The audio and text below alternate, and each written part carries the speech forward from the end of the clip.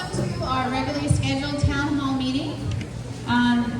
So we have a kind of a record attendance tonight, so I don't know what to think of that. That's might be really good. So in the past, we've had many informal meetings. As you know, we're an official town. We have to be a little more formal. So with that said, we want you to feel heard and valued, informed and connected to your town and its council. We welcome diversity of opinion and want minority views as well as majority views to be heard. We also appreciate mutual respect despite opposing views. So we will now begin with roll call, answered by saying present or here. Councilmember Fowler. Here. Councilmember Anderson. Here. Councilmember Jaffe. Here. Councilmember Vinson. Here. Councilmember White. Here. And quorum is confirmed. Okay, so we're going to rise as Councilmember White says the Pledge of Allegiance and lead us into invocation.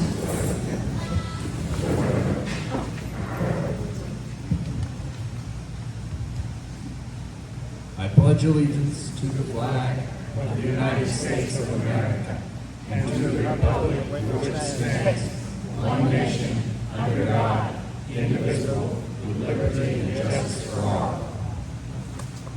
Now please join me in the prayer and remove all non-religious headgear. Father God, today I pray for wisdom in all of our decisions, that we be given knowledge and listen to our fellow man and fellow women as we gather here together to make decisions for the good of all. I pray that we'd stay peaceable in all the decisions we make, looking out for one another, and as you wrote in your word, that we love our neighbors as ourselves and take our actions based on those decisions. Today I also pray that we'd be granted a town secretary, someone who's trustworthy, knowledgeable, and has a love for this town, if it pleases you to grant us someone. Lord, I also thank you for everybody that's gathered here, for the opportunity to get to work together, and for our law enforcement that's gathered here today too. In Jesus' name I pray, amen. Amen. Pray for America.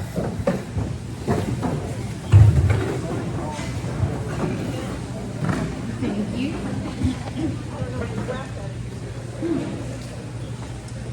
Okay, so under items of community interest, we do have Campground Work Day. This coming Saturday, as always, it's the Saturday after the regular scheduled council meeting. That's from 9 to 5. We'll be working on siding and inspecting the floors.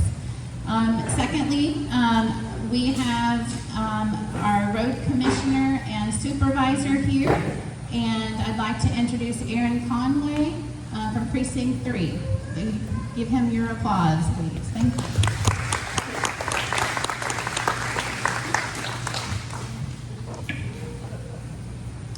Good evening. First, I want to say congratulations on becoming a town. You know, it's a big step. So, if you're in Kaufman County and you're part of Precinct 3 and you've called with a complaint about your road, I'm probably the one who came out and talked to you. So if I didn't do a good job, don't hold it against me. It's his fault. So we had a meeting with Aaron Conway and the District Attorney Deborah Bonner regarding the interlocal agreement, and so we're working on that, and that'll be on the agenda later tonight. We also have Terry Barber, just recently recovered from a knee surgery, I understand. So would you like to say something? Thank you, Mayor and Council, for inviting us to come tonight. See a few familiar faces out there. I think some of y'all voted for me. I hope you did. Aaron's done an outstanding job being our supervisor over our crew. He handles so much for me. I have been out of the office because I did have knee replacement surgery recently, and he's done a great job of speaking to people about issues out there. You can call our office anytime. I do have my cards with me tonight. It also has my cell phone number on it. And the reason we were almost late was because we were handling a flood issue that somebody called me about at 6 p.m. So we're never really off, and that's what we're out here for. If there's any questions that I can answer for you, you know, call me anytime. My email is also on my card, of course, and we'll get you the best answer as quick as possible. And if it's something we can do for you, we will absolutely do it. If it's something we cannot do for you, we'll tell you why. We're not going to leave you hanging out there. But if we can at least get you pointed in the right direction, if we can't get it done, we will find out a way to get it done. So we're here for you if you need us. I'm impressed with this turnout. I wish we could do this in Commissioner's Court. We're lucky to get 5 people to show up. But this is great. I'm glad to see this. And just like Aaron said, congratulations on becoming your own city. That's quite a step to take. There's lots involved with it. It looks like y'all have got a good start going here, and that's impressive.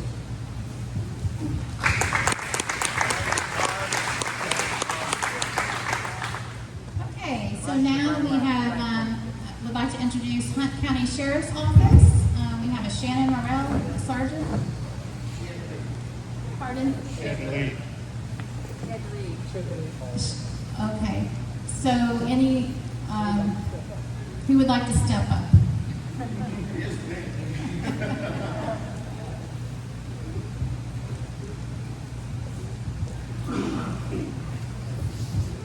My name's Terry Jones. I'm the Hunt County Sheriff. Shannon Morrell is my public relations officer. She got up here, she had a short in her lights and they would not turn off. And instead of jumping her off in the rain, she's out of here. But I do have my chief deputy, Buddy Oxford, in the rear. My patrol lieutenant, which is over everything, that's going to be Jacob Smith. And the person who runs my whole world, my wife, Melissa, right back. I want to say that's it. Welcome poetry to the city of Poetry to Hunt County. I mean, I've been 28 years law enforcement for the county, 5 generations in Hunt County. I've run all over these roads. I was 14 years sheriff's office, and all the way up to sergeant in 09. I ran for one of the biggest precincts of constable to get into the politic aspect of it. You talk to me very much and you look at me, this is what you get. I'm not a politician. I am boots on the ground, as I call it.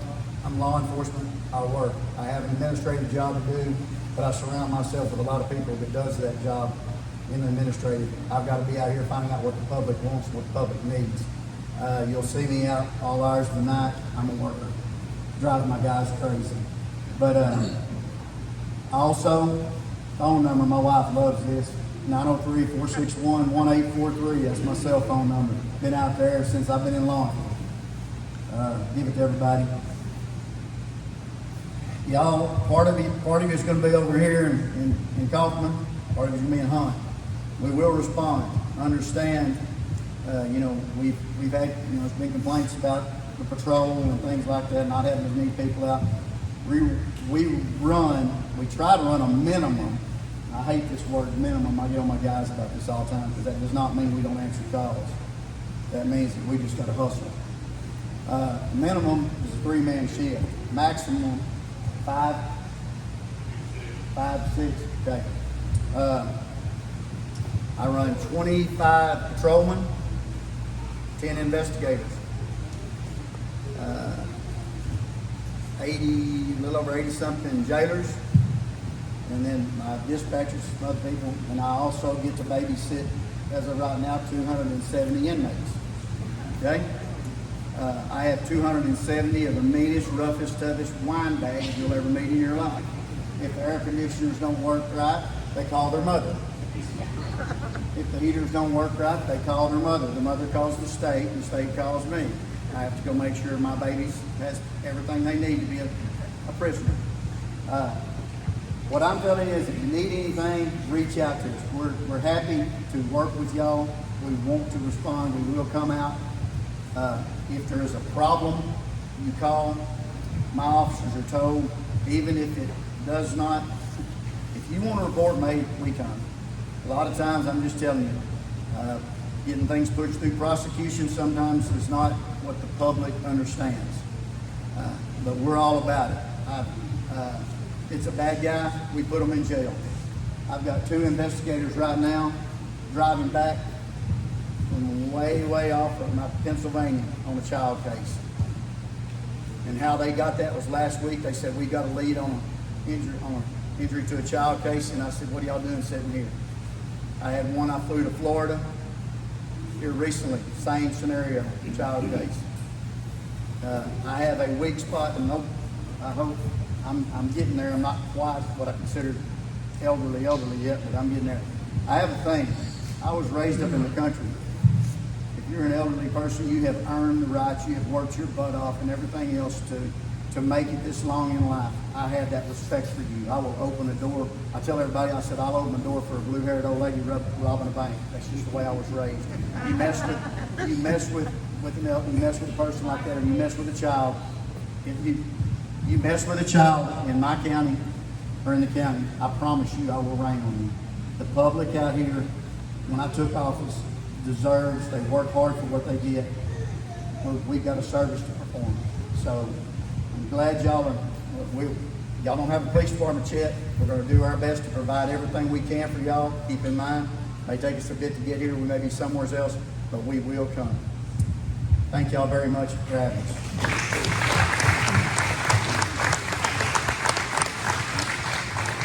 Judge Stovall has sung his praises, so thank you, Sheriff Terry.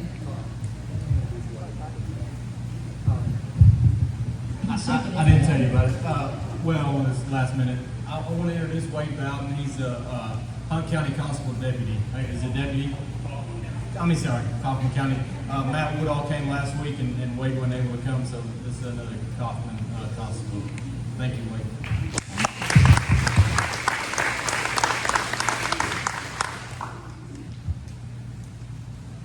Okay, so we have in our report section, we have a road report. So I just heard of some good news that a do-gooder on 2332 patched some holes, I guess just today. So in the ETJ area, so kudos to that unknown person. Thank you.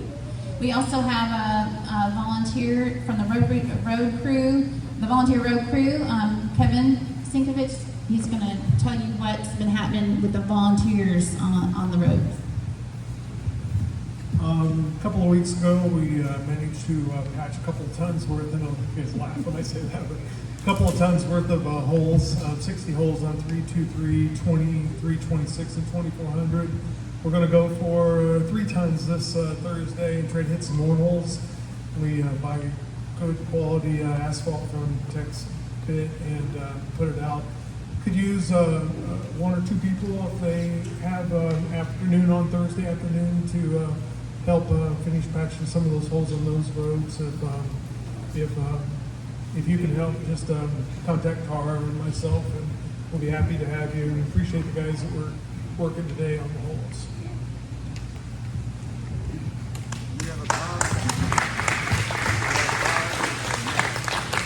Okay, so number 2, we have the Planning and Zoning Citizens Committee report. I've asked Catherine to come up and speak about a little bit about what's going on with that. I think they've had 2 meetings so far.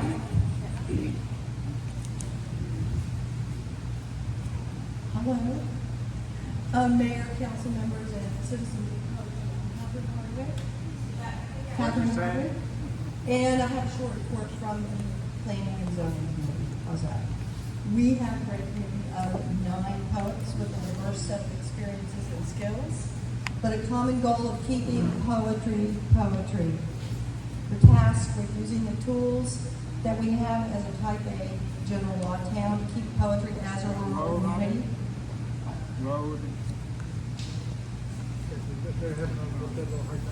Okay. One of our tools is zoning.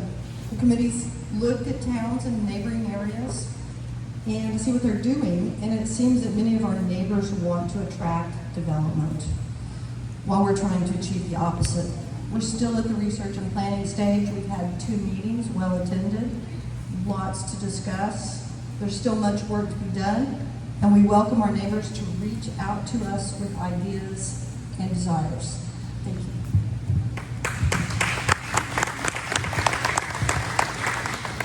So I appreciate the 7 volunteers plus the 2 council members who have formed that citizens group. Thank you so much to each of you. Okay, number 3, we have the Annex Refurbishment report. I've been getting bids on HVAC, plumbing, several 2 on HVAC and 2 on plumbing, and it's coming along. we have currently, I think, $6,200, and we're just trying to get the best bids for what we need. We still could use some donations for that.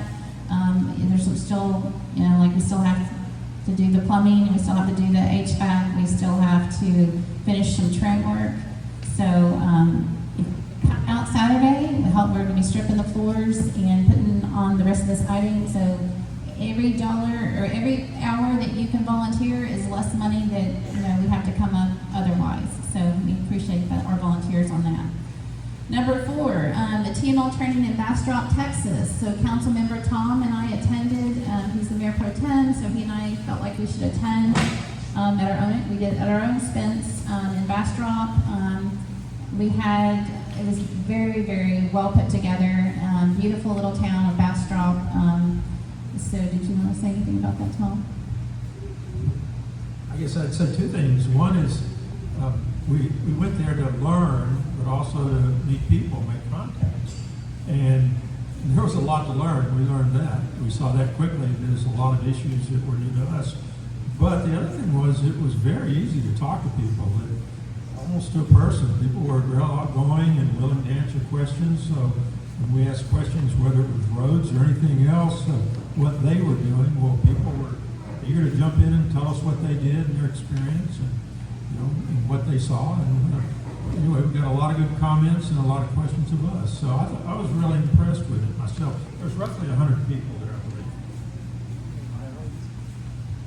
Well, they covered, one of the highlights of Friday morning was revenue sources. I definitely took notes on that. We're trying to extract every possible revenue source besides property tax, at least in my mind. And so, we're working on that, okay? We're working on that. So I know Tom and I were talking about trying to get the telephone franchise fees coming. So we're, working on every possible franchise fee. The other highlights, just the new mayor of Forney was there, Amanda Lewis, met her. They had several presentations from attorneys from the TML, and so I plugged them for questions on various issues. One in particular, Mr. Helm, because we talked about last time, he talked about there was $1 million agreement by one town because they didn't have enough, it was lost because they didn't have enough written in their minutes to back up their decision. In the court case, they couldn't have the audio or video submitted to the court, so it failed because they didn't have enough detail in their minutes. So it was kind of particularly interesting to me because that was a topic last time we talked about. So apparently it's really good to have enough detail in your minutes to back up whatever you're voting on. So they're just covered all kinds of issues. I have a whole packet on it, but we have a busy night, so we'll just move on. But if you have questions, I'll be happy to answer any of those if I can. Okay, so under item H, we have consent agenda. We have approval of minutes from the August 5th, 2021 special town council meeting. That was a special meeting primarily to get the sales and use tax onto the November 3rd ballot. So all those in favor of approving the minutes, raise your hand. And that passes. Okay. Number 2 on the consent agenda, approval of ordinance number 2021-802, approving a franchise fee for electric service with Encore, providing for a franchise fee and providing an effective date. I make a motion, we move that to the regular agenda so we can ask questions. Okay, all those in favor of moving that? Okay, give us a vote. Okay, so the motion's been made and seconded to move that from the consent agenda to the regular agenda. And so all those in favor? And that passes unanimously, so that is moved to the regular agenda.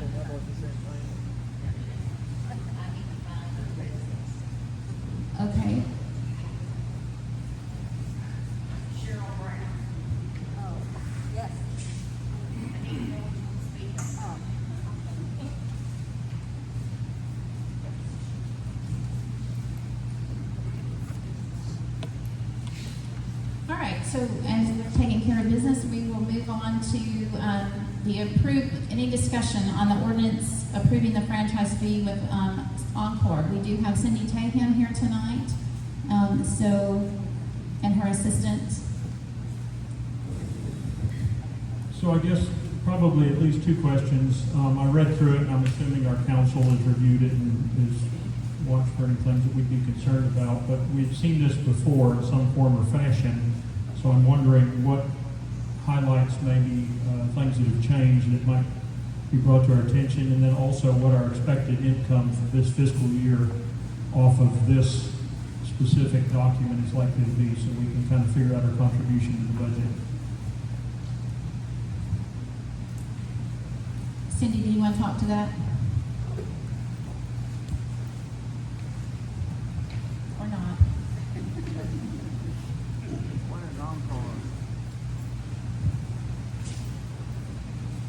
Good evening, my name is Cindy Tam with Encore. Mayor, council members, thank you for your time. I think your attorney could probably tell you a little bit better than I could as to what changes were made in there. And there were no material changes made. There were some things inserted about your incorporation date and that sort of thing. But it was basically the meat of the franchise really stayed the same. There was nothing really materially different added there. Your franchise fee is based on the kilowatt hours sold. And so it will depend on how many kilowatt hours you sell during the year, okay? So the payment that you are going to be receiving up front is based on the kilowatt hours that were sold from November through May. And that was based on the factor of 0.003589 per kilowatt hour.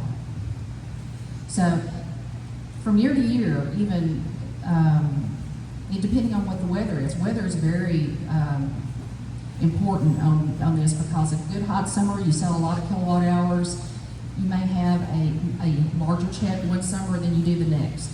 So it's kind of hard for me to tell you at this point, since you are starting out, exactly what you can expect to get every year. But we have set up so we will be paying you on a quarterly basis, and that way you'll have a little more money in your bank on a more regular basis than having to wait a full 12 months to get a payment.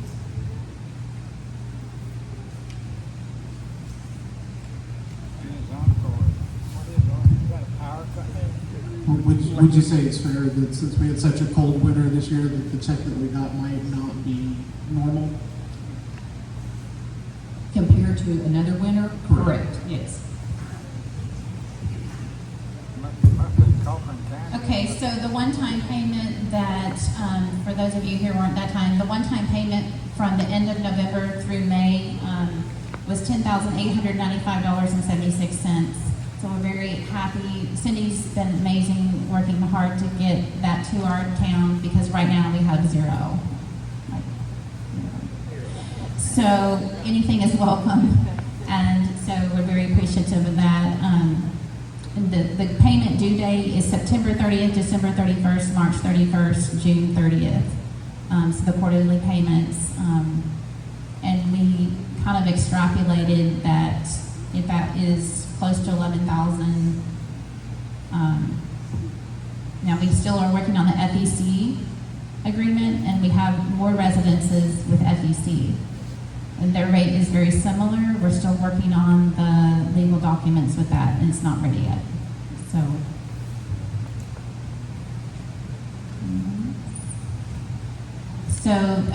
the assistant attorney, Emily Bolin, and their attorneys kind of went back and forth on this just to make sure. I think they had, so again, it wasn't anything major. It was just some little details. But it is 10 pages long. So, any other comments? I move we accept it. Okay, it's been, the motion's been made and seconded that we accept the agreement as written, and all those in favor, raise your hand, and it passes unanimously.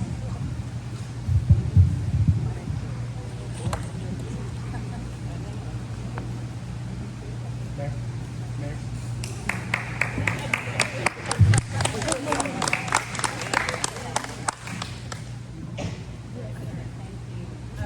Thank you, men, for coming.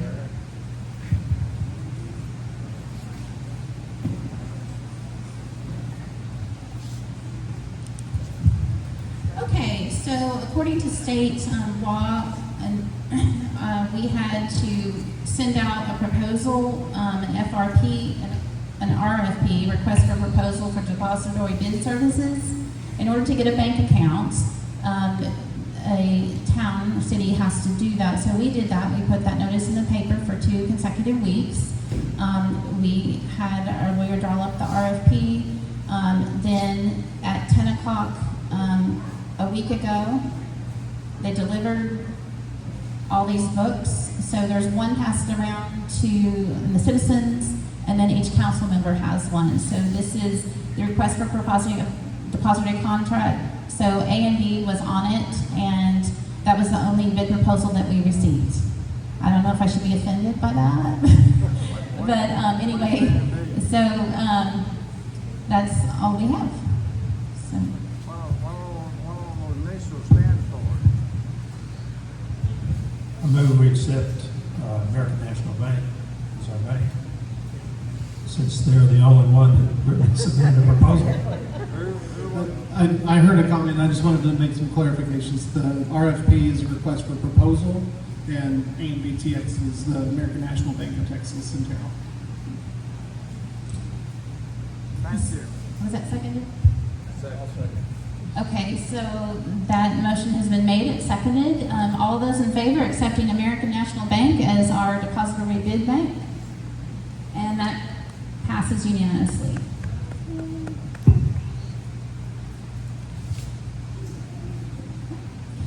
Okay, number 2 on the regular agenda, we want to discuss and consider resolution number 2021-08R1, approving the National Incident Management System.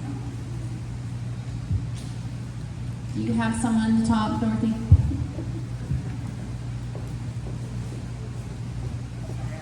Thank you. Okay, oops, let's back up. Dorothy, do you have the rest of those cards? You're working on it. Okay. You go, girl. Okay. So, number Ken Salisbury, Kinsey, and Mandy West. You want to speak on that? You're good? You want to pass? Okay. And Mandy, was that Mandy? Pass. Okay. And Kinsey? You're okay. Passing. Okay.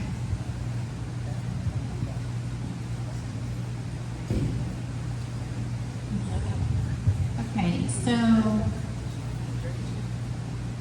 okay, we're back on number 2, discuss and consider resolution number 2021-08-R1, approving the National Incident Management System, or NIMS, as a standard for the town of Poetry and requiring all council members to participate in training.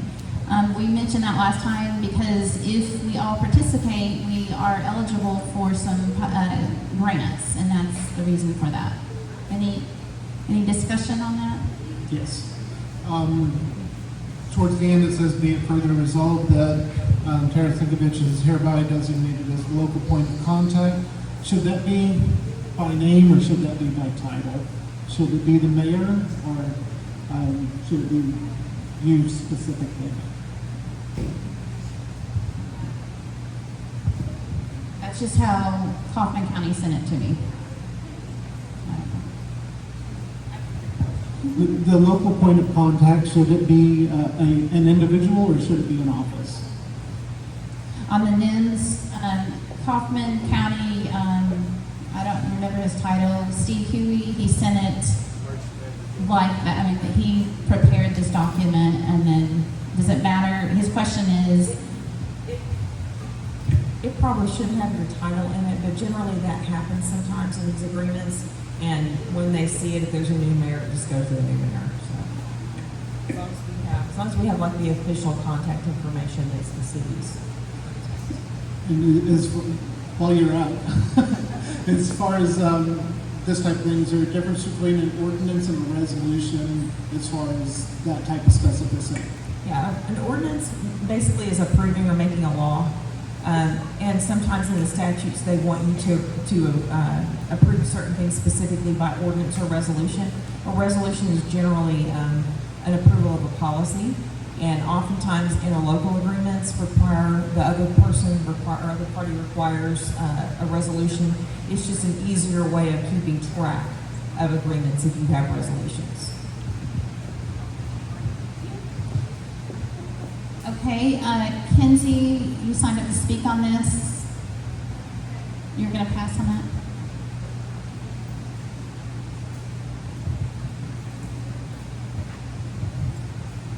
Okay, any discussion on that? Of course, the sooner we get that accomplished, I guess the sooner we can sign up for potential grants. So Tara, the requirement that each of us participate in the training is fine. Do we have any idea of what that looks like, when it's offered? Is it online? Do we have to travel? Any of that detail? Thankfully, we have a fireman among us who can answer that question. It's a long, boresome process that you'll have to sign on and log on and get your hours. I don't know which ones you are gonna be mandated to take. There's several, 13 courses, but I don't think y'all. I think we're required to do 4 of them, is the last I saw. So, no, they're easy. It's online. It won't cost you anything. Do you know if there's a What's your fee time? attached to that? Okay.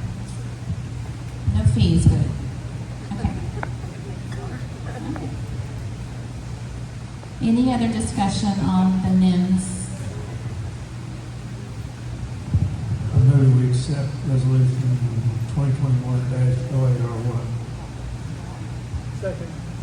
Okay, the motion's been made and seconded that we accept resolution number 2021-08R1, approving the National Incident Management System, or NIMS, as a standard for the town of Poetry, and requiring all council members to participate in training. All those in favor, raise your hand. And that passes unanimously.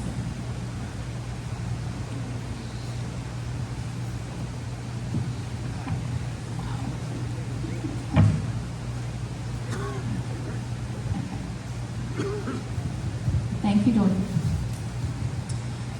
Okay, number 3, discuss and consider making the Poetry Post an official town newsletter for the town of Poetry, Texas. We have not done that.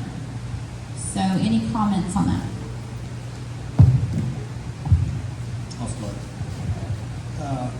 I texted the council group a while back and just asked the question if this was an official communication piece for the city. In my mind, we have set up here and endorsed this as an official communication piece, even though we haven't voted on it. And the only response I got was from Tara saying that we've implied it. So if we've implied it, implications in government have different effects than implications from citizens. So that being said, I kind of take offense to this posting because we have a questionnaire after our citizen committee on solid waste has already done their due diligence, their 10 hours of research, given their report to council, and now we're going back out as a city and asking for more questionnaires. One thing that I take a little bit of offense to, and I'm going to go ahead and say it, this is fear-mongering. The definition of fear-mongering is the action of deliberately arousing the public or alarm about a particular issue. And where I find that at is right after number 6. It says, remember that if we've been annexed by Terrell, Roy City, and it discusses our property taxes could have been increased. We wasn't. This was an effective attempt when we're trying to become a city, but this is no longer an issue. And I take offense to that. There's still people who do not even know that we've incorporated. I just heard last meeting But we're on not. that. Terrell cannot annex this anymore. We went type-A city for a reason. So this doesn't need to be in here. This is a blatant attempt of fear-mongering and scaring everybody that we need to do something about this.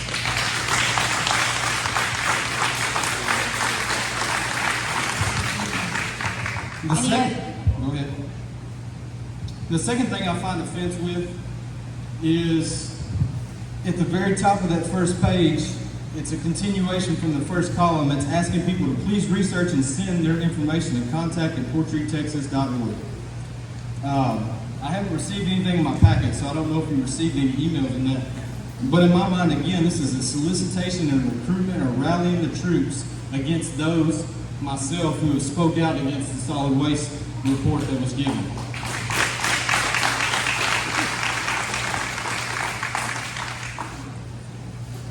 On the back page, there's a couple pictures of weight limit signs.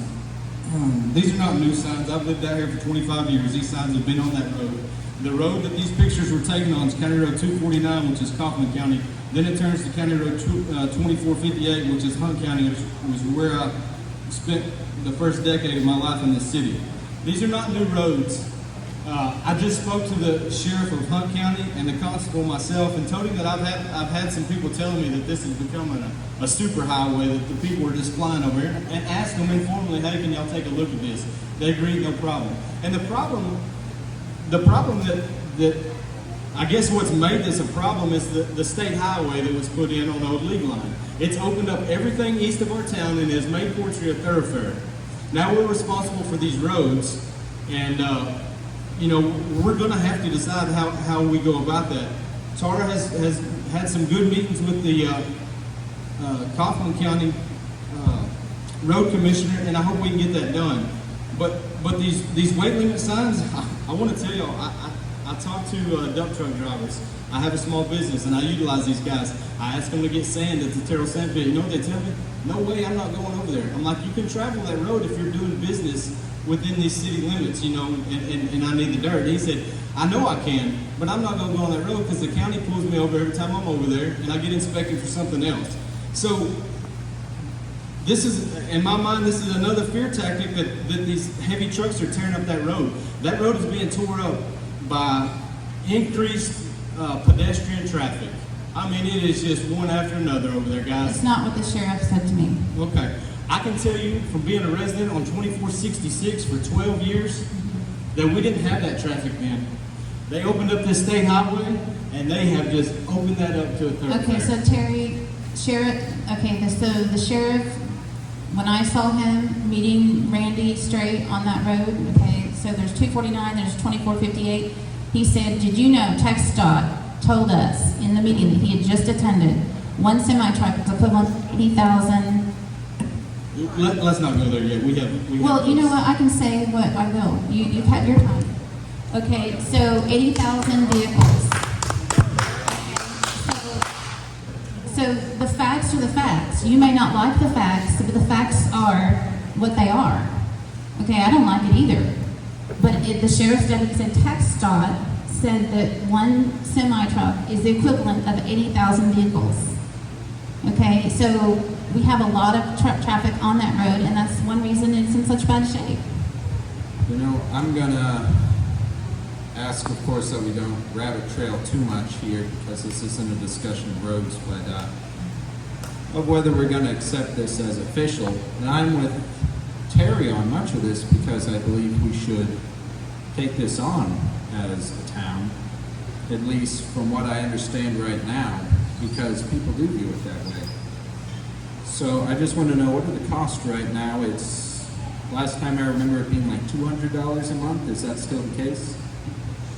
Okay, it's $182, and the heart readers give it, I think, at cost.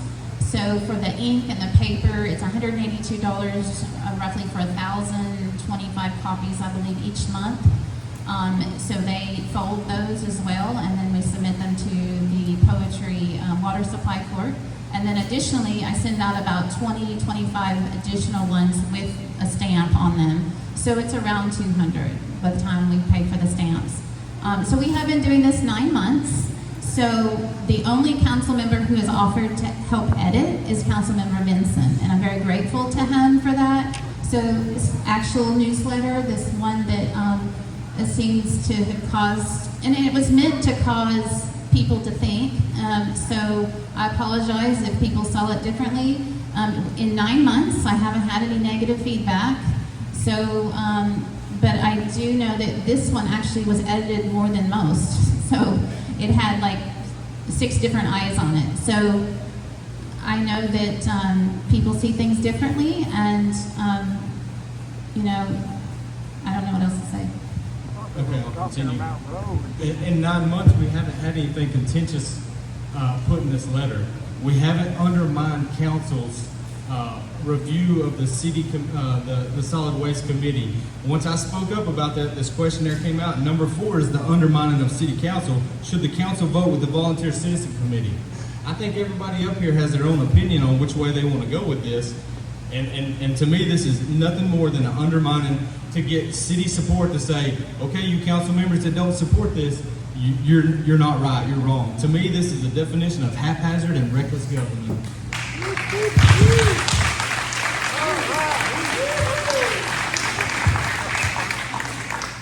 So in summation, just to make sure we're on the same page, because I'm pretty sure I'm right there with you, you want there to be accountability for this right here, and us to figure out a way to make sure that it isn't just willy-nilly, right?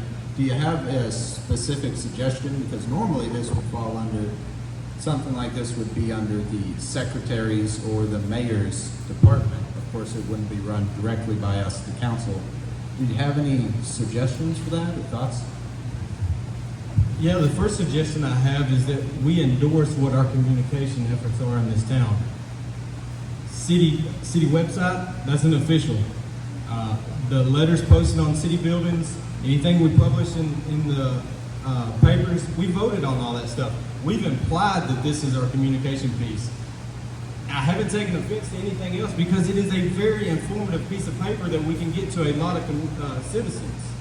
I take offense to this when it sounds like others see it as we didn't get the results we wanted from our citizen committee, so let's go out and beat the streets again and see how we can beat the opposition. That's what I take offense to. We have not voted on it, so why not solicit from the citizens? We have not voted on Why that didn't the issue. solid waste committee do that? We have not voted. This is still Why an didn't the solid issue. waste committee solicit the citizens? They don't have the forum to do that. Yeah, we'll get to where they have the So ability to. a They have next questionnaire is door. meant to solicit responses from the citizens. Why can't we have citizens be informed and have questions asked to them? We can. I want Okay. every citizen informed. I want to talk Okay, to everybody we are out there. trying. We are trying. Yeah, but we didn't do it before when the committee was formed. That committee could put next door stuff out. They could have asked you to put something on the city website to say, hey, we want to do a survey monkey. We wasn't thinking outside the We box. put that up there and you griped about that.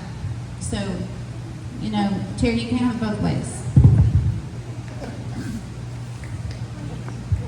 So, Simeon, to answer your question, I think, kind of restate what Terry said. I think it would be a good idea for, if this were to be the official communications of the town of Poetry, that the council or someone have sort of edit privilege, or at least early review, so we can see what's coming out, so we can say, hey, agree or disagree.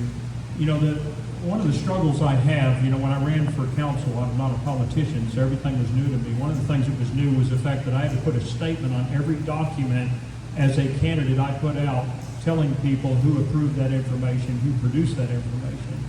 And I see things like this newsletter, and I see this thing that was laying out here about trash truck weights and things.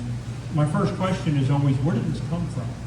Who produced this, and why is this information being printed? So I think when I looked at the Poetry Post and raised the issue, it just occurred to me that there's nothing on here to say this is or is not the official paper of poetry. And I'm guessing when you, Tara, went to the water department, they said, we will help the town of Poetry, right? So I think it behooves us to make this the official poetry paper, non-electronic, and we need to put on here somewhere a disclaimer that says, this is approved by the council, produced by the council, whatever, so people know where they're getting their information. I would be so happy to actually have some help. So that would be awesome. That would be awesome. So do you know if it's okay for me to send a newsletter to the council? Because I know of Open Meetings Act rules. I don't know if that's possible. In order for it to be an actual letter of the council, y'all would have to vote on it. So in an open public meeting. So what you should probably do is have a gatekeeper that folks can submit articles to, and you can put that together. That means you're going to have to get ahead of the game, and you're going to have to be able to approve it at a meeting. So most of the cities I work with right now don't have newsletters, but they did when they were smaller. And there was one person that was doing it. Normally the city clerk, city secretary was doing it. Sometimes the mayor was doing it when they had no staff, which is where we're at here. And it was just kind of the council would submit articles, and then those would get put into the paper. That's how it would work. But if you're going to have something that is a publication of the actual town council, then you have to vote on that, because you could have an open meetings violation if you're circulating that amongst yourselves and then producing this document and sending it out. So I guess one thing we can do is basically have this a month late, and we could vote on it in our regular meeting coming up, assuming we get 3 of the 5 people that agree to it. If there's any editing, we do it then. In the future. Yeah, I move that we do that then. If it's strictly informative, we don't have this meeting, right? If we're just telling the citizens what's going on in the town, we don't have this. It's when we begin to ask questions of the town. So that I was told to have a questionnaire, so that because people wanted to be able to give their input. So a questionnaire. Who asked for the questionnaire? Council? I've had several people ask me Council asked questions. for it? Actually, there has been in past meetings. There have been people asking, our council members asking for input. So maybe we should have input postponed the solid waste committee report until all information was gathered. That sounds like a diligent, being due diligent, like government should be done. All information, all up front, here's what we got, and y'all take a look at it. Okay, so number 3,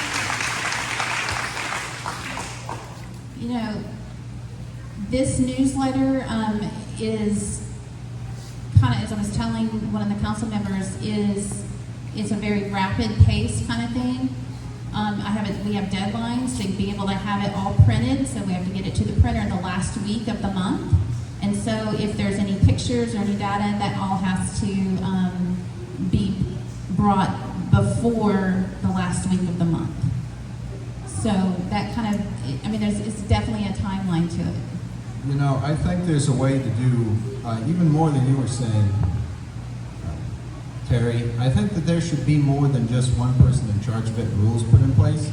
There needs to be another set of eyes on this each time. I think there does need to be some accountability on this. So I would think that we should have this as the secretary. That just makes sense. But then that we should have one appointed council member to confirm that all the information is fair and accurate, and that person should be elected perhaps yearly, just like our mayor pro tem, just to verify. So we have that accountability, that even more so. And I do think the town should take this on immediately, because it's not right that we're making other people pay for it, or that it could be confusing to people. So I move that I make a proposal then that we take this on as a town, and that we have the secretary be in charge of it, with the approval of one council member to be elected by the council. Since what we're essentially signing up for is making sure that the town has 6-week-old information, because we're going to have to write it, then we're going to have to approve it, then it's going to have to 2 weeks later be put into the mailers. Myself, I would say that we ditch it as an official publication. That's a lot of work that goes in for something that's not going to be current at the time. I think we have a technological solution that we can start using. Again, we'll have to have rules around that, but to spend $200 to send out a month and a half old information, I don't think it's worth our time. I would agree with that, and that's the reason I think we should just have one council member approving this. If we bring this in front of the council for every single one, even if we put it on the consent agenda, then yeah, the information is too old to be useful. It's going to get around to us. We're not going to be able to tell people the, meetings that are coming up or keep them up to date. So I think in order to actually keep us, the people, informed. This Okay. needs to be quicker than just a once a month. So Patricia, question for you. Is it possible to have two committee, council members? So I've been sending it to one, okay, and approving for format and editing and content. If we send it to two, is that feasible? Okay, so I think that might be our solution. But let's hear from some citizens. Kinsey, Salisbury.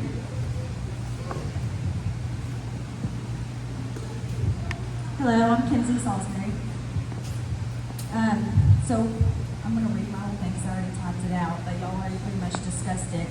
We would like to request that the poetry post be reviewed and signed off by all council members and the mayor before released. This ensures that any follow-up questions regarding the post that the citizens might have will be able to be addressed by all members of council. Like I mentioned, y'all have already discussed that. I would also like to ask that whenever the agenda is released, having the reports that are going to be discussed also released with that agenda. If you're not going to do the newsletter the right way, then there's no point in doing it at all. And making sure that you take that time and do it properly is what's going to make the difference, and make sure that there's no miscommunication or misunderstanding with the citizen.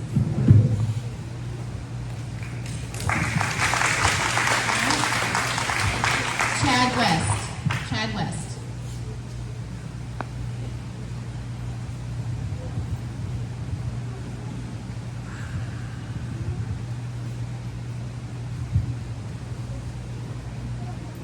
I guess I agree with Kenzie. I mean, right now, this newsletter looks to be a unilateral platform to lobby for individual means under the guise of the council. It's not voted on by the council. If it's going to be an official mechanism to educate the city or the town of poetry, it needs to be official, but it needs to be voted on by the council. You can't have one or two members, because then it's one or two members' ideas, not the council's.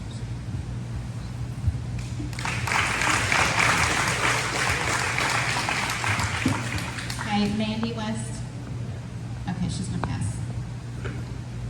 Okay, so the problem here that I'm seeing is, okay, so if we vote on it, it's 6 weeks old information. The whole point of it is to get out current information for those who are low tech. Not everyone has internet, not everybody can go to the website, not everyone has high-speed internet at their home, so the idea was to communicate.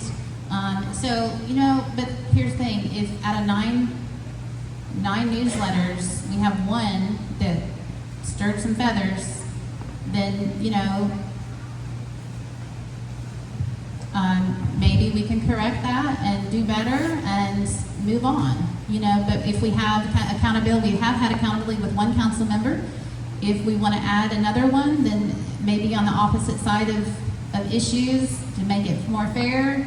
I don't know, but I do know that having a mayor and council member sign off on everyone is just not practical. It's just not. You have to have a whole meeting on that, and then it's just old news. I would just pitch into her. I think it's more than just this one. I know I've been bothered, but haven't spoke up in the past about the pushing of the Campground Church as a city hall, because I don't agree with that and don't support it. And yet, in just about every newsletter, there's an update on what we're doing to preserve that building to be our city hall. I'm not against preserving the building. I just don't think it's a foregone conclusion that it's going to be our city hall. So, let's vote on it. We voted on a contract for the campground? Well, I've had a stroke then, because I don't remember voting on it. I remember asking for a new contract because we had problems with the contract that was presented. Right. Anyway, that's not an agenda item, but that's my concern. Is I think it's being used sort of for one person's view on what's going on, but I think people read it and believe it's the desire of the council, and it's not. So I think we need to show people the diversity in opinion, or just make it purely informational so it doesn't have a bias one way or the other. With our lack of funds in this town, are we prepared to continue with the poultry post until we get our feet underneath us? I understand the purpose of being informative, and if this letter was strictly informative, for one, I wouldn't have took offense to the fear-mongering and haphazardness, because we would strictly be saying what's going on in this town, a road report, or, if we want to post our city minutes, whatever we want to do if it's informative. So the question is, do we want to continue with this right now, or do we want to look at it later because of lack of funds? Because I'm not for y'all continuing to pay for this, but until we get our feet underneath us, maybe we just wait a little bit, guys, and they can find everything on the digital platform that Brian's talking about. I agree with that, because again, if we're going to have it approved by the council, then that means that the information is going to be come to a meeting, be shared, and then approved, then be written down and received by the citizens 2 weeks later. I don't see spending taxpayer money to do that. So.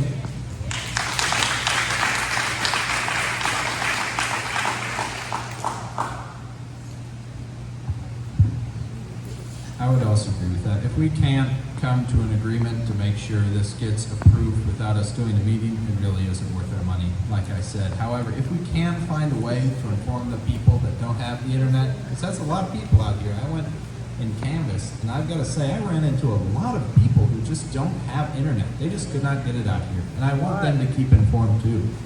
Yes, sir, I know.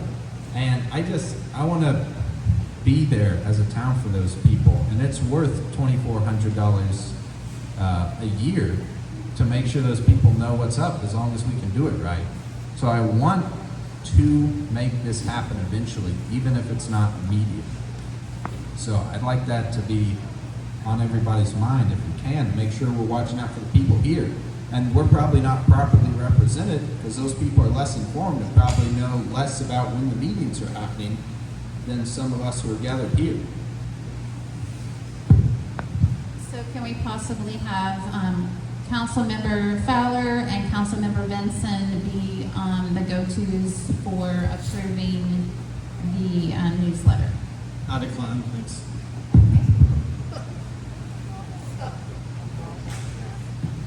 Okay, is there another volunteer? Yeah, I'll do that.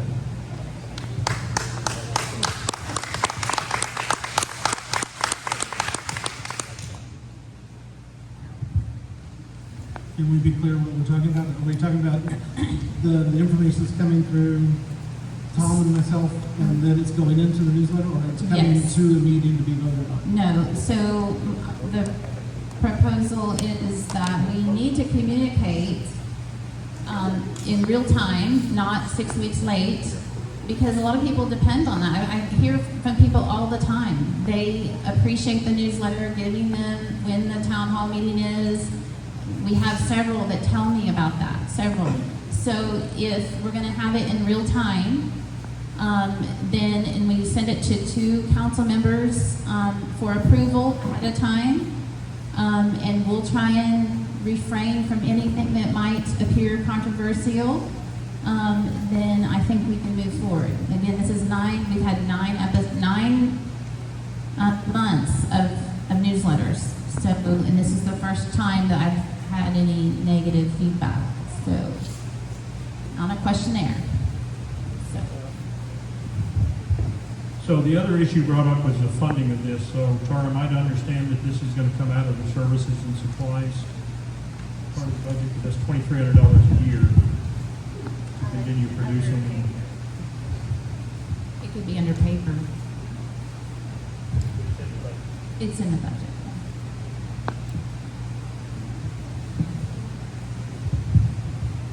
All right, then I make a proposal that we take on the Poetry Post as an official newspaper with Councilman Benson, Councilman Anderson as the approvals written by the town's secretary, and that in future councils and future dates, those 2 members will be voted on by the council. Okay, correction, we don't have a secretary at the moment, so that's a good idea. That's true. So, Yeah, so do you want? for the people that for the responsibilities that we've been giving to the secretary, that would fall to you, unfortunately, hopefully not for very long at all. But just like the other responsibilities, I assume we can put that in as secretary so that we can move forward with that in the future, not edit this resolution. We can, and also like you say, correct, motion to say newsletter instead of newspaper. Oh, my bad. Yeah, newsletter. Newsletter. I Okay, so is there a second for that? Second. Okay, a motion's been made and seconded that we make the Poetry Post an official town newsletter with the secretary and mayor and 2 council members, namely Councilmember Vinson and Councilmember Anderson being the check on that ahead of time. So all those in favor, raise your hand. All those in favor, raise your hand. Okay, and all those in favor of that motion, raise your hand, please. Okay, and that passes 3. Is that 3? All for those opposed? Okay, so it's 3-1 and 1 abstains.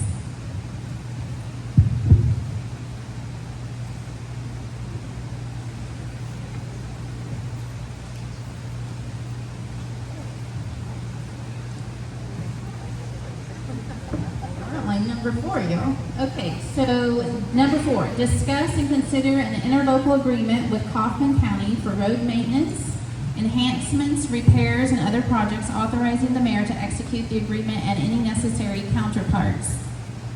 So when Councilmember Anderson and I went to Kaufman County and met with District Attorney Deborah Bonner and Aaron Conway, who you met. Terry was in another budget meeting.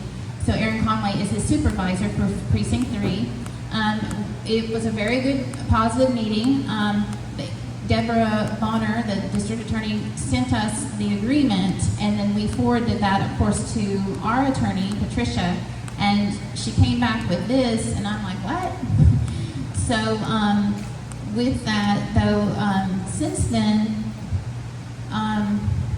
after doing some research on the cost, the agreement that we came back with, and we were pretty pleased with, the Kaufman County will come to the table with labor and equipment, and we'll supply the materials cost.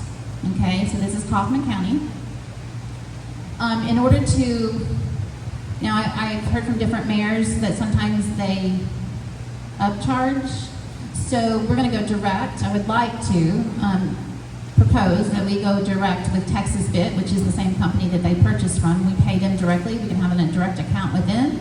The county just picks up the material, and then they come on their merry way to poetry.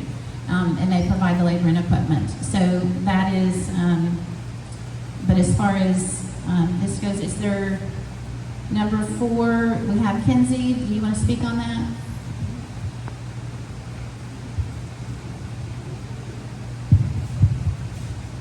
Hello again. This town level was picked in mind that it is a platform of a strong council and a weak mayor. We request that a council member is added with the mayor to execute and authorize any interlocal agreements with Kaufman County. These local agreements will directly affect the budgets of the town and issues regarding the roads. With giving just the mayor this ability to authorize alone, we are leaving too much responsibility and flexibility on one person. I agree with that, absolutely. I want accountability. I agree too. Let's look back at what we approved. We approved you 2 and 2 citizen members to be on this committee. Who's those citizen committee members? Yeah, because I told you 2 guys to call. I told you Chad West, he answered his phone, you talked to him, and then we gave you Marty's number, who's in the paving business, and you called him. Where's our city representation, city citizen? Yes, Chad and I discussed this, and his opinion was he would be more valuable as, I'm not phrasing it right, Chad, is on the business side, where, and I called the Marty, and I left messages twice and never got a reply. So I don't know where that goes. That's fine, but you do agree that we voted on 2 citizen members being on this committee. We can go back and look at the meetings, guys. The minutes. Okay, I'd have to look because I don't remember. I remember the suggestion. Every committee we've done so far has involved citizen committee members. And this is no different. We asked for 2 citizen committees members.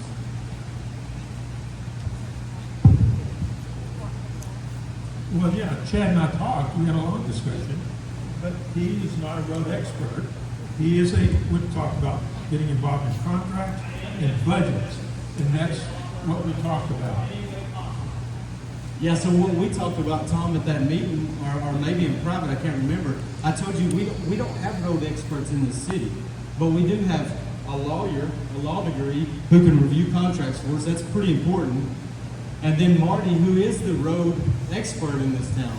So we don't have to have a road expert to be on the citizen committee. So just for clarity, we do have a road expert in town. I just don't think that he's volunteered to work with us. He used to be the supervisor of roads for Kaufman County. But we didn't seek the two citizen committee that we voted on. Yes, I did comment, Terry. And I just described what the discussion was, and one, I never got called back. Period. So the meeting actually was really positive. We can have another meeting, but it was very positive, and it wasn't that complicated actually. So you just, for clarity, are you saying you'd like the citizens to be at those meetings? Absolutely. We asked for these citizens to give us their opinions, and we have people who are willing to serve on this committee. I'm not saying you didn't call him, Tom. Obviously, you called him. He's sitting in the back room saying that he's willing to help. I just gave you two names of people that I knew that were willing to do it. If y'all didn't seek other people to fill these empty spots, I don't know how we can discuss any of these without getting the citizen committee input on it.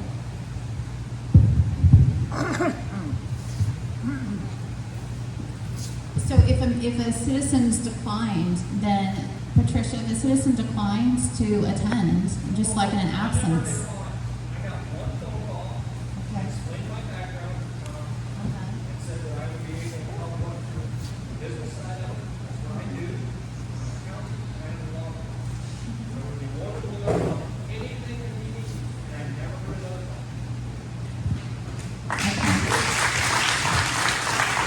Mr. West, could you repeat it? It sounds like most people heard, but could you use a microphone so that we can make sure that it's recorded for those who watch at home as well, please? So he is scheduled to talk on that. And let's go ahead and make that talk, okay? I guess for anybody who didn't hear, yes, Tom and I did speak.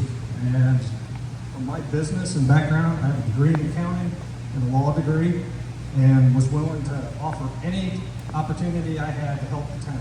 And we had an initial discussion, we explained that, I gave him some of my initial thoughts. My initial thoughts were, where's all the money that we already spent in Kaufman County, where's that going? And never heard anything back. So, in regards to this, my issue and the reason why I wanted to talk is our mayor is problematic with the way the language is. The council is supposed to look at a I contract. didn't write it, remember that. I didn't write it, okay? The council is supposed to look at this contract and approve it. Any changes would have to come back to the council. The mayor only signs based off of what the council approves and agrees to. This is our first initial contract, okay? It's not been through all the rigmarole. This is the very first, okay? Just so you know. I understand, but we have a slippery slope here from the standpoint of if we're going to start to allow the mayor to negotiate, because that's not the way our government structure is set up.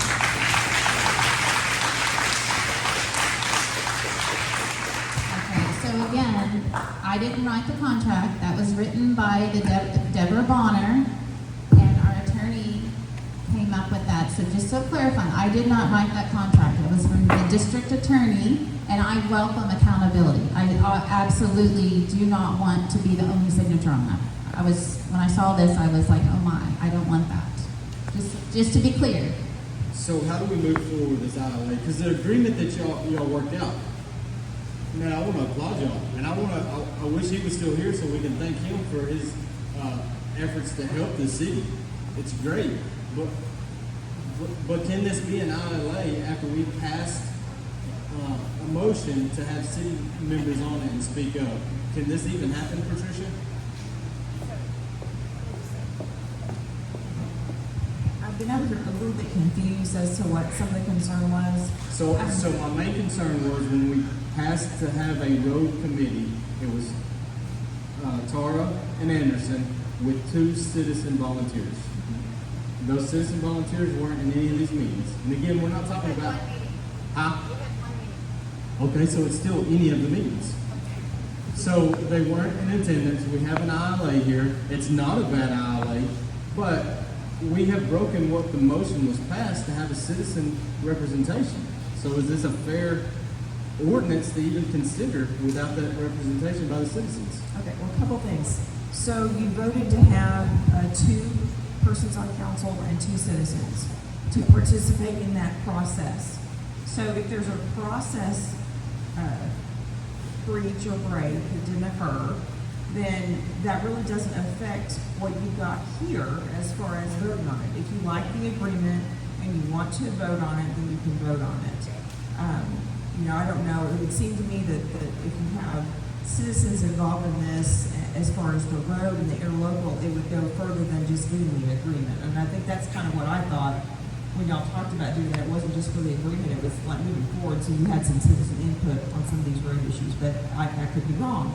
So the other part is, the mayor's signature is the only one down there because that's just how it gets done, the same way that the county has just one signature.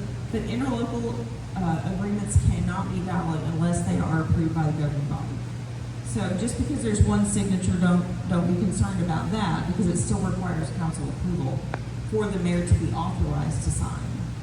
That's why I said oftentimes people other entities will want a resolution, because that shows a resolution of the council that they approved it and did that. Other than that, if you don't do a resolution, typically there's going to be a line when you do get a city secretary that's going to say attest. And when they attest to that, they're attesting the mayor signed it, it's been through the process and approved by the council. So there are some things in place there that would help with that question and that concern. I'd point out this, Terry, it's a 2-step process. One, this is, the way I understand it, is a general legal agreement that is affected by penalties and other features, but it doesn't specify what's going to happen in any individual pothole or road or anything. That's the second step. We approve this, and then the next step is when we have specific jobs to do, that has to be negotiated on its own. This only gives us the authority and gives Kaufman County authority. And by the way, we've also talked with Hunt County about the exact same thing, that the general agreement and then there's a separate agreement which would come in on individual jobs. That would be a different type of discussion. I'm not arguing with that, but it was led by Taurus telling us the agreement that y'all had discussed. The agreement was that they would provide the equipment and the manpower, and we would buy the material. That was how the conversation ensued. I do not have a problem with this when we get ready to vote. I do not have a problem with ILA. That's first and foremost. I have a problem with the process. I've already pointed out once that we're haphazard and reckless, and we need to pull the reins back on this council and make sure we're doing the processes correctly. Well, your question is really going to when we do the individual projects, individual jobs. At that point, it's a different type of discussion. Not this. This is only a general one, which I think, Patricia, it's more liability than anything else. But that's my reading as a non-lawyer. Well, I think it's more than that though, Tom. I think it does set up, the nature of the arrangement and who's going to pay for what, who's going to provide what. I agree, we still have to go out and do the individual things. So, sensitive to Terry's comments, I would make a motion that we table this and reach back out to Chad and reach back out to Marty. I spoke to Marty and he was waiting to get a call back. So there's just been some miscommunication here, I think. And so, give us an opportunity to get those people's feedback on this as we originally intended, and then we can vote on it at the next regular meeting. So you want to wait another month to have folks repair their roads? So it's yet another month. Think about it. That's the consequence. I'll second your motion for going through the processes correctly, Mike. Okay, the motion has been made and seconded to postpone to the next meeting on this. All those in favor? Okay, and it passes by a vote of 3. All those opposed, raise your hand. All right, and there's 2 opposed.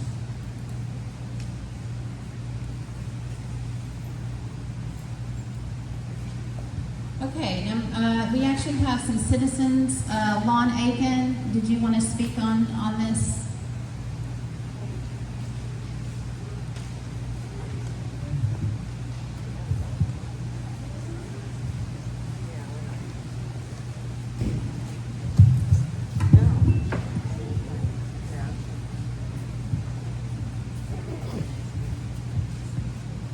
I have one or two questions on that. What's going to happen when they need to clean out a road ditch and there ain't no material involved in it? Who's going to pay for that? Is the county going to go ahead and do it? They said they would take care of that.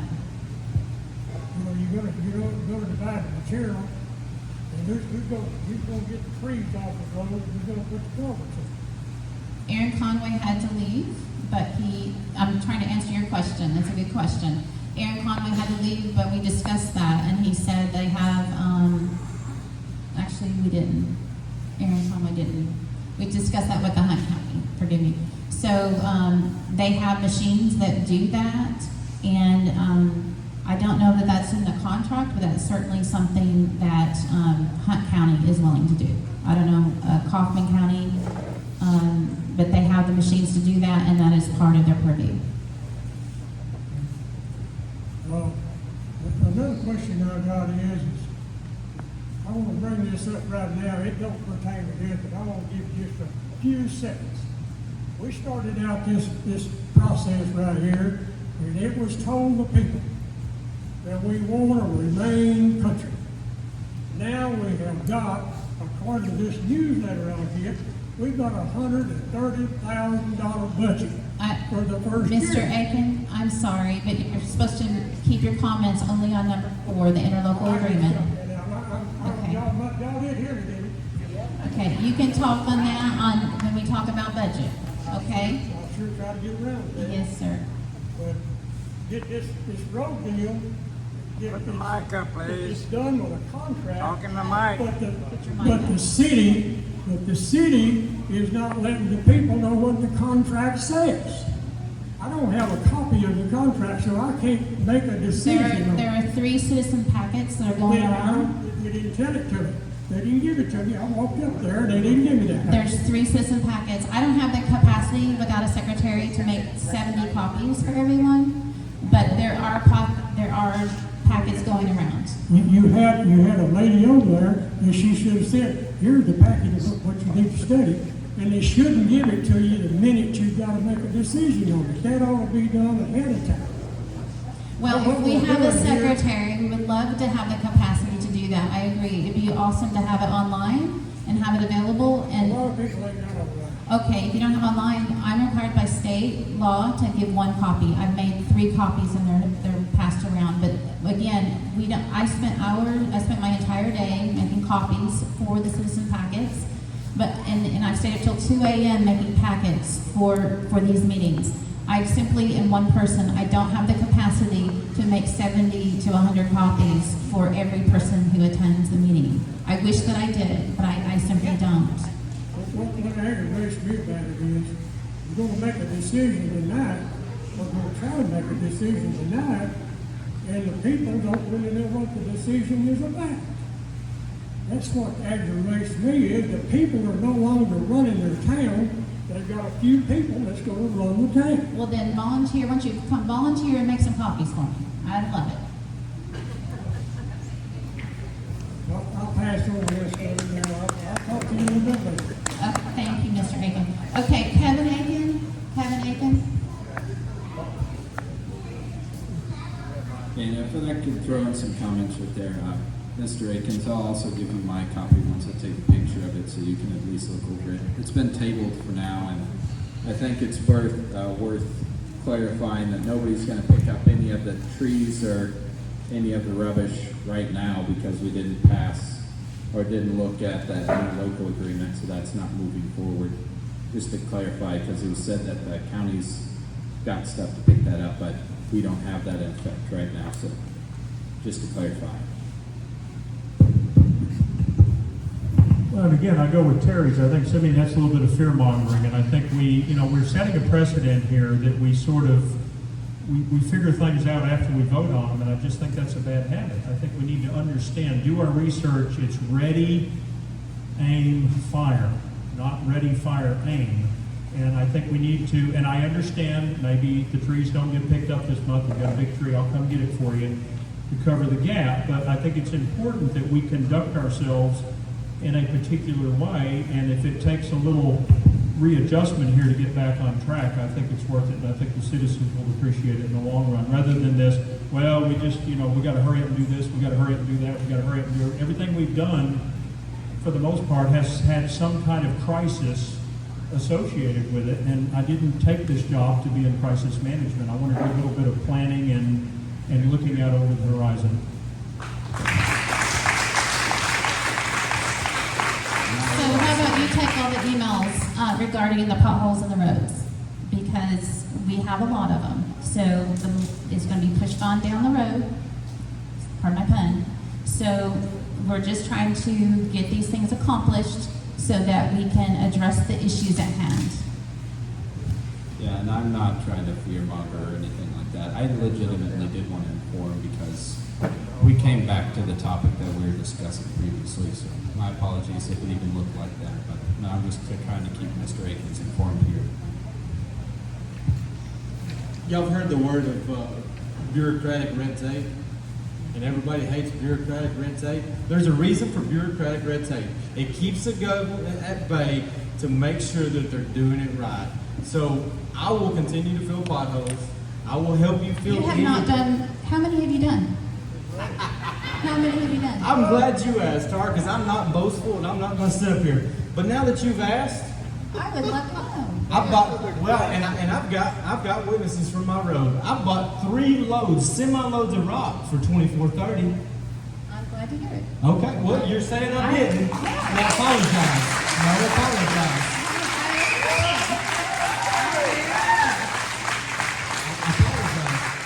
I'm sorry if I implied, but I hadn't. And today I filled potholes on the paved section of the road because they're becoming impassable.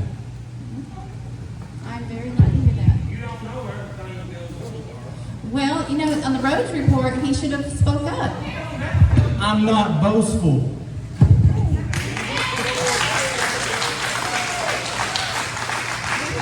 We have a roads report section on the website. If you'd like to file that, that'll help us to know what everyone's doing so we're not all piecemealing, okay?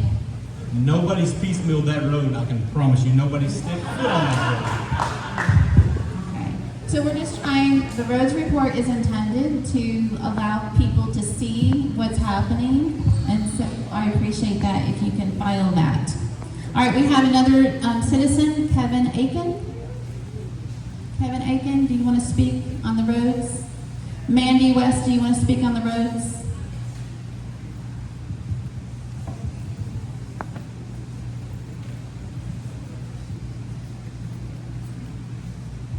This is not a road comment. This is just a general comment that I don't. It has to be on the roads. It's a comment about a man that stood up here that is an elderly citizen of this town, and I don't think we need to be disrespectful to him to tell him that he needs to do more work and to make copies. I'm sorry, that's wrong. Well, then why don't you come and volunteer?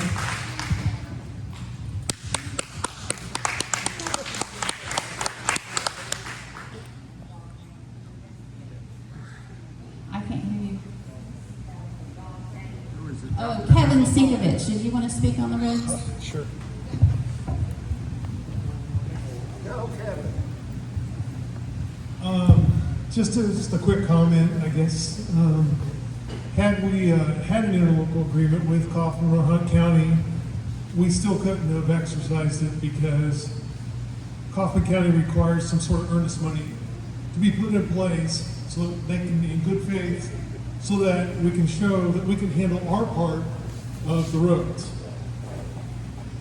And we have no money to do that with. So we seem to be, we've been doing this for a while now, and we have, as TAR shows, this much in the bank account. And it seems like, to me, that there's this propensity to constantly crash or smash any possibility of us getting money into our account. So we're left to volunteers. I asked for volunteers. Fantastic, Terry. Way to go, man. Getting out there and throwing some rocket to the roads. We need a lot more of that in this town. But until we start figuring out a way to make a little bit of money so that we can say, hey, Kaufman, we know you're going to put your machinery and your people and your knowledge and know-how into it, and we're gonna buy the materials to do it. They're not going to do anything until we throw some money into a bank account that says we're in good faith going to do this. And Hunt County I believe Hunt County has said they'll spot us some money. They'll say, okay, we trust your poetry, that you'll come up with a little bit of money, that you can pay us back in the future. But we can't even do, that would be a terrible thing for us to even let them spot us money because we can't do anything. We can't fix a hole. I had a nice lady today. She's written in a couple of times. She says she's on 249. She's talking about a hole that she hits every day. I know what she's talking about. I hit it 10 times on Saturday hauling hay. It was a mess. And I can't even tell you the words I said in the process of hitting that hole every dang time. But we can't fix it. Kaufman County can't fix it. Everybody here's roads are going to, or everybody's cars are going to hit it. I hit it 10 times moving hay back and forth. So I know everybody's hitting it, jacking up their alignments. It's going to cost them money. And we can't do anything until our council starts saying, let's start making a little bit of money. We got a beautiful lawyer that's helping us out like crazy. We can't even pay her. We can't give her anything. And God bless you for everything you've done for us so far. It's incredible. But we haven't been, she's been doing pro bono for us. And I'm just asking for I'm asking for the council to please figure out some way for us to start making some money so we can start. We can't even meet the responsibilities that Texas requires of us to be in town right now. Well, I don't know what else to say, but please try to figure out some way for us to put some money in the bank account. Thanks, Kevin, and thank you, Encore, for getting us over a little bit of the bump. Move forward. Okay, so we have tabled number 4. Let's go to number 5. Discuss and consider an interlocal agreement with Kaufman County, granting Kaufman County platting and permitting authority in the town's ETJ. So, in their contract, I was really surprised to see that they actually they had platting and permitting authority in the roads contract, which I was surprised to see. Again, that was the initial contract. I sent it to Patricia, and here we are. So that's it. So we need to discuss whether that is something that we want Kaufman County to do, the platting, have authority to do that or not.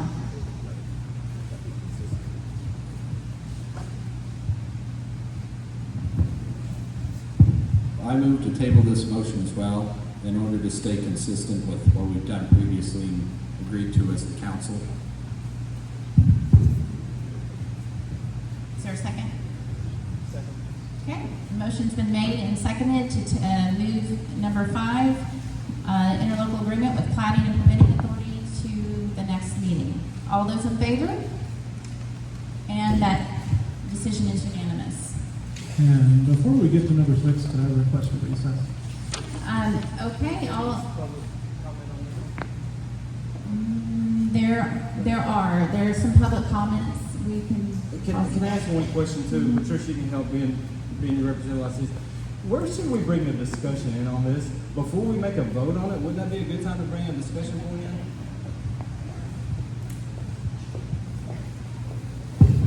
Okay, generally there's some council discussion and then you hear from the public. You can make a motion, but usually you wait to vote until after you hear the input in case something changes your mind. But it's better actually to get the input before you actually make a motion because it could change something.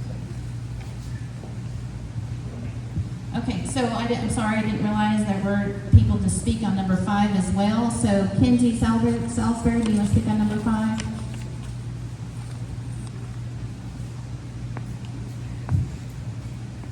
I'll try to talk slower this time. Tara and many others have said poetry became a town because of the issue of Terrell and surrounding cities coming to take over. Now we are considering giving one person the reins to execute the agreements and any necessary counterparts. We request that a council member is added with the mayor to authorize any interlocal agreements with Kaufman County. If we're truly scared that these surrounding towns are coming, then the best plan of action is to have a strong team in place with any handlings that are done. With just one person responsible for these counterparts and agreements, we're leaving too much flexibility to one person's understanding of the issues. What securities are in place that will keep that one person from any bias or conflict of interest arrangements, in turn possibly getting poetry and lawsuits that the town just cannot afford. And just to reiterate what we said last time, as far as the final signature, but it has to come through the council. Okay, Chad West, did you have a comment?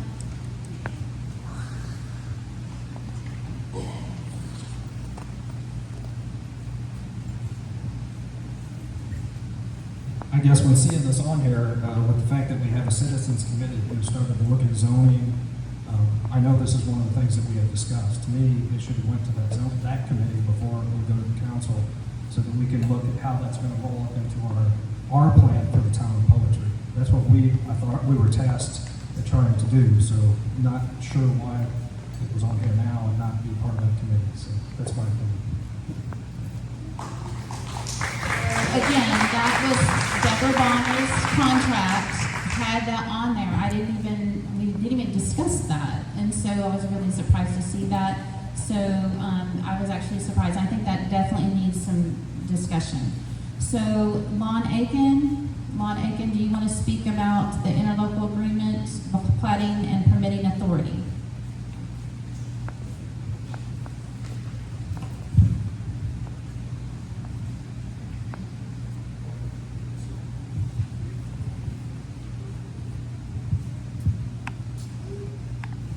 My question is, why do we need this?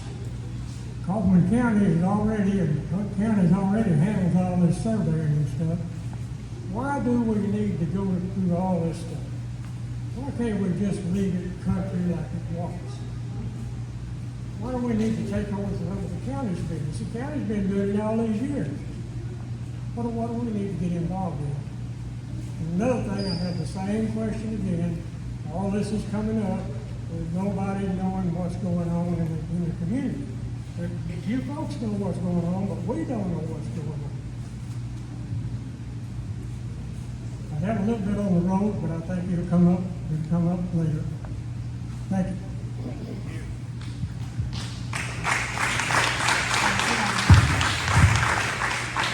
Okay, Mandy West, do you want to speak on this?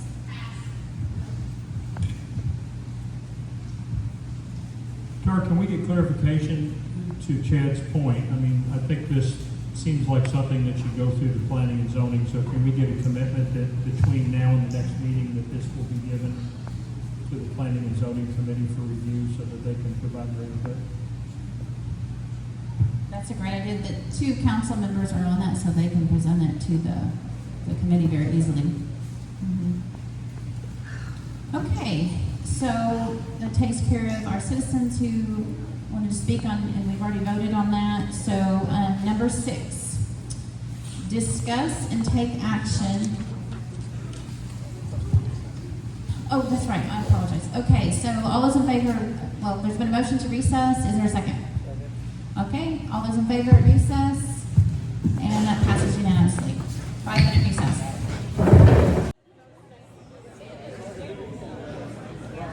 Okay, so we're back in session. Thank you for taking your seats. Thank you for taking your seats. Okay. So we're just getting to the fun stuff. All right.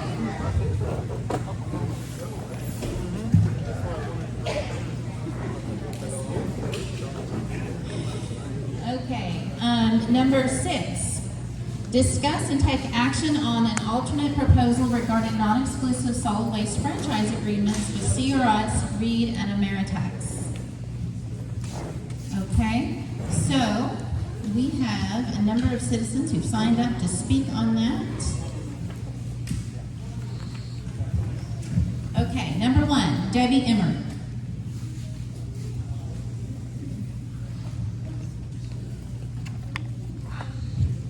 Thank you very much for taking your time to listen to this matter. I know there had been some talk in the beginning concerning franchise tax that we needed one service versus three because we could draw our franchise taxes. No matter if we have 1, 2, or 3, we can draw our franchise taxes. Concerning the roads, yes, lots of trucks on the road make a lot more damage on our roads. But even if we have one service versus everybody choosing their own or choosing if you guys choose 2 or 3 services, there is a lot of homes in the ETJ and even in houses past the ETJ and Poetry. Those people are still going to have their own choice, and all those trucks are still going to be. I took my road, 2432. We have 20 houses in the ETJ off of little side chutes, and we have 27 houses at the end of our road that they're not Poetry or ETJ, and they'll all have their own trash service. So we can't stop multiple trucks. It would be nice to cut down and maybe offer those people a good deal to join forces with us would be great. I would really like to encourage the council and the mayor to heavily consider choosing 2 to 3 local services to take care of the town of Poetry. Always in the past, we have always supported local businesses, and it's always been promoted and encouraged. As long as I've lived here for 27 years, I've always heard support your local business. Would really like you to heavily consider that. Each of those would provide their own franchise tax, and some of those can provide dumpster service as well. Maybe even one do all the dumpster service.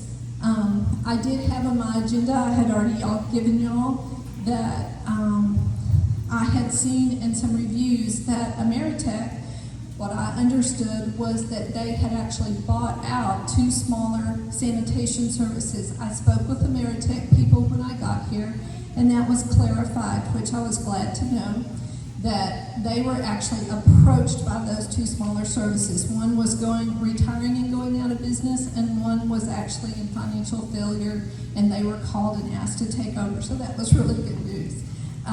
And there was a lot of bad reviews, and Ameritech actually cleared those up for me. So the paperwork that I gave you, I just wanted to make that clear. Would really like to ask all of y'all, the council and the mayor, to just take into consideration supporting local small business and seeing the franchise tax that can be collected from each. And I know that I'm speaking for our household and many neighbors that have stated the same thing, and to keep our town supporting local businesses. I will be praying for each one of you guys to make a wise decision, and thank you so much for your time.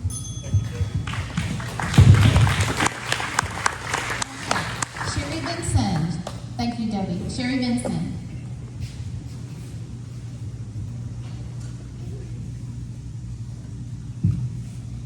Can you make exactly 3 minutes like Debbie did? I'm on this.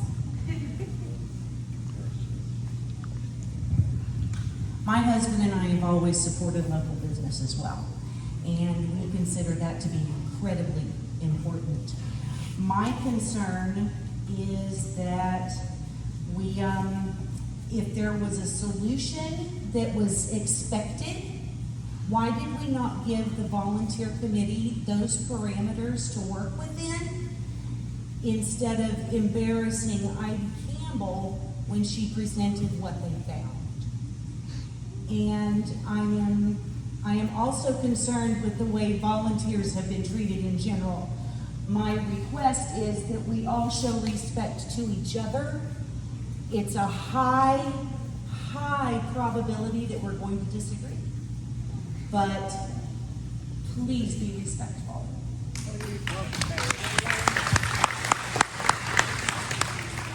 Thank you, Sherry. Judy Graham. Judy Graham. Are we still on 6? Yes, sir. Yeah. I'm just going to be very brief. I'm a CRS customer. We switched to CRS from Progressive about 3 years ago. And they're a wonderful company. They're so respectful of our road, the way they drive. They've never gone up on our rates. So I just wanted to put in a good word for them. But I moved here from Garland, where we had no choice. I mean, it was the city of Garland, and that was it. So I just wanted to let you all know that as much as I love CRS, and if anything could be worked in with them, that would be wonderful. But bottom line, I fully support whatever y'all come up with. And thank you for all the time that you spend on this. Thank you, Judy. Okay, Jim Cook. Jim Cook.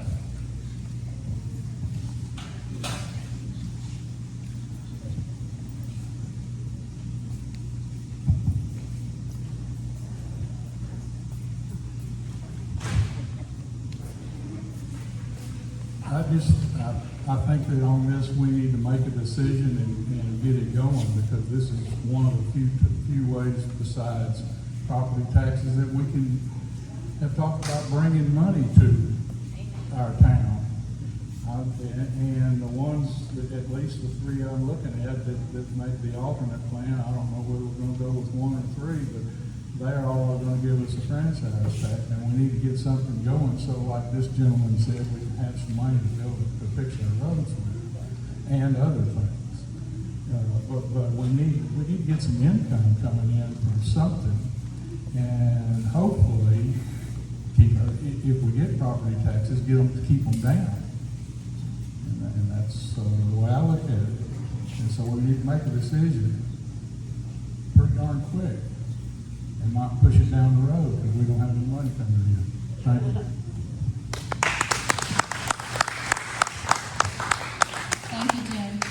Okay, Cindy Lockaby. Cindy Lockaby.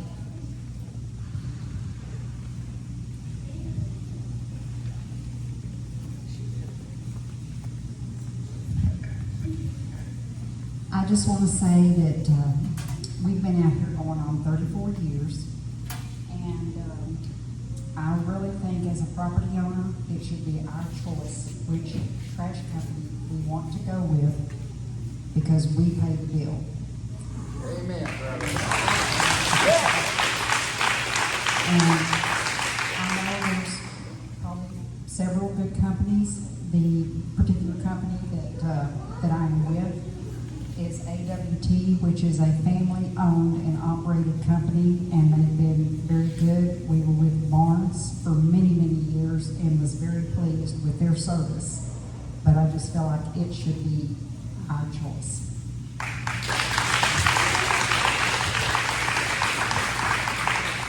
Thank you, Cindy. Amy Fowler.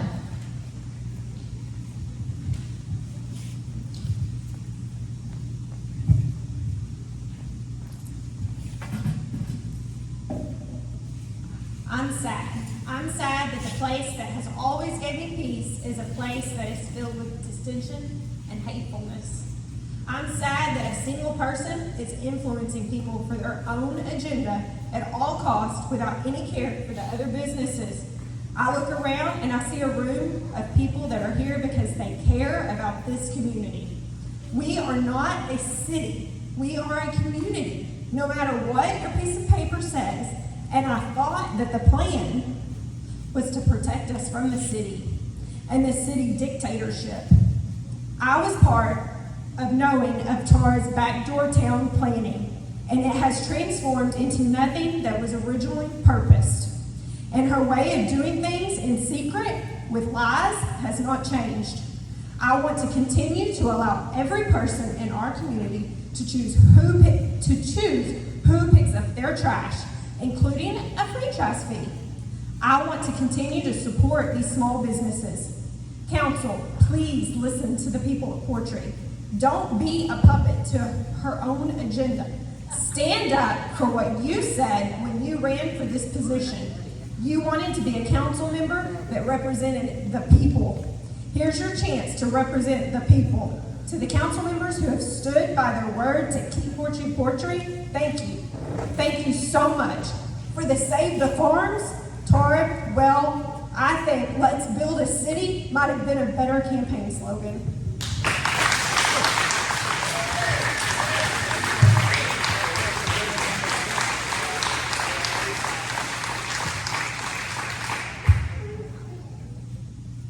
Since I was personally attacked on that, I'll respond. Okay, so this alternate plan was a way to help the small businesses among us. All right, that was a brand, an olive branch. You know, when I talked to the Talty city manager, he said, "Why aren't you going exclusive? It's a no-brainer. You're nuts not to." Every mayor I've talked to has said you have the authority to do so, and I just didn't have a piece about that because we are different.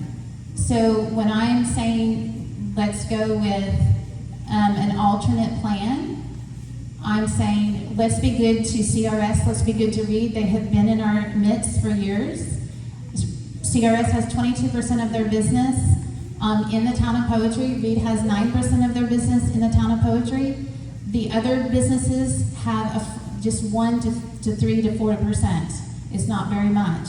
So a mayor tax, the reason that I wanted to support the Citizens Committee, they chose that after doing their homework and research, so in order to support them, they have a great business plan. So I am not beholden to businesses outside of the town of Poetry. I'm beholden to the citizens of Poetry and the roads of Poetry. Okay, so if you have a buddy who has a business outside of Poetry and you're trying to support that person more than you're supporting the roads of Poetry and the citizens of Poetry, I ask you, what were you elected to do first? Are you trying to be a buddy? Okay, we got the buddy system going here. Are you naming somebody in particular? I am not. Okay, but I'm saying, who were you beholden to first? You were voted and elected. Okay, you were elected to do what is best for the citizens of Poetry and the roads of Poetry, not to be a buddy system. Okay, so you know what? It comes across that way.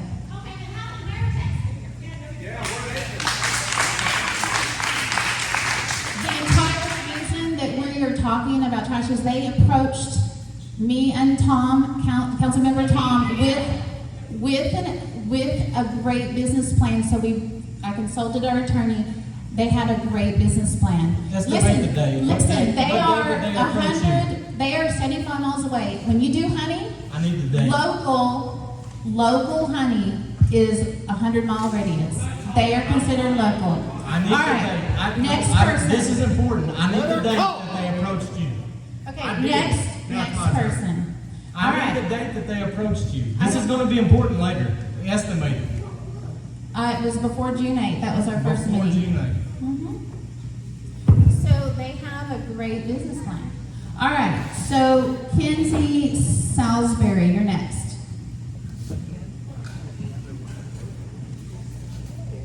It's really hard to follow up Amy with that one. I'll do my best. Based on the reports released by the Trash Committee, the current number of homes being served are as followed. CRS has 180, Reed has 120, Titan has 250, Blackjack has 50. That's 600 of the current 690 homes. Ameritex has 0 current homes. If the council picks the top 3, that would be CRS, Reed, and Titan, totaling 550 current happy homes.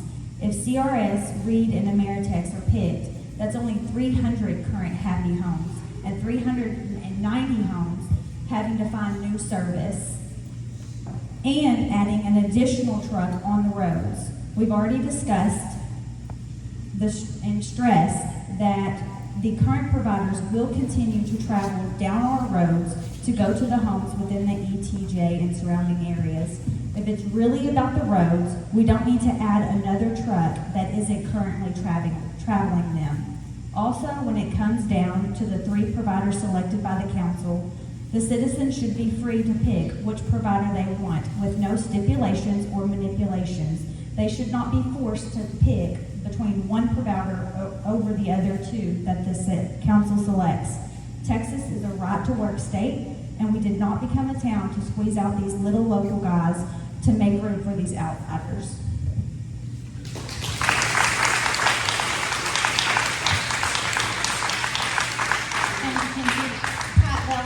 Pat Bellinger.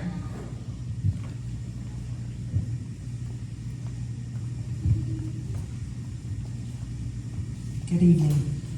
We've been out here for 18 years. We've had 3 different services.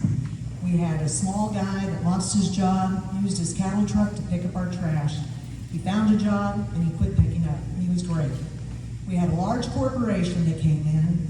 They were picking up our trash. We lived down a dead-end road that serves 5 families. They would not service. You all use our road on the feed store to run that hay wagon around our road. Our neighbors asked, who are you going to go with? We said, we're going to go with, I think it was Progressive at the time. They wouldn't service us. We said, you can come onto our property, turn around, and service all the houses. They refused. So now we're lost again. Our road is not unusual in poetry. There's a lot of dead ends, there's a lot of narrow roads, there's nowhere to turn around. CRS is now serving us. They're friendly, they're respectful, there's no competition on how bad they can damage our garbage truck, that they're going to charge us $25 because they're the ones that busted it up. And we have to have this argument every so many months to replace the garbage can that they busted up. 4 of the 6 of you all are entrepreneurs. You're family-owned businesses. You run them, you hire your family. We have CRS, Billy Jack, other companies that are family-run. You want us to back you up and support you, and you want us to turn our back on these family-run businesses, to hire a large corporation that's an hour and a half away. They're in White House. They're going to monopolize it. Yeah, they're giving you a 5-year contract, but they're buying out everything. So when all these little guys go away and they monopolize the market, they're going to control the rate. And we get no say-so. Don't fix what's not broken. It's not broken. There's other things that are broken here. This is not broken, okay? So that energy needs to go somewhere else. It's one for all, not one. You all are working to serve with your community. And that's what we want from you. Don't tear us apart.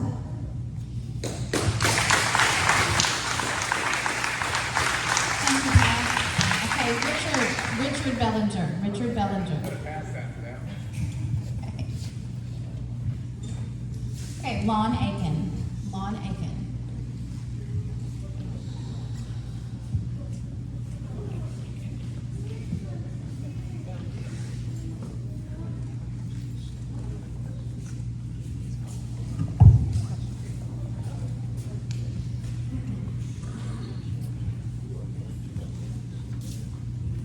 I know y'all get tired of seeing me, but I'm gonna be here till it's over with.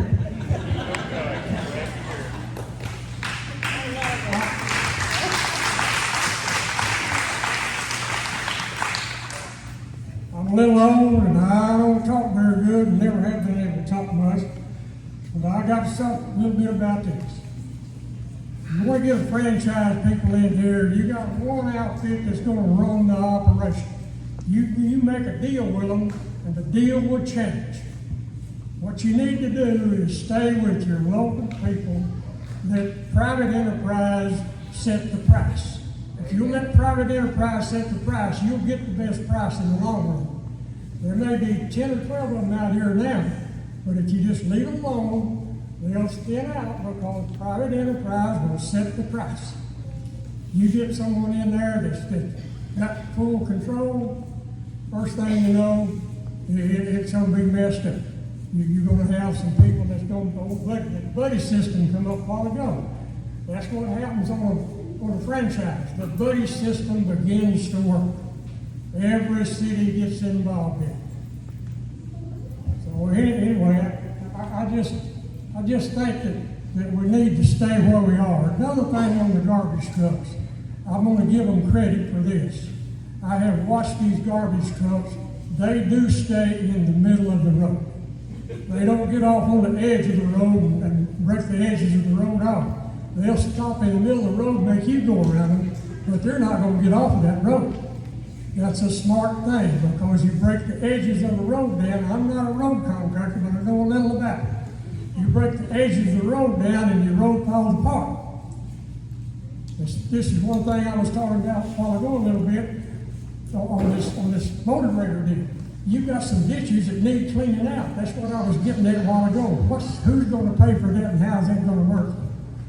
There's a lot of stuff to be asked about.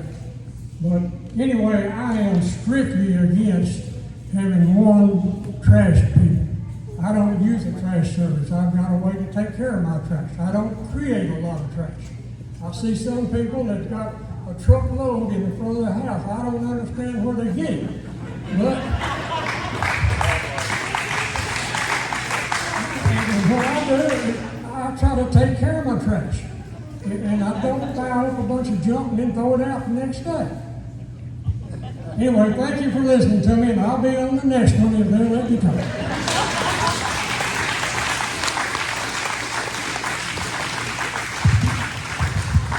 Thank you, Lon.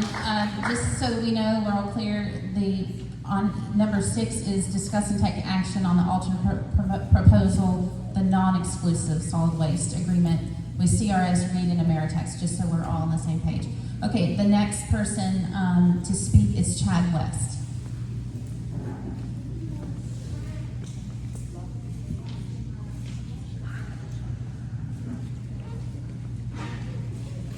Bill number 6, right? I think it's become pretty clear since it's taken us since June 8th and all we talk about is trash, that the people of poetry have sent a message that they don't want to be told what to do. And I guess I don't understand why we keep going down this path of trying to limit them. We keep coming back with first it's Ameritex, which I don't understand. Now we have 3. When there's other plants, why don't we charge a $100 permit fee for anybody who does business in this area and have them do a contract and do a franchise fee?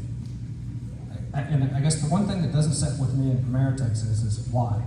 We go through the numbers on trucks. Today they run 0 trucks. If that's what we're talking about, we're going to add them too, so that they can run trucks up and down our road. It just doesn't make sense, and yet we spend more time lobbying for Ameritex than we do for any other local vendor that's on our list.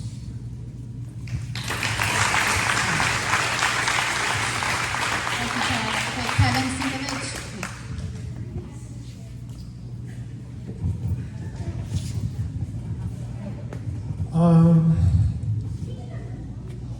If it was up to me, we would probably go with one vendor. I mean, I look at the numbers. I unfortunately shopped at Walmart yesterday. I went to Walmart because they had the best deal going.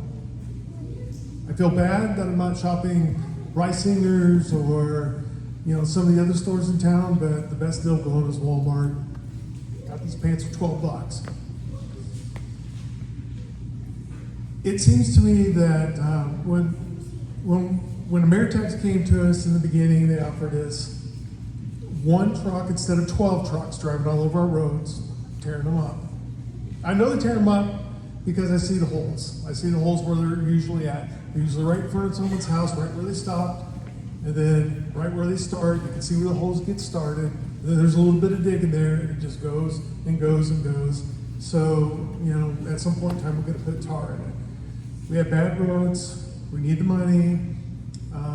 Ameritex offered a really nice deal. I mean, for years, my wife, and by the way, tar has not, our mayor has not been, it wasn't for an exclusive from the beginning.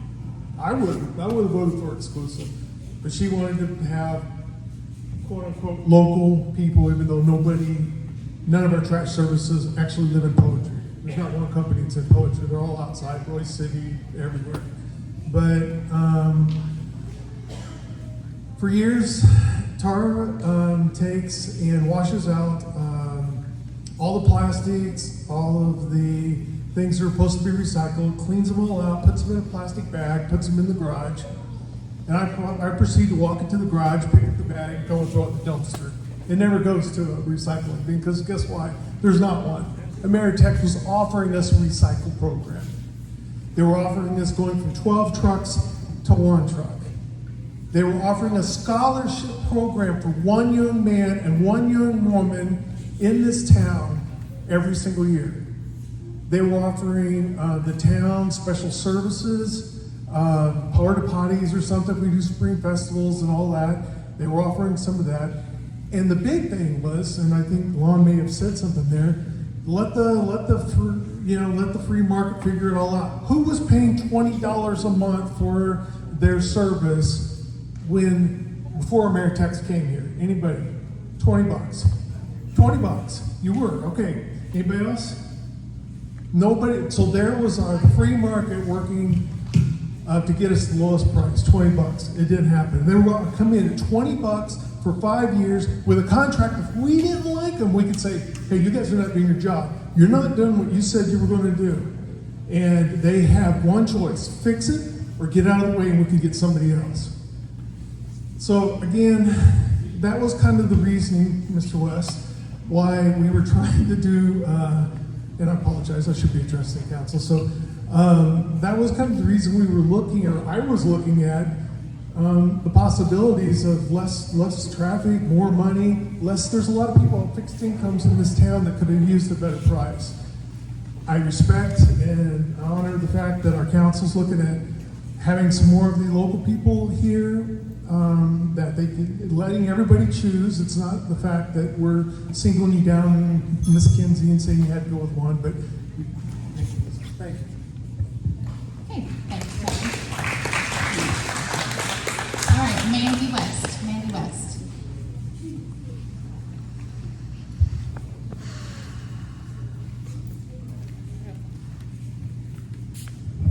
Once again, I just want to reiterate what some other people have stated. We want to talk about the buddy system, but who's the buddy that invited Ameritex out here that has zero service, and they're not a local, and they were invited to a local vendor meeting, and why? Where did they come from?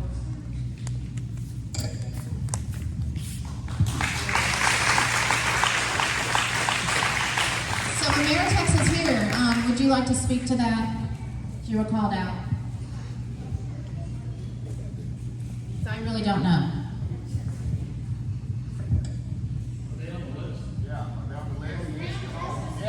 They were called out. Can they speak? They can speak. They were called out. They are able to speak. So, my name is Clayton Vickers. I'm the owner of Ameritech Services. And yes, we are a family-owned company. I've been in business for 20 years in East Texas. I started out with a pickup truck. I pulled a pickup truck and I got a trailer. And I eventually got a truck, a garbage truck, and I worked my way up.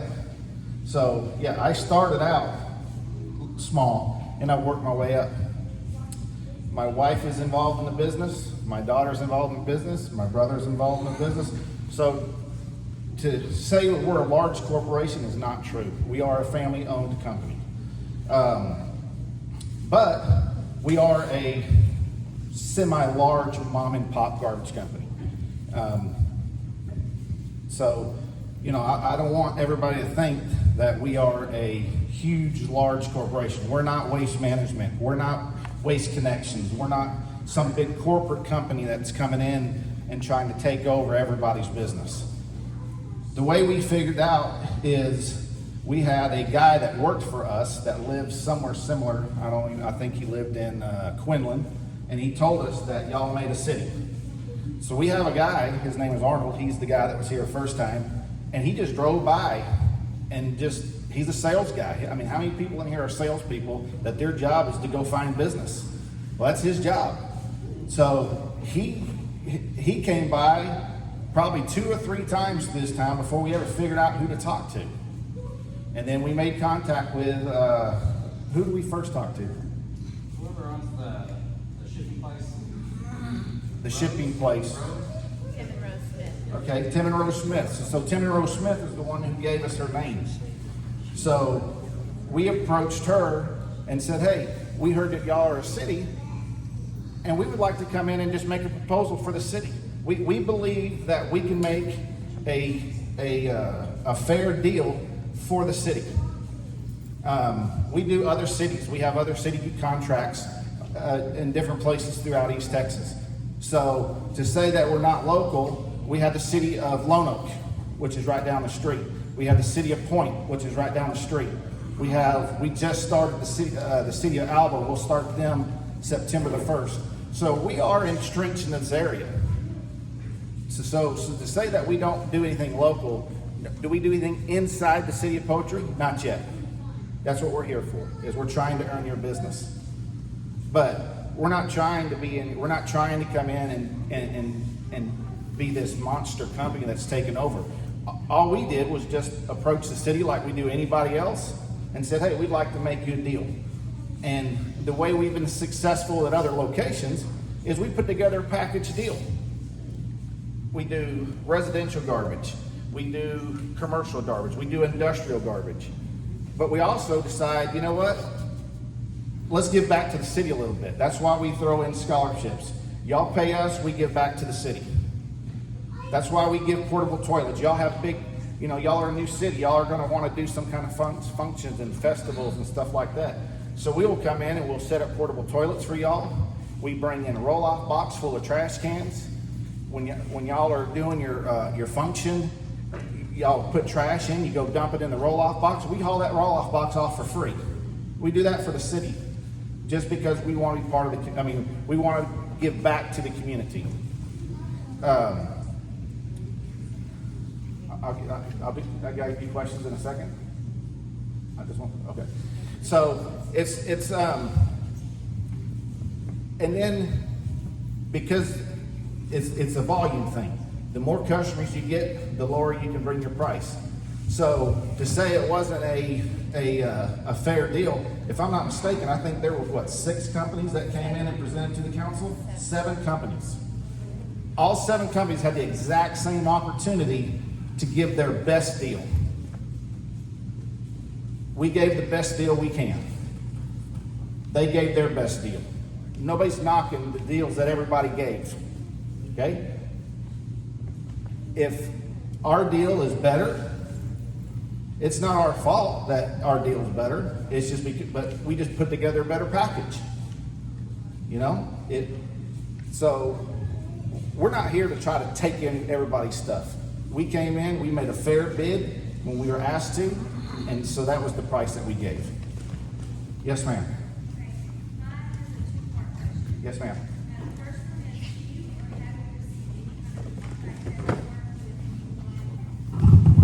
No, ma'am.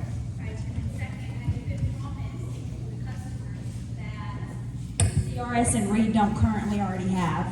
We haven't been promised anything. Okay. No, ma'am. Yes, sir. The company that we have,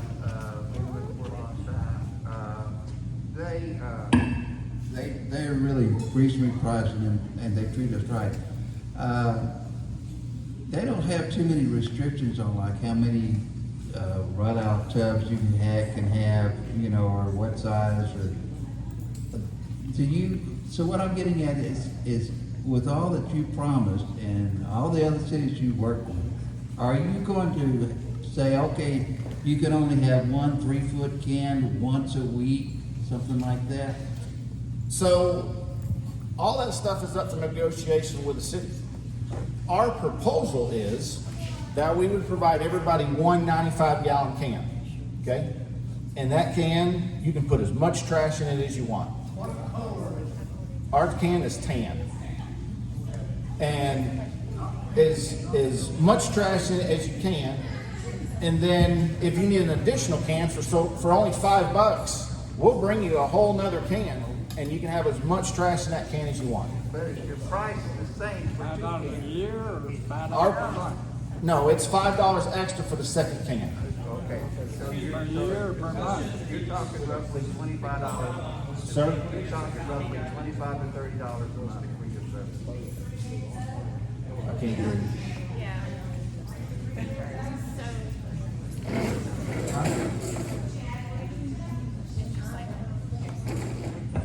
allowed Ameritex to speak because they were called out to answer the question of how they got contacted with poetry. Now he's up here doing a pitch for his business.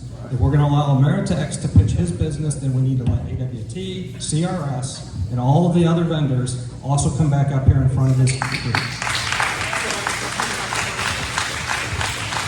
That's what this discussion has just been about since they were, that's what this discussion has just been about. Since they were on the agenda, they're able to speak and you're able to ask questions. These others that are on the agenda can also do the same. They'll be drinking the same attitude. So to be fair, since Ameritex got to talk, we would also allow CRS and Reed. Now Reed called me right before the meeting and he said he was exhausted. You know, he was in the motor vehicle accident just recently.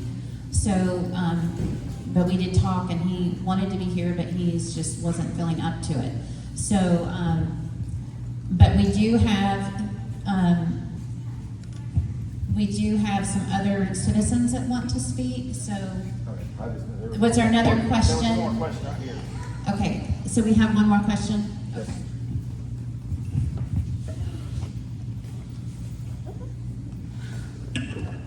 I just wanted to find out, make sure that this is clear in my mind, that you would have allowed one trash receptacle, but nothing can be outside of that. Okay, so the way we do it is everybody gets one can. And if you have a birthday party or something like that, and you have an extra bag or two sitting out there, we're gonna pick it up. If we go by every week and you've got 3 or 4 trash cans worth of trash, then we're gonna ask you to pay the extra $5 to get the second can to Is help that per you. year or per month? It's per month for that second can. Well, like my present company, AWT, allows 2 trash bags outside the receptacle at If the they're- same price, so that's what I'm trying Correct, to figure out. those would be picked up, yes ma'am.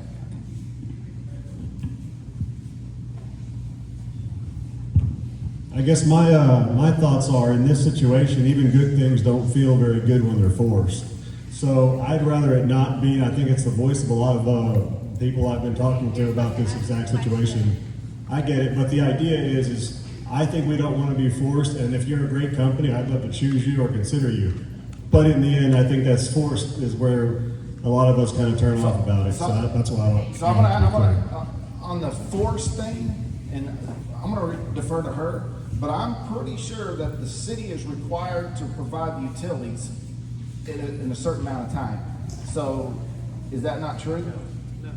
We have to make sure trash service is provided for the city. There's 7 vendors here that provide. Okay, but it's some, and I don't know the law, I'm not a lawyer, that's why I was asking her, but somewhere there is something where the city is required to provide some form of service.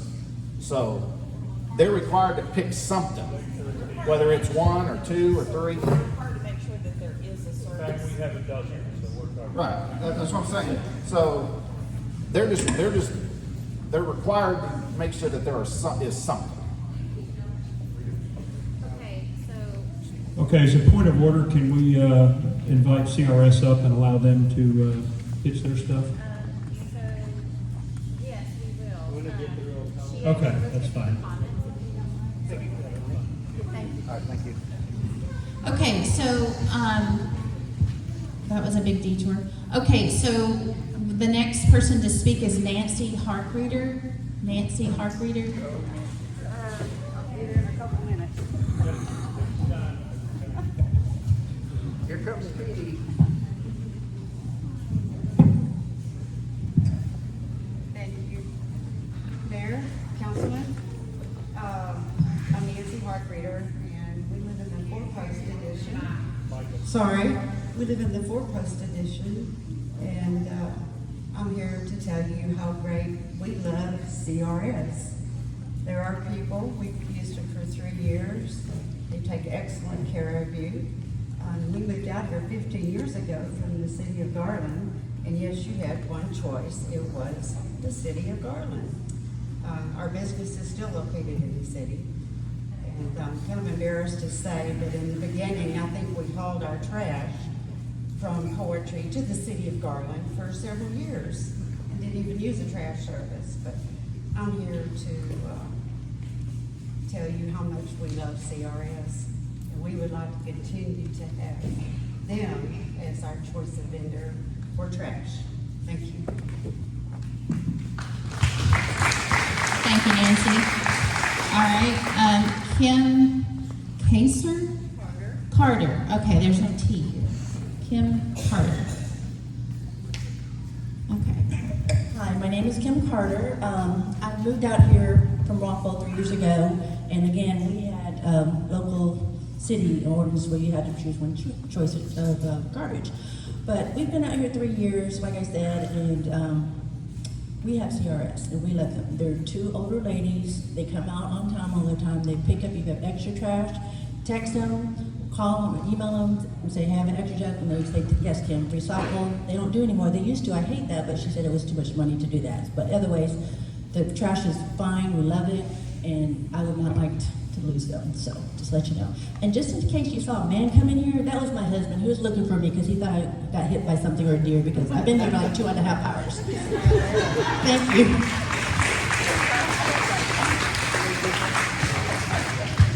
Okay, thank you, Kim. So Kim Kilmer, who is also, I believe, owner of CRS, so you can go ahead and say your piece and then answer questions to give equal time, because Ameritex also had the opportunity.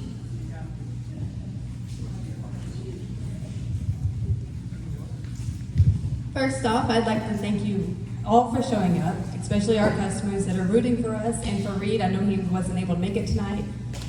He had an accident, so he's a little under the weather today. When we submitted our proposal that you want to say back in June, we were not given all of the information that we needed, and I asked for this information, like how many years this pertained to, how many dumpsters were needed, how many residents. I think the only information I was given was there's a unique amount of 589 customers or something like that. I'd have to go back and look at my emails. However, when we submitted our pricing, it was for a 1-year contract, not a 5-year contract. So wherever Ameritex got their 5-year contract information from, I have no idea. And just last month, Ameritex said that their pricing they gave was for 5 years. And again, it was 1 year that we bid on. So we have not had a proper chance to bid on a 5-year contract. Neither did any of the other waste companies, because I'm assuming most of them were under a 1-year contract. Okay, so Kim, you're able to answer questions now from the audience regarding CRS. And that's open. Yes, ma'am. So if you did have the opportunity to look at if you were looking at a 5-year contract, would your price be different than it is currently? Yes, ma'am. Lower, I'm assuming, yes, ma'am, because it would be a guaranteed thing. And when Tara presented this information to me of the 3 vendors, Reed, our CRS, as well as Ameritex, when she first presented it, she said it was going to be split between 3 companies. Okay, we can work with that. We came down a little bit on our price. And then a few days ago, I found out that no, we were not going to be splitting it 3 ways. It was the CRS would keep their customers that chose to stay with them, Reed would keep their customers that chose to stay with them, and everybody else would be going to Ameritex.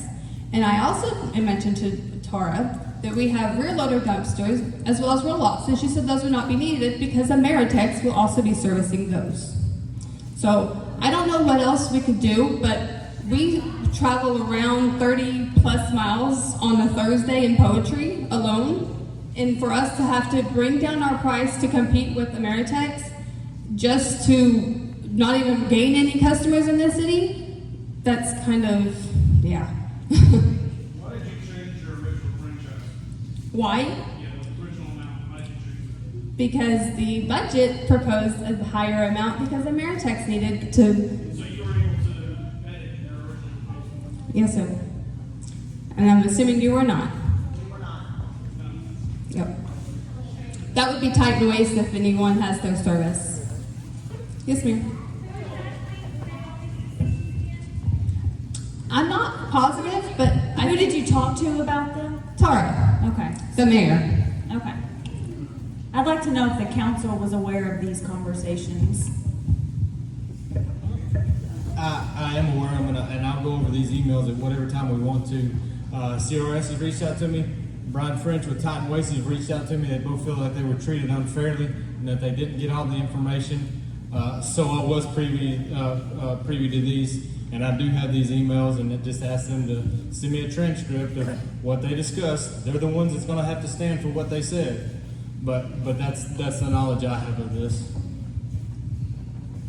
My question for CRS, we have you and we love you. My question is, would you, knowing that there may be an opportunity to rebid a 5-year contract, would you be able to still give us the franchise that Ameritex is offering? I don't know if we can do the new proposed. I don't know if y'all have noticed that there's a new budget, and it's been upped to, I think it was $50,700 for the waste. The original budget that was on the website that I saw a few days ago was like $47,000 or something. But yes, we could get there or close to it, or even maybe a little bit more. And that's with 100% of the town population, with one vendor, because that's what Ameritex is also bidding for that also. Any other questions? I'd like to ask a question. Oh. It's like a genie in a bottle. Hang on, guys. I gotta get up out of the chair first. I'm okay with you sitting if you want to sit. Well, I moved out here in about 1980. That's 42 years or something like that. There was my wife and my 2 boys and 3 dogs, and I've never had any problem with any trash traffic because I take their own. I don't know I don't intend to pay for any. And how many here take care of their own trash? Not very many. So I don't know anything about any trash people, and I don't intend to pay for any of it. But I love to all of you.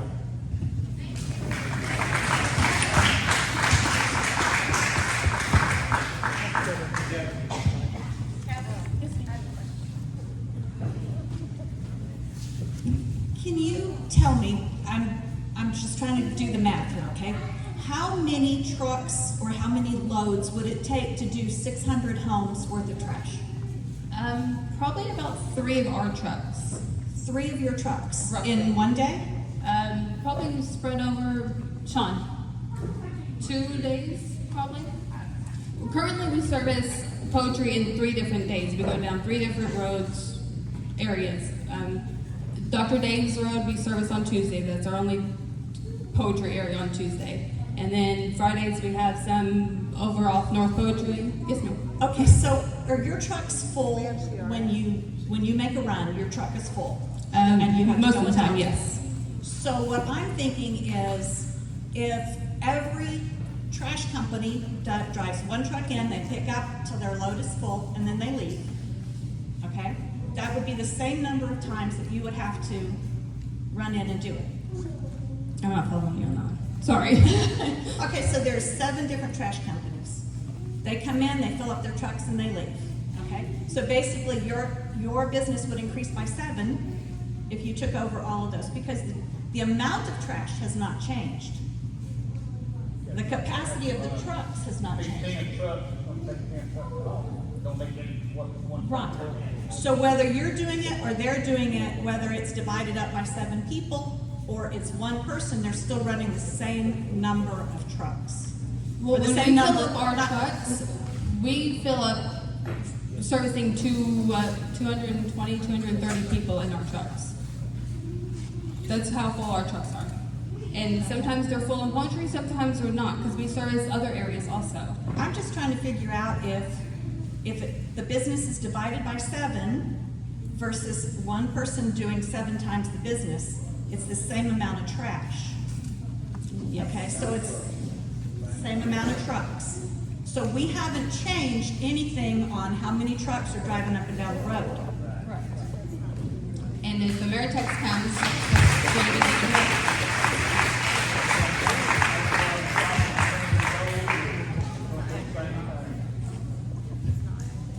I know where I live, we have about 24, 27 homeowners. We have two, and it's a dead end, so it doesn't go through. We have CRS and Waste Connection. So Waste Connection is a 3-axle truck, and CRS, to my understanding, is 2 axles. 1 axle. 1 axle, Yes, okay. ma'am. That to me would cut down, because you wouldn't come down our road but one time a week. Right now, we have 2. And so that means 2 trucks coming down to pick up maybe half, not even half. I think most of them are starting to go with CRS. We have several, and I am with Waste Connection, but I have been looking, and I've been kind of putting it off because I'm waiting to see what we're going to do. Yes, ma'am.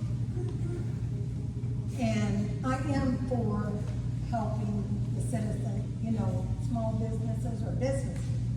I understand Reed is down. I would hate to think I have to go 2 weeks without trash pickup. I don't know how Reed does. I've not seen him or anything. So that would help our road, definitely. And us, the homeowners, have been pitching in to keep our road maintained. And we live on 2450. And it's worse than any road around. But we've got that pretty well taken care of. And if you know anything about 2450, you would Yes, know. ma'am. I believe So- Judy Graham lives on that road. What? I believe Judy Graham lives on that road. Yes, she does. She's my neighbor. Yes, ma'am. Anyway, I just feel like that's 4 times they come down, they have to go back out, and for 1 truck, and then the other truck company has to come down and go back out. That's 4 times on our road, and our road does not hold up to those type of trash cans, or trash. So I think you're saying that you would go to one area one day, another area another day, in another area. Kind of. We have, my Thursday route on Poetry alone is a little over 30 miles for just the road I travel. We have another truck that travels a little bit further. So it's a big, big area. And I don't think some of these other companies know how big Poetry is and how many miles it is. So we do split our route a little bit. And the roads I travel on Tuesday and Thursday for Poetry, I don't travel normally for Thursdays. Yes, sir. Do you feel like you had more in-depth information from the town of Poetry that you could have given a more competitive bid? Nope. I asked when we first did our proposal, if that's what you want to call it, or bid. I don't even know what they called it because they told me they needed Well, some I believe they called it a creative proposal, if I remember correctly. information. And would you have been willing to sit down with the town and negotiate their franchise agreement with them like they did recently when they called you and gave you the opportunity to match the franchise agreement that Ameritex had proposed?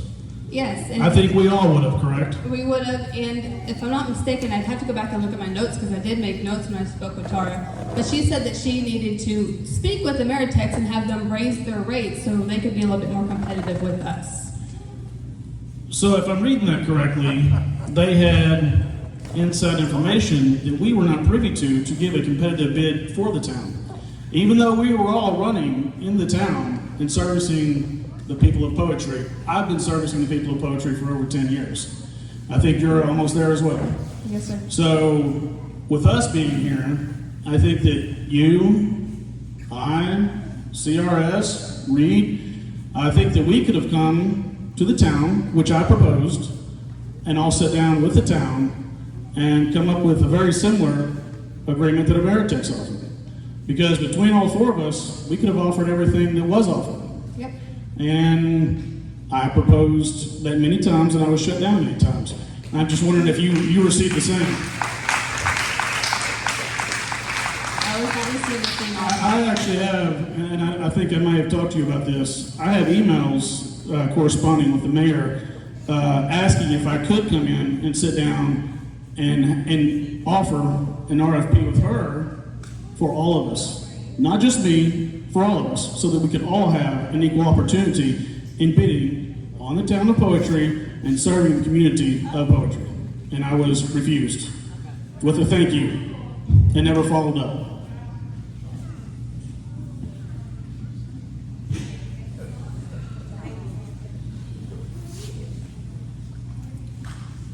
Yes, ma'am.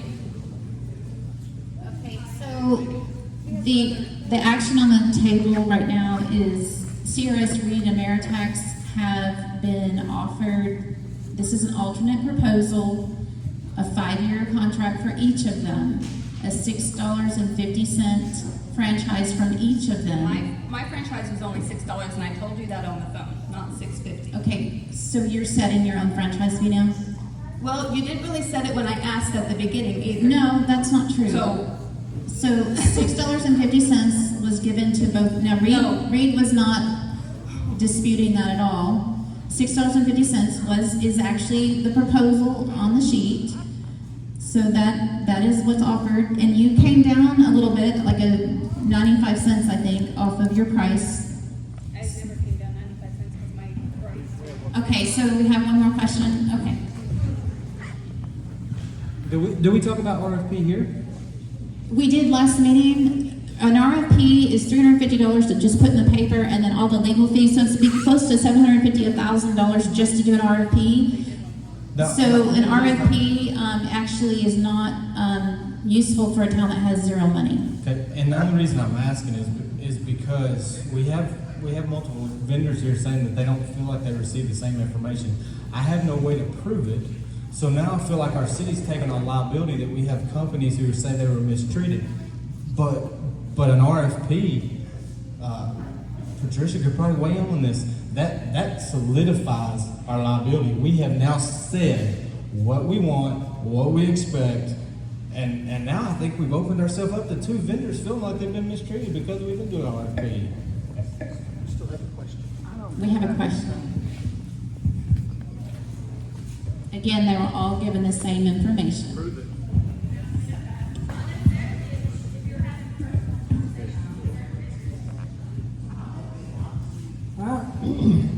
I've been listening to all this, and I'm an old man. I'm 85. I'm going to be 85 in about 2 or 3 days. I don't understand with the economy in the shape that it's in and the way our country's in, why anybody would bid a 5-year contract on the bare minimum. I just don't understand that. Now, what's going to happen if this thing turns over and goes the wrong way? They're going to break that contract because they can't stay in business. That's right. That's exactly what will happen. That's what I'm trying to get across to you folks. So don't be looking to give horse in the mouth now. It may not have no teeth.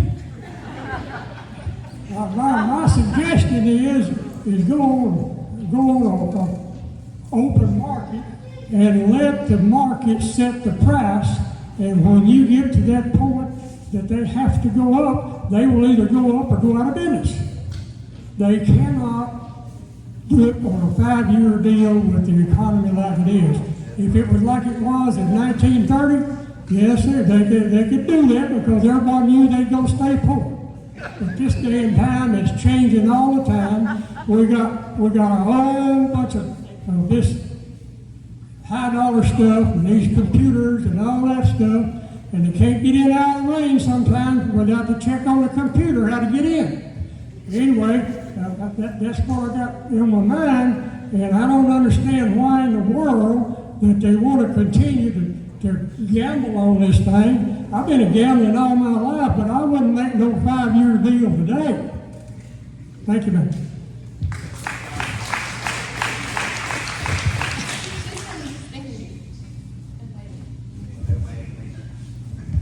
Thank you. I actually wrote my name down to talk about this before it turned into a sales pitch. I came to say that I was in favor of number 6, that I would prefer to have a choice of who my suppliers are. At this point, from what I hear and from the discussion, I wonder if you can award any kind of a contract, because you don't have a competitive bidding situation if everyone knows what everyone else bid, and if the requirements weren't clear up front, written down, static, so that everyone was working from the same verifiable information.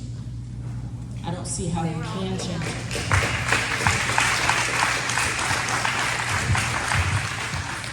Kim, Kevin Potts. I live on 321. You take good care of us. My wife loves you. Miss Ashley. Yeah. I am able to take my trash to work, and we choose not to. One, because I don't want to drag it every day, and two, because we want to support small business. We appreciate you. I have a dumpster that I paid a lot of money for in Rockwall, and I choose to support you guys.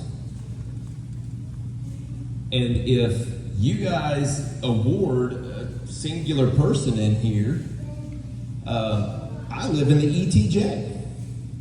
Are you still going to service me? I believe so. Okay. Because Miss Bellinger's right around the corner from you. She's I understand also that, in TJ. yeah. So your trucks are still gonna run up and down these roads to service me. So the problem, the main problem that everybody seems to have about the roads is really not gonna be solved, because you're still gonna service me and I'm still gonna support you. So why don't you guys just take the amount of money, as somebody who is in business, right? It's about money, right? Is that what it's about, council? Is it about money? Okay, figure out how much money you want, divide it amongst the people, divide it by 12, there's your money. Let them operate, all of them. Let them all operate. Let this guy, this guy, this guy. And hey, if you want to come into poetry, come into poetry. Let them operate. But they're still going to come down your roads. Guys, I travel up and down League Line, the old Poetry Road, or 249, whatever you want to call it. The roads, they're terrible. Okay? You live in Texas, it gets hot, they melt. They're not gonna. Trash trucks aren't the culprit here. I mean, our roads are not built like they used to. And if you would, please bring us another trash can. I'll pay you for it.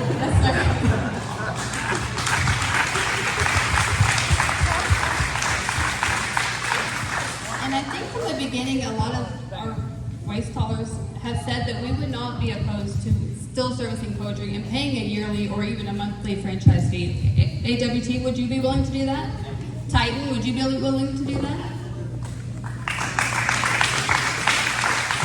Okay, so the action on the table is to limit to 3, because we have 8 to 10 going on our roads. I know on my road of 2326, on a Thursday morning, I have 5 different services on my road. Could you name those services for me, please?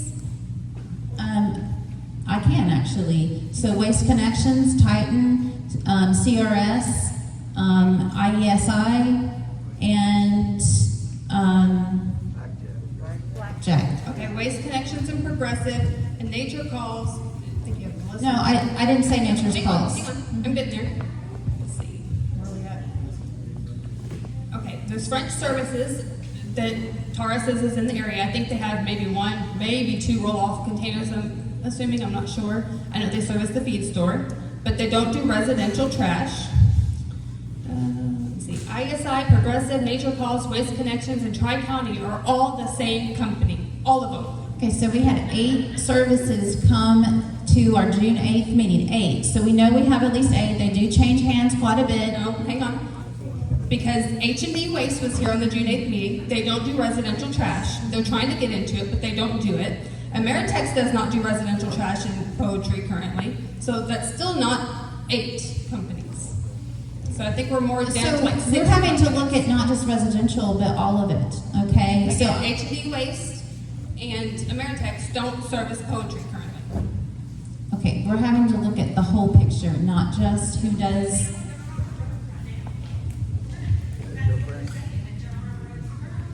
Okay, so we have too many on our roads. Do we want to continue with all the heavy trucks? And that's, you want to continue.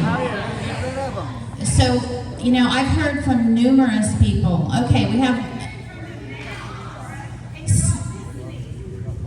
you know, you're, I mean, I'm not listening, I've listened to everyone, and I've heard, okay? Hayden Ledford, you don't necessarily hear all of the things I hear.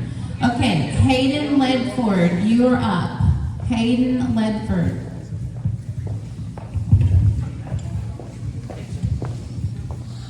Pretty much everything was covered just a second ago by Ms. Kim, but I would like to just reiterate that we're not opposed to paying a franchise fee to be here every month.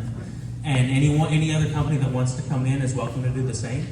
And personally, I think that's the fastest way to get income. If there is 12 trash companies in here, that'd be $1,200 this month if you did what I believe Mr. Chad said, $100 a month. That'd be $1,200 if there's 12 trash companies, and that would be immediate.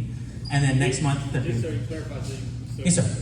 He wants he kind of repeated what I say, a registration fee so we know who our vendors are. Mhm. And then we decide the franchise fee.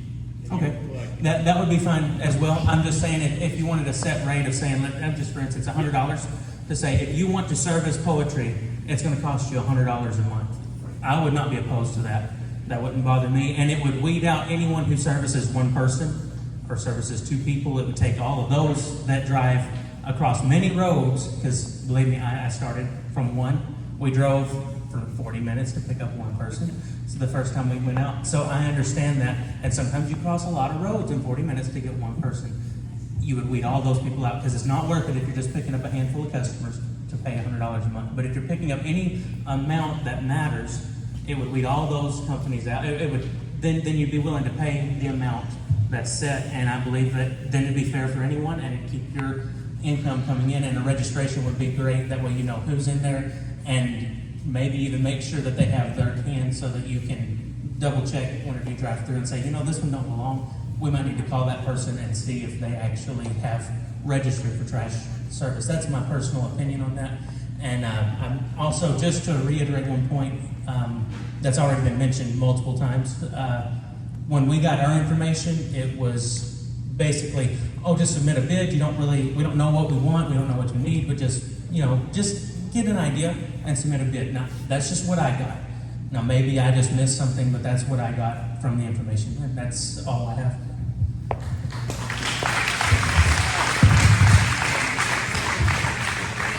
Again, for the June 8th meeting, all the vendors were given the same information. They had 30 minutes to speak, give option 1, 2, and 3 to the town, give their best offer. We were looking for franchise fees.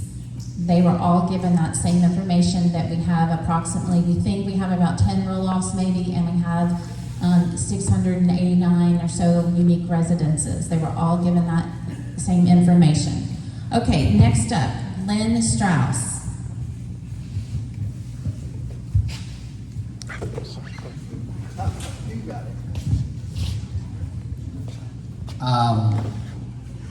When I first heard about this proposal, I thought that it was going to limit us, that the city council would pick one trash service and that'd be it.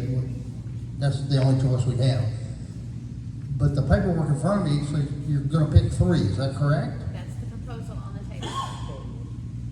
I don't see how anybody can say that that will not reduce the mileage of trash trucks on poetry roads. If you got 3 companies running around instead of 8 or 9 or 10, do the math. That's fewer truck miles in poetry. And secondly, anybody who calls out Tara personally and makes disparaging remarks about her is just absolutely wrong. My wife and I have known her for years. She's a good, moral, no hidden agenda Christian. Thank you for the abuse that you take.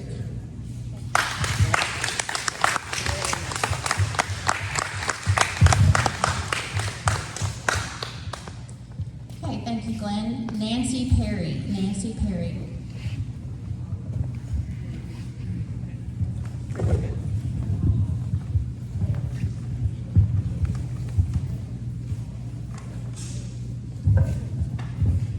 Okay, I'll keep this one short. We've strayed way off points of order. We've strayed way off points of order for how a meeting typically runs. We've heard sales pitches, we've heard complaints. We don't have a written RFP. We're not required to. RSP stand for? Request for proposal. We're not required to on this issue. and they're very costly to do. Okay, so from what I understand, this is not written down anywhere, that someone who wasn't privy to each conversation would be able to review it. There's copies around, you're able to see that. There's copies That's around. a copy of the responses. No, Not- this is the alternate plan. Okay, the alternate plan says this is what these three companies have come back with as their best and final for a request for a proposal. It's not a That- request for proposal. That's a legal term, and we're not I required to do that. I understand. So where did you get these numbers? So any one of the council members are able to make an alternate plan, okay? Did they come to tonight's meeting or even last week with an alternate plan? Not one of them. I provided two. You did not, to me. I have them documented. Okay, but you didn't get on the agenda. Oh, okay. That's the way it works. You have to submit it onto the agenda. I would have been happy to do that. This flat franchise fee, we've discussed it in 2 meetings. Okay, but you haven't submitted anything in writing. That has to, in order to get it on the agenda, you have to submit that in writing. Okay. And I would welcome that. I mean, I can't do it all, and I don't want to do it all. So This is definitely not a one-person job. it's not. And so I need the council members to step up and give a proposal or two in writing. In writing. They've done it verbally, but in writing in order to meet the requirements, okay? Do the vendors have that same courtesy of the request for their information? Was that made in writing? I emailed each of them, yes. Okay, thank you. Emailed or texted them, absolutely. Okay, and this Now, is this is AWT, I didn't know available- about him. He came into the feed store and I talked to him verbally. I didn't know about him, and apparently he doesn't service right now, so that would be the exception. So, we do have a written plan that's on the table right now. Did you have something else?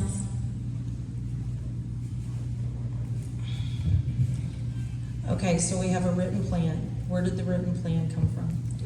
This was one that I developed, is trying to compromise because of the way that it attended last meeting. Right. There was rumored that we would have gone with the exclusive had it not been tabled. And I personally did not feel at peace about that. So I thought, you know what, we need to limit the number of trucks on our roads because it is very damaging. Let's go with the two local companies that are very beloved. I use CRS, I love them. Their 22% of their business is in the town of Poetry.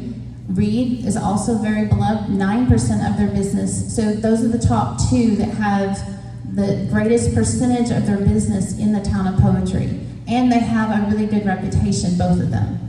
Okay? But we have other people who have said that they want recycling. None of the other businesses offer recycling except for Ameritax. They were going to offer in-town recycling. And the Citizens Committee did their due diligence, they researched it. The best business plan was Ameritax. And so in order to have a compromise, I thought that this would be a nice compromise. So that's why this is before you. Now, again, every council member had the option to come up with their own proposal, and they did not in writing. I submitted this in writing, just like every one of them can. Okay. So, and we're trying to get the trash trucks limited on our roads to help our roads. We're trying to get franchise fees because we need income to help on those roads and everything else. And we're trying to be good to the small businesses in our midst as much as possible. But again, most of the mayors I talk to, they're like, you should go exclusive. That's a no-brainer. We have the authority to do it. I'm concerned. Okay, I'm sorry, point of order, you're out of order. I apologize, but we've been way out of order for a long time. Okay, no. His question was, when did you talk with the mayor of Talty? And my question is if the mayor of Talty told you that one service was the way to go, why does Talty use three? But No, I emailed him regarding his contract. Okay, so regarding his comment, I'm like, I heard that you have 3 vendors. And he said, we do, but it happened before I was in. He goes, if you have an opportunity to do exclusive, go exclusive. He said, that's the way to go because you reduce truck traffic, because I have his email, because it's just it's better, you have better control over it. You have typically, you have an out pause. He said, I had to do an out pause. We have 30 to 60 day out pause. He said he's done that before. It was not, you finish one day and then you start up another service the next day. He said it works very streamlined. So you always have the out pause, and that's in here. And he just said, then I talked to the city secretary and she said, well, they have 4 HOAs and they're responsible for those roads, and that's why they have 3, because I think they're similar to us in a little bit, that they can agree on 1. You have this in writing? Yeah, I have his email. James or one years? James Stroman. He is, Can I get request that information or you have that? that's right here. Yep. I spoke to him today, he said he had nothing. It's an email from James Stroman dated August 5th, Thursday, August 5th. Now, he may not have remembered my name, but he sent me an email. Here it is. I can read it to you. Tara, I have attached a contract we have executed with Titan. It came from our city attorney, David Berman, with Nichols Jackson's first, and I made this very clear to my council. It is not best to use more than one company. It really is efficient and cost saving to use one. And since their situation is all or nothing, the provision allowing the municipality to cut them off for bad service keeps them in line. From my experience, I assure you, it's possible to line another service provider up very, very quickly. The council has some underlying reasons for staying with the long-standing practice. Nevertheless, most would recommend not starting fresh with such practice. And then he goes on.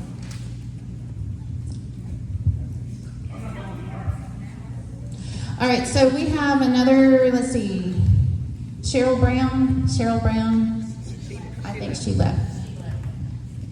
Somebody asked the obvious question. I just go, what's going to accomplish? Okay. Not going to accomplish anything. That is all of our citizens' comments. All of our citizen comments. All right, so on the, back to the agenda.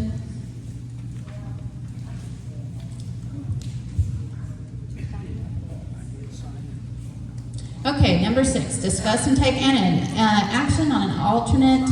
We've been doing this for 3. We have a. Did I miss Jack? I am so sorry. Jack Sinkovich, you are on here. I'm sorry, come on up. Forgive me.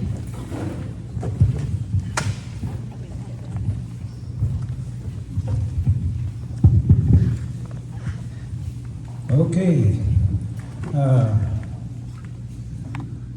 I know there's a lot of people that have their own trash service that they like.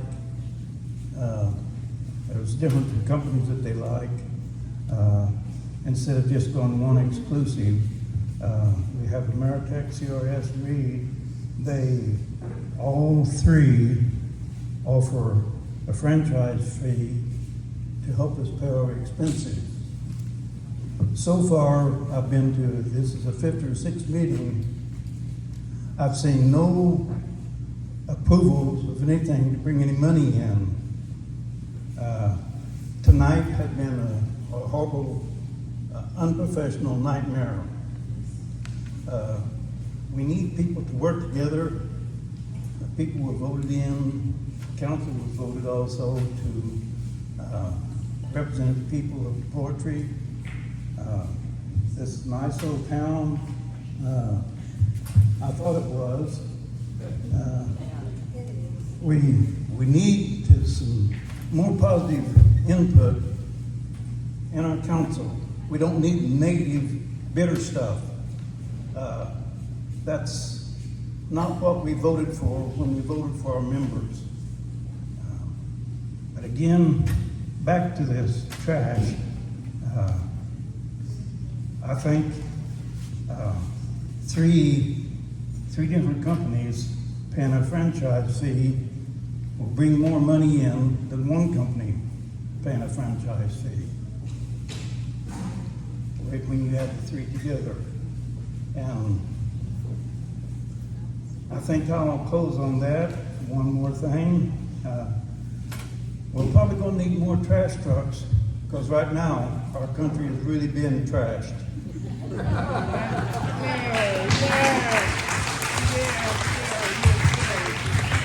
Thank you, Jack.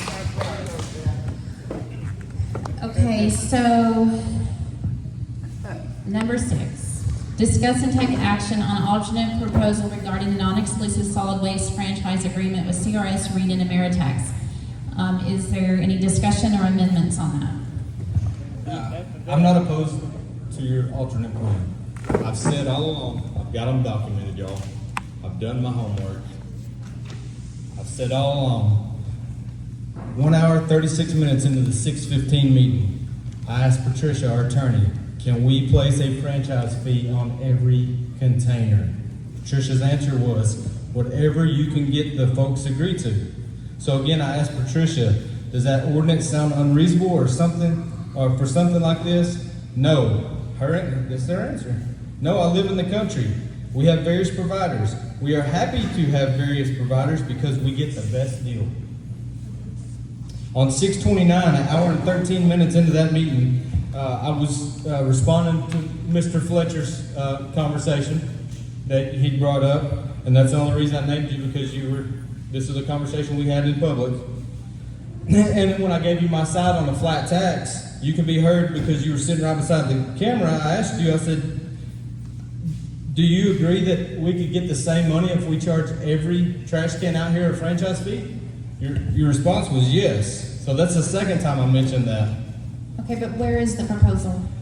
It's coming. Okay, I haven't seen it.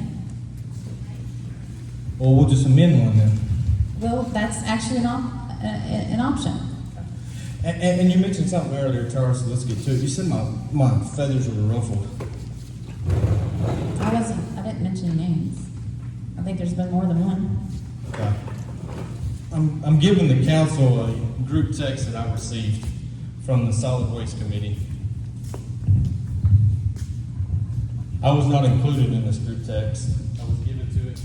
I was given this afterwards because my name was dropped many times in this group text. So here's why my feathers are ruffled, y'all. Because I'm passionate about this city, and I'm passionate about us gaining income, and I've made the proposal. Maybe I hadn't done it correctly. Tell me, hey, we need to get that right, Terry. Well, I'm not going to bore y'all guys, but I'm going to hit the highlights for y'all. First column. Now, I've redacted, out of fairness, I've redacted every subcommittee member's name and phone number, except for Taurus. First column, there's some chit-chat about one of the, there's some chit-chat before. First column, the budget allows for $47,000 roughly in franchise fees. This is Tara saying, how will that happen? I think we need Councilman Fowler to personally manage this. I do not have a problem managing this.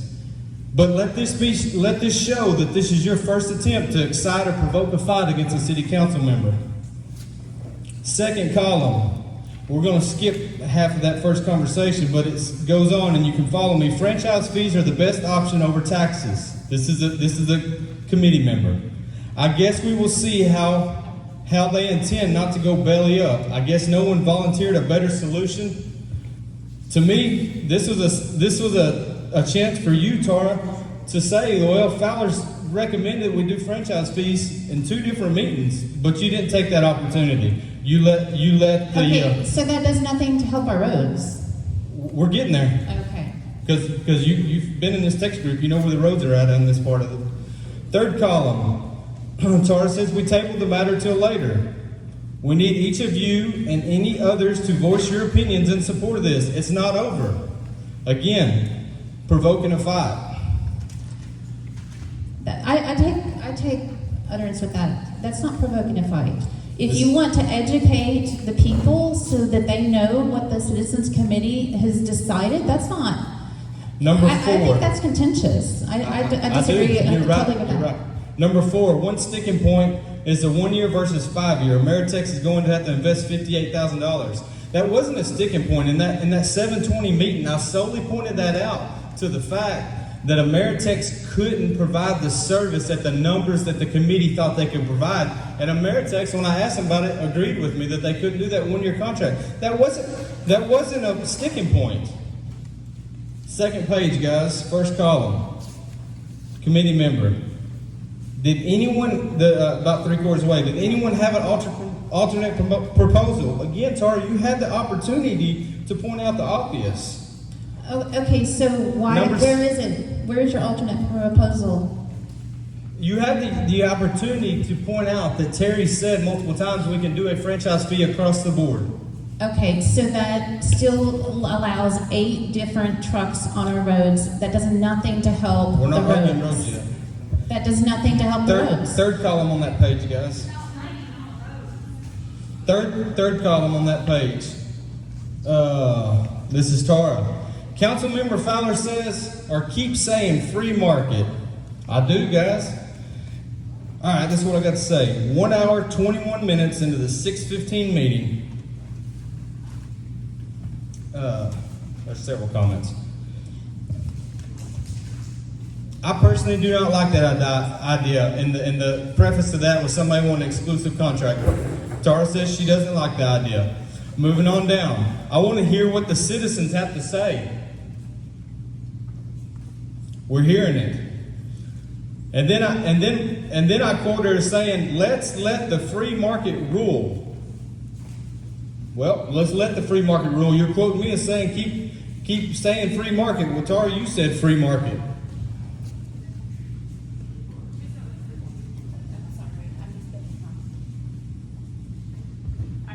Repeat that question, please. Number 6, you says, Councilmember Fowler keeps saying free market in quotations. Tara, I quote you as saying, let's let free market rule. To a point.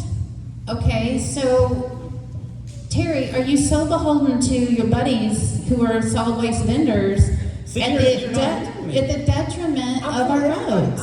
Okay, listen. I'm entitled to my own opinion, and as well as you are. But my opinion is that we have to cut the traffic, the big trucks on our roads. They are causing problems on our roads. Is there anybody who agrees with me? Okay. All right, so to allow willy-nilly all 7 or 8, however many services are on road does nothing to limit that. Nothing. We've had a lot of citizens say, Kevin Potts is one of them that I can quote, that these vendors are still going to use our roads because we didn't do a very good job of making a target type city. Okay, you'll see on this plan, okay, also on this negotiation, this alternate proposal, is that Ameritex has agreed to market to the ETJ, so we can, with the great price of $21 a month, $6.50 going to the town of Poetry, they can market to the ETJ. They do that all the time. They'll do a mass mailer, and they can do that. This is a proposal, okay? Every council member could have also worked on a proposal, okay? And why haven't they? You tell me why they haven't come to the table with a proposal for you, the citizens. I'm working hard to get a proposal because we've been at this 3 months. 3 months. Meanwhile, our bills are stacking up. We've forgone almost $2,700 a month by not making a decision. Okay? So we need to make a decision. This is ridiculous. It's absolutely ridiculous that we haven't come to the table with a decision. Meanwhile, Ameritex has already won 3 other towns in the interim, because other towns can make a decision. Tara, as you just pointed out, we've missed out on franchise fees so far because we haven't been able to make a decision. Those franchise fees could offset an RFP. Okay, well, I'm not paying for it. I'm just not paying for it. I'll pay for the RFP. Okay.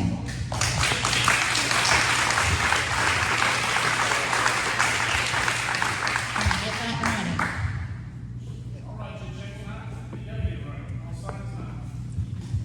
Okay, so. I'm not finished because Okay. I'm Go ahead. number 7, guys, 3rd column, right side. So committee member asked, so Fowler has no proposal, again, no response. So Tara, if you keep saying, well, Terry, why didn't you bring it to me in paper? We're all practicing this government new. I don't know. I know we've made a lot of amendments to proposals. So I'll take fault at that. I didn't bring y'all proposal, guys. I've told y'all many times what my idea was. It sounds like the citizens are good with it, but I apologize, okay?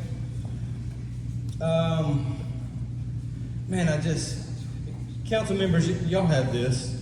Y'all please review this, but I think this is funny and I want to point it out. Somebody asked, Tara, who's in the group here? Y'all can't see the numbers. Brian, what is the first number of your area code? Of your cell phone? 8? Well, the number in question here is 214 number. But the answer to this question says Brian is the 214 number. And it's on the right side. Everybody with an iPhone will see that when you send a text, it's on the right side. Do you know who that Brian is, the 214 number? It's Brian French. You included Brian French in your subcommittee meeting. That's why you don't have this, Brian Vincent. And I don't think that, I hope, Brian, I don't think that you would want all this being discussed without you, being you was in the committee. Yeah. So there's several more derogatory, provoking fights, and I'm just There not were no for it. derogatory comments said. There were statements that we disagree with, and that we are able to disagree, right? We're able to disagree. I don't know, are we? You're not, sorry. So, council, please review this and take from it what you will. This is not appropriate government, guys, and that's what I've been preaching up here. This is not open, this is not transparent, and this is not the kind of government Okay, I'm so gonna support. you want to take your private text messages and display them every single time? You know, that's not really team. That's just not team. You're right, I'm not on the team with Tara. So that was an error. And of course okay, so the Citizens Committee started that, okay? They started that chain, all right? So, They ask you who's on here, and you reply, what's it at? I was approached on the text message by, you know. It doesn't matter. It really doesn't. There was nothing derogatory, nothing illegal. This was a It's committee. not illegal. And it's Then not, why are you it's bringing not it up? unethical. It's ridiculous. Because it's provoking a fight. It's going with your. No, I see you're the one provoking the fight. I'm wanting to get something done for our town.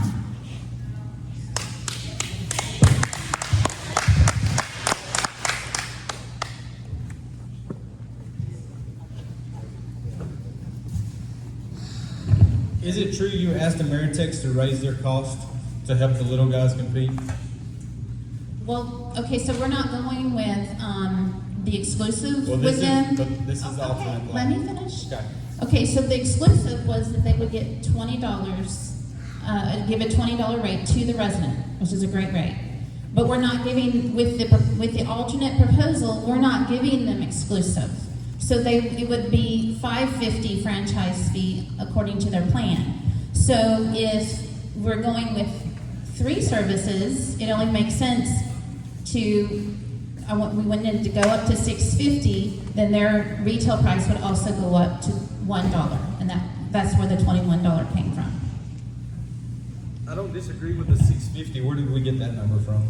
Because that was the number that we needed to meet our budget that we passed. And I'm good with that. I was just curious.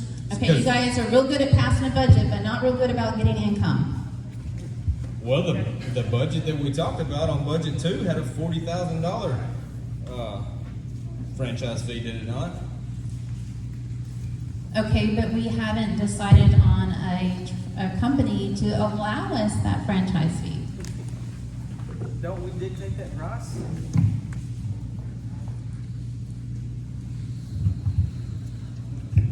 We could dictate the price to a certain extent, but at some point they could say, no, we're not going to provide service. So, I mean, that's part of the free market as well.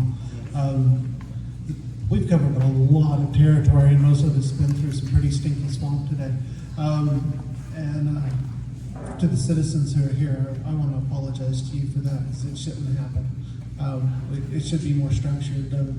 Mr. Jaffe had brought up a point that we're going to talk about probably later, of introducing some rules of order, and I was pretty much against that until tonight, so we'll have a more open conversation. So again, I apologize to the citizens that you had to see that. Yeah, I think I'm going to hold my tongue for a little bit, practice a little of what I'm preaching. Well, amen to that. And, you know, this is part of just the growing pains of being in a council. I mean, this is our first, within the first few months of us meeting. I mean, got to give everybody a little grace here. And I think I've been actually enlightened. I'm really grateful for everybody who came up here. So please don't feel like it was completely worthless, because at the very least you helped me. And I think I know what I'm ready to do, but I want to ask, can we make a separate proposal than what we're looking at here? Because as far as I know, the point of discussion is just to see if we're approving this one. That is the item on the agenda. It can be amended. So are there any amendments? Are there any other discussion about the item on the sheet, the proposal on the sheet? It does provide, and maybe I should read it. Everyone have seen this?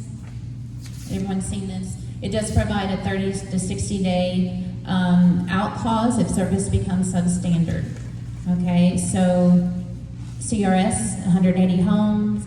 I guess start at the top. Ameritax, 75%, 488 homes. So it would be those from Titan, Homeland, Blackjack, HHW, Ferris, Waste Connections, EISI, Progressive, or any dumpsters or roll-offs. Okay, once 500 residential homes, that's 12 additional, then it would provide recycling bin for our town. That's the big recycling bin. We could have that in our town. Okay, and that's one reason that in this proposal that I chose Ameritax, okay, because they have that service, and I've heard from a lot of you who want that.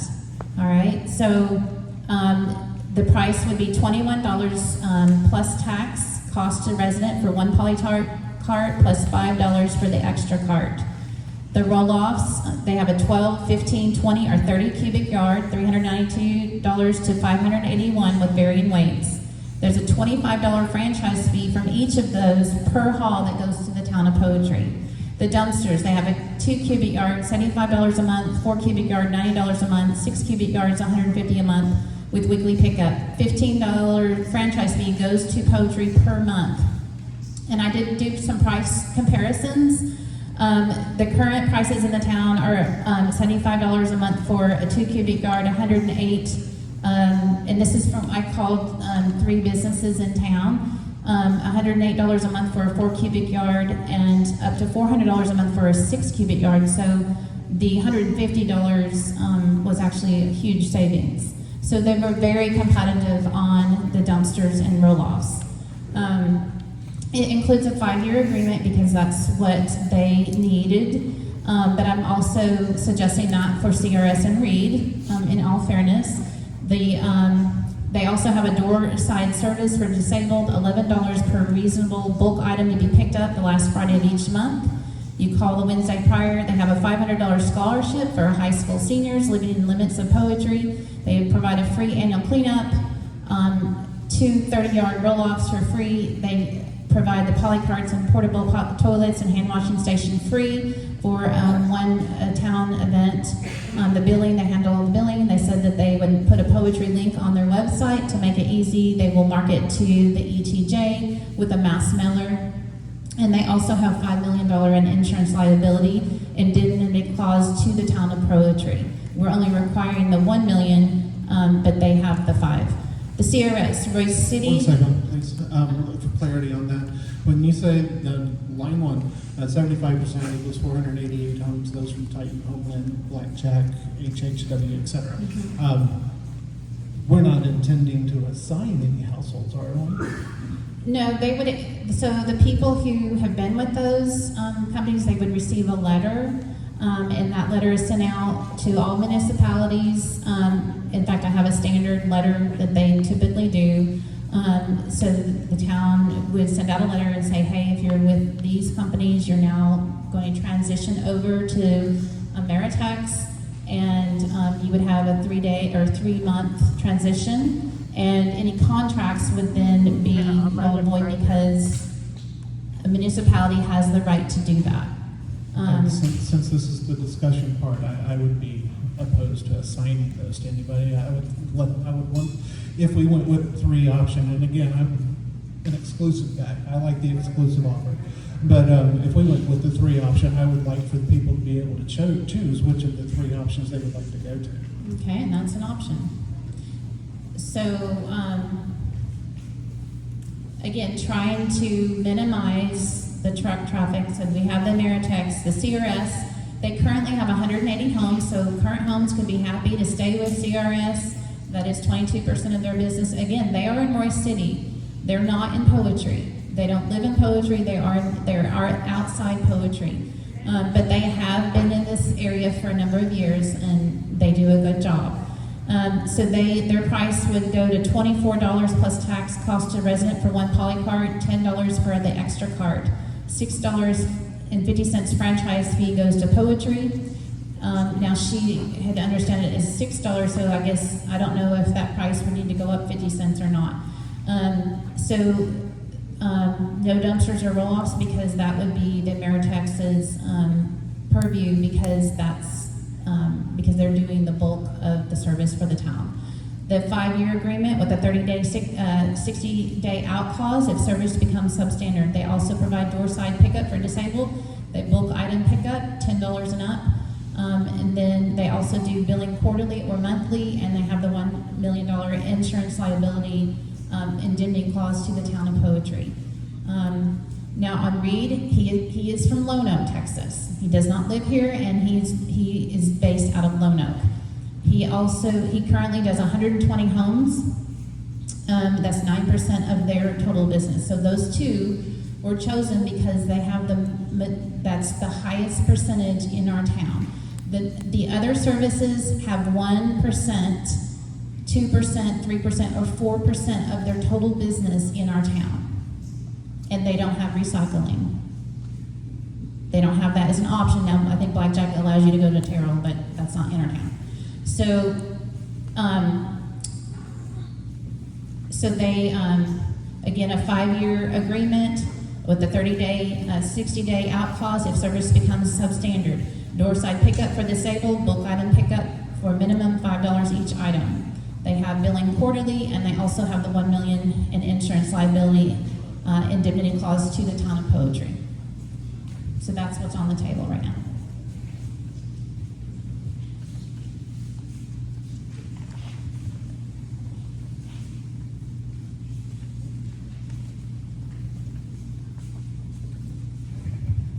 Make a motion, we vote for alternative plan that was just read, which includes Ameritex, CRS, and Reed. Even with as much discussion as we've had tonight, I don't think that we've discussed that sufficiently to vote for it. But there is a motion. Okay, so do you want to discuss anything? Well, with me, right now I don't run my own business, but I have, and I came here ready to vote tonight, and then this discussion happened. I'm glad to hear the discussion. I've had discussions with other people away from here, and I believe that most people would rather talk to people that they agree with. So if some people talk to me about things that may not talk to other people here. So there is a broader opinion than what shows up in this room. So like I said, I was here ready to vote for those people, but having run a business in the past, I don't think that we've necessarily treated the businesses in our community fairly. And I think we need that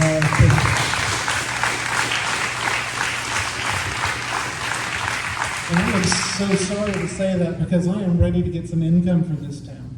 Brian, I'd point out one of the things that we learned in the seminar that we were in for new councilmen and mayors is that we are not public citizens. We represent them. We're stewards. Our role is to represent them as the best stewards that we can.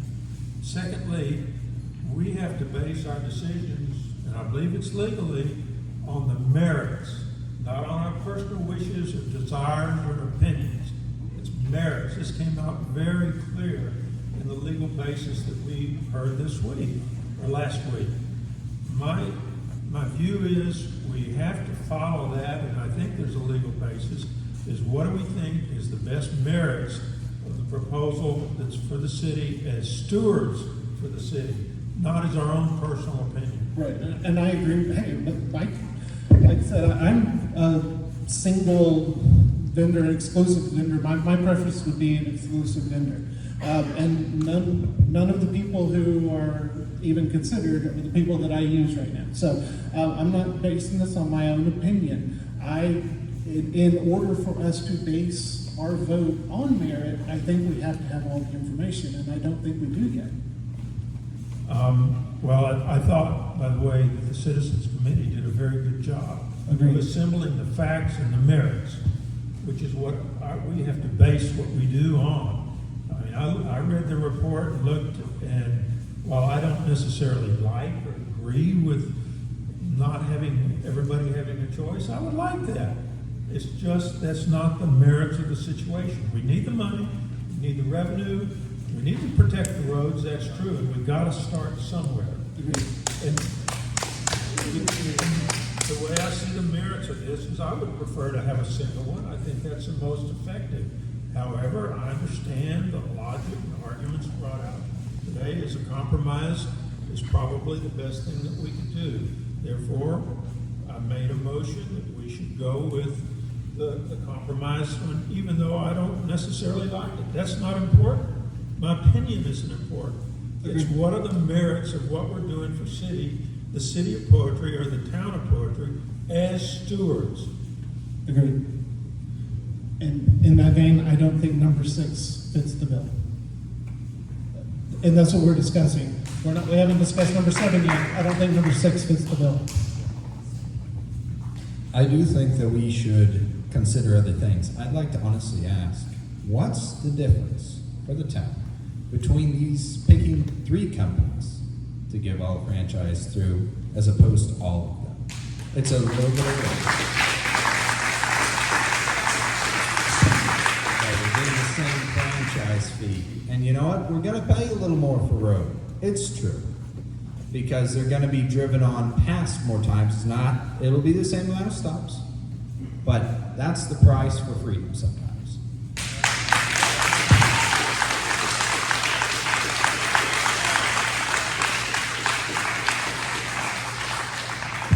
Well, and to add to what you said, Simeon, I have kind of been more aware of trash trucks lately as we've belabored this point. And one of the things that I think I've come to realize is the ones who have the biggest 4 and 5 axle trucks, and they're monsters, and I can only imagine what those things weigh, have already told us they have no interest in our business unless they get 100% of it with guarantees and long-term contracts. So if we had a simple arrangement that requires a sign-up fee or monthly fee, and then we tell them what the franchise fee, we are automatically, in my opinion, going to get rid of the biggest offenders so far as weight and damage to the road. So I don't support this. I think your idea is a good one, Simeon. Let's just let the market sort of work it out. Maybe someday we have an exclusive, but again, this wasn't on my list of things I wanted to do my first year in office, so not a fan.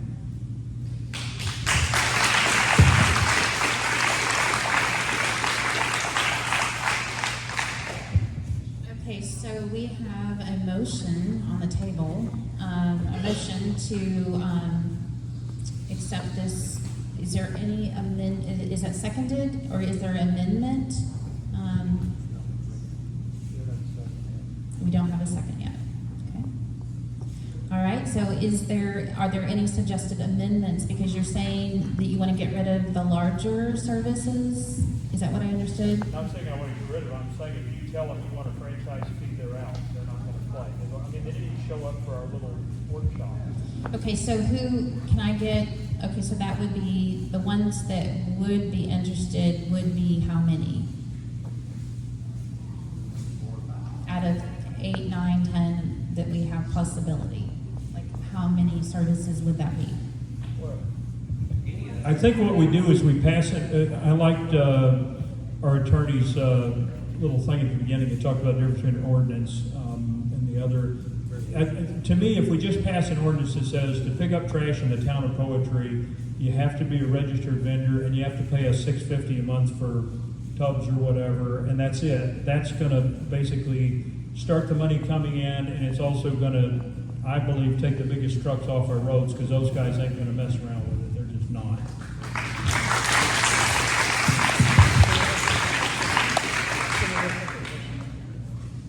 Do you have something to say, Patricia?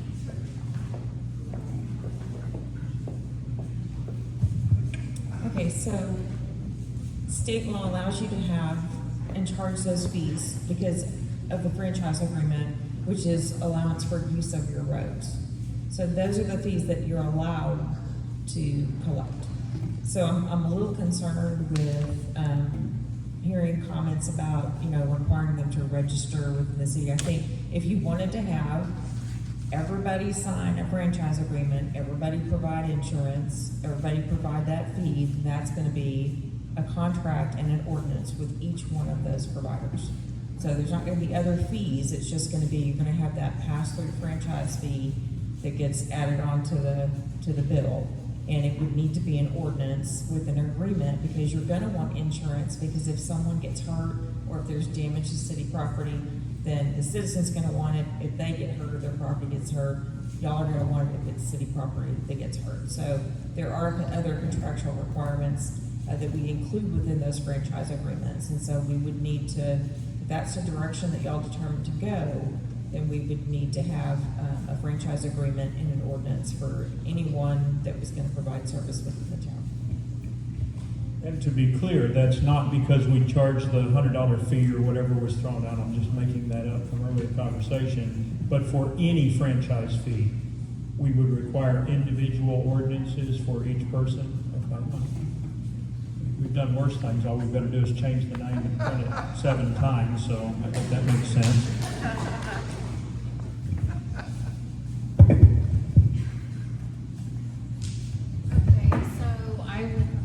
That we have council members come up with that ordinance. If that's something that you want to do, it's 3 months down the road. But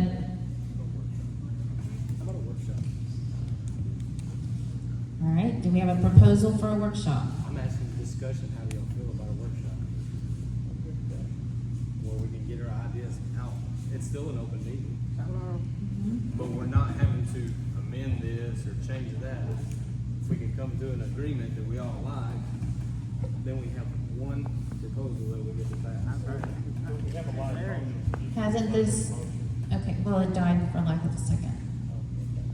So, okay, so this has been kind of like a workshop, I think. I mean, we've had, so, I mean, I don't know that, so I don't know, I mean, this is such a volatile subject for, I guess, a number of reasons. Any ideas?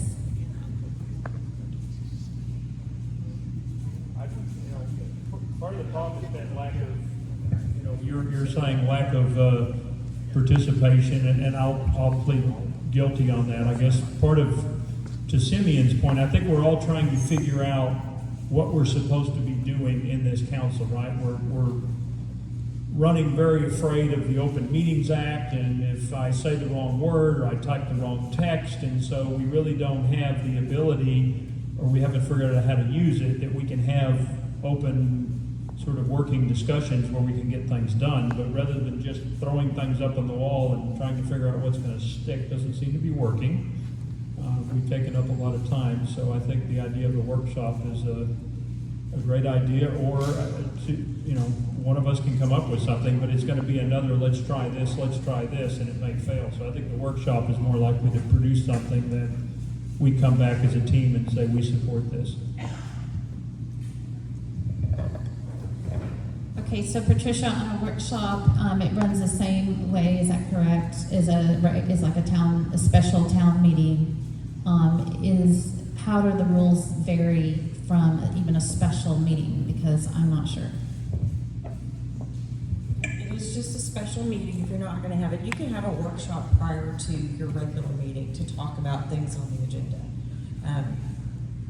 Or things that would, in this case, probably go on the next agenda if you don't have enough of a consensus. So, it would just be a regular meeting. It would be the council really having a discussion. Generally, when there's no action being taken, residents aren't gonna come up and give their public input. But y'all can determine how you wanna structure that, if you wanna have your own conversation, or if you wanna take any initial comments. I think you've heard quite a few of those this evening, so, you sure have, I'm sure, lots of different notes and things. So y'all could take all those, what you've heard tonight, and talk about that, or y'all could come together, listen to anybody else's ideas and talk about those. I mean, it's really up to y'all, but the whole purpose of the workshop is to allow this body to talk through and work through and get an idea of what your thoughts are on certain things so that you know where to go. Certainly any member can propose anything and ask that it be put on the agenda, but y'all are so new and working together that, it would probably be helpful to have a workshop to talk about 2 or 3 large topics and what y'all's thoughts are on those. That's just a suggestion.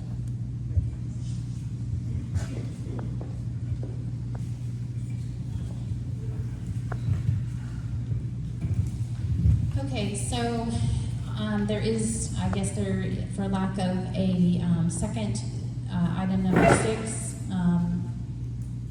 is dead. So do I have a motion for something else?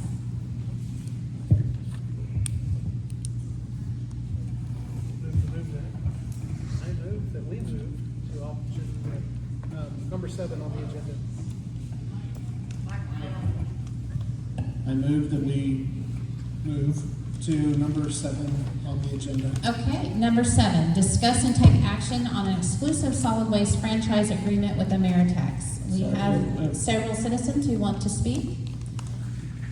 Sorry, it wasn't seconded. Oh, you're right. I apologize. It's getting late. Okay.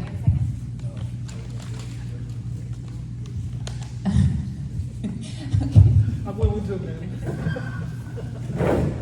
All right, so he was asking for a restroom break. So, okay, it's been made a motion. We're going to have a 5-minute recess. 5 minutes, and that's passed.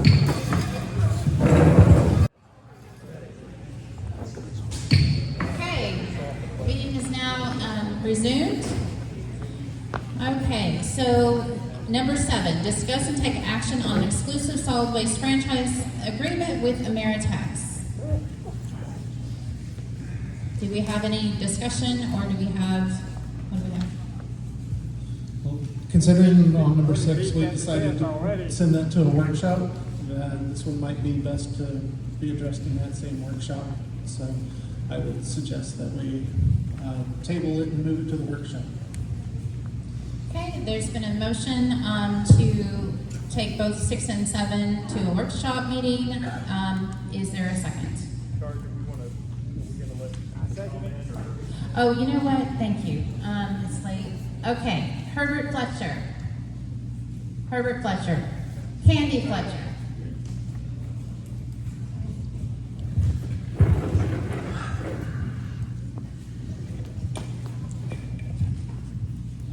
I did have a question about the using exclusive versus using the 3 vendors. If we do exclusive, will we be making more revenue for our town versus the 3? I've heard the $650, I've heard $550 if we get 50%. That's a question. It doesn't appear. Okay, so the alternate plan, we hope to get the same amount because we passed a budget that we need that money. Okay. But honestly, I don't know that we all know, but I do think that if we go with 3, we actually might even make more, because you have people in the ETJ who might be happy with, other services, but we don't really know for sure. Okay. And because it depends on the citizens to respond, right? Okay. And are the other trash services going to have an opportunity to rebid at this point? I guess that if we're sending it to workshop, then possibly. Okay. It depends on what comes in workshop. Okay. Well, this is something that we've talked about in our household a lot. Right now, we're like that 18-year-old kid that's just gotten out of his mom and dad's house. He can barely afford trash service, let alone his rent, his car payment. I need new tires. We've got to get the money from somewhere for our town. Honestly, I could care less if Ameritex does recycling.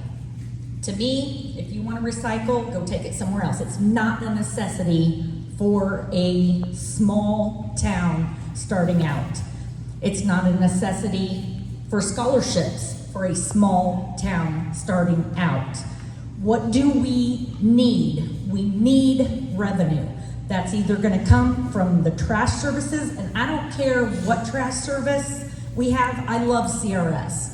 I would love to see them be the exclusive contract, but I'm one of many, and I know I'm against the grain on this. I've heard. I'm surprised. I am really surprised because I really thought people would want exclusive service. Yes, the trash trucks do go to the sides of the roads. Sorry, I see it all the time. They go to the sides. They are breaking up our roads. So the fewer trucks we can get, and yes, they still are transporting the same amount of trash, but that's how many trucks, an extra 40 to 60,000 pounds, whatever they are, going on our roads. Okay, thank you, Candy. Thank you. Okay, Jim Cook. Okay, Kinsey Salisbury.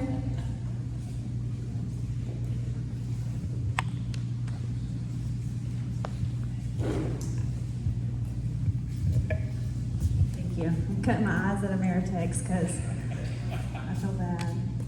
Listen, it's nothing against y'all. It is strictly how this got to where it is. So, all the discussion before, I mean, all I'm seeing in my mind is lawsuits. Poetry cannot afford it. It's just not possible.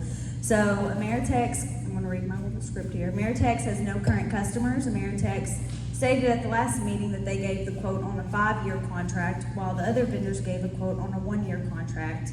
Being the council and the trash committee, I don't understand how they cannot go back to the other vendors and make it a fair representation and get a 1-year on all of them or get a 5-year on all of them. I request that the council please consider that also all of our current local providers are still going to be coming down these roads to the ETJ. Surrounding areas and a flat franchise fee would still bring the money for our roads. The issue is getting money for our roads, not providing porta potties and recycling for a town that currently only has 1 festival a year. The mayor stated on Nextdoor that it is possible that an unapproved vendor could be fined $1,000 for occurrence for servicing within the limits. Who would execute and process such fines? The ETJ should be maintained by the county taxes, and that's another reason why it's important to have not just the mayor handling these interlocal agreements. We are Poetry. We aren't like these other towns. The plan was to keep Poetry country. If that's the case, then we need to keep as little change as possible while still providing what we must. Let's not choke out the vendors who have been good to us for so many years and who have a history with Poetry.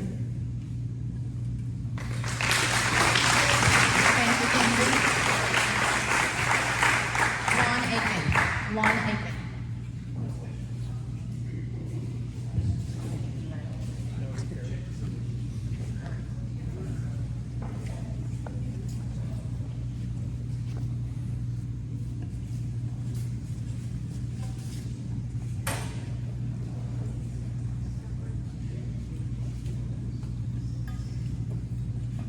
this thing we have done tonight, really should never even come up.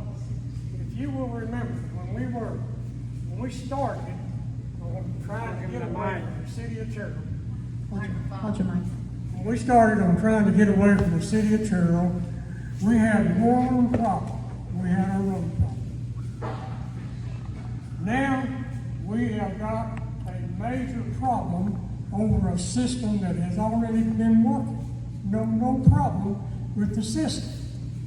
What we're after is money. And I understand it takes money to take care of roads. But the first thing you do, and I've run several little businesses, first thing you do is you find out where the problem is to start with. The problem is, a lot of the problem with our road are the people that drive on it. It's not the trucks, it's the idiots that do the driving from bar ditch to bar ditch, and if they get a smooth road, they'll be driving 60 miles an hour. Now, most of us old folks, and there's a few of us in here tonight, was raised on mud roads. We didn't have no roads. And the people that were on those roads had to fix those roads. And I can guarantee you, when a man worked all summer trying to get his ditch to drain in front of his house, if some 40-year-old kid run off in it and messed that ditch up, when he come back, that man be standing in the road with a shotgun. And when he got there, when he got done with the kid, if he didn't kill him, he wasn't going to do it no more. Now, a lot of people don't understand about this country people. We got a lot of people out here that were raised in the city, don't know nothing about what a country person is. A country person is one like that man I'm telling you about, and that same man, the next day he hears from his neighbor that his neighbor's wife is sick. He will leave his work and go down and help that neighbor, and if he's got $100, he'll give him $100. The city people today don't do that. They don't know nothing about what it is to be country. And what we're losing out here in this town is we're losing the country way of life. Everybody wants country ways, but they want to bring their city ways with them. Now, I know that I'm stepping on a lot of toes. Really don't make me no difference. I'm going to tell you what I think. And Thank you, Vaughn. this road Your business, time is up. Thank you, Vaughn. Thank you so much.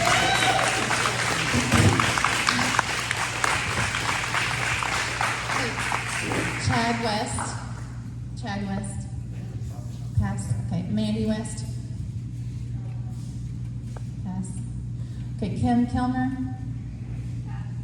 Okay. All right, there we go.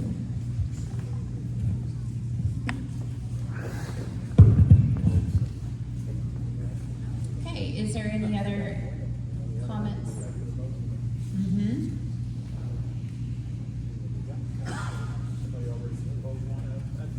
I moved that we moved it to 7. Okay, so there's been a motion and a second that we move number 7 to a workshop meeting. All those in favor? We already did 6. Yeah, okay. All those in favor? And that passes unanimously. Okay. Number 8. Discuss and take action on ordinance number 2021-0803 of the Town Council of the Town of Poetry, Texas, amending ordinance number 2021-601 to update the provisions governing appointment of a town secretary and potential deputy town secretary. And the reason that it is kind of worded that way is I talked to Mayor Craig and I said, Mayor Craig, how do you get a secretary? He said, well, we had to pay them. And they actually have 2. One works Monday and Tuesday, 6 hours, and the other one works Wednesday and Thursday, 6 hours. They pay them $15 an hour, and that's voila. They have their city secretary. He said one is really good at accounting, the other one does all the filing, the research, the the grammatical ordinances and does all the those type of things, the filing and that kind of thing. So that we don't have to revisit this again, we just wanted to put that in the position. So maybe there's someone who doesn't want to work 15, 20 hours a week, but maybe it could be shared, and that's an option with this proposal on this ordinance. Is there any discussion? Yeah, you had mentioned $15 an hour, but it's not stated in the ordinance that it's $15 an hour. It's stated that the town council will set the salary. For clarity's sake, I just want to make sure that was that's just a not, reference. Yeah, that's not the number that's being proposed at this point. There's not a number being proposed at this point. So I move to pass the ordinance as written. Just a point of clarification, maybe you said this, Tara, but I didn't hear it. Is this going to be a 1099 position, or is this part-time, or are we going to have to be burdened with taxes or any of that, or can we just do like a contract?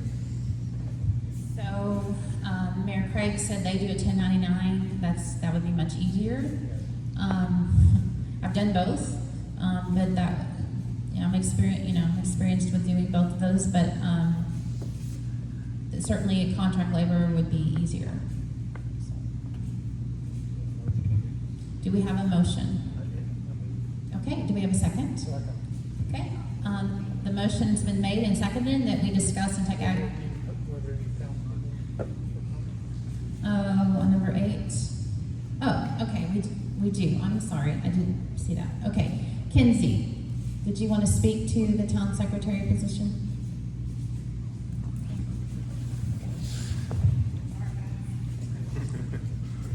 Who does she work for?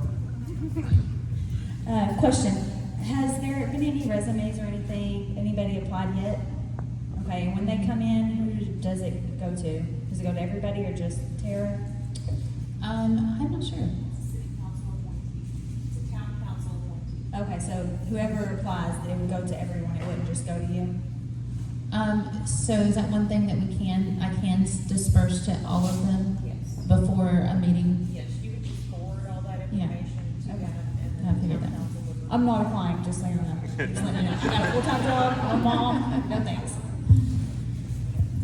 Okay, so So, Tricia, do we need to put any detail in here about compensation or 1099 or any of that, or that's just at our That's a discretion? budget, that's in your budget, and then y'all will decide that So issue. this is all.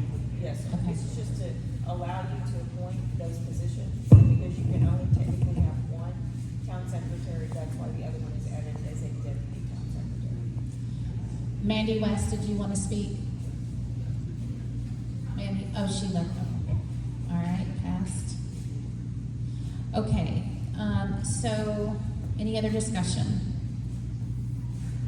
I think we have a motion and it's been seconded to accept this ordinance as written. All those in favor, raise your hand. All those opposed, and it's unanimous.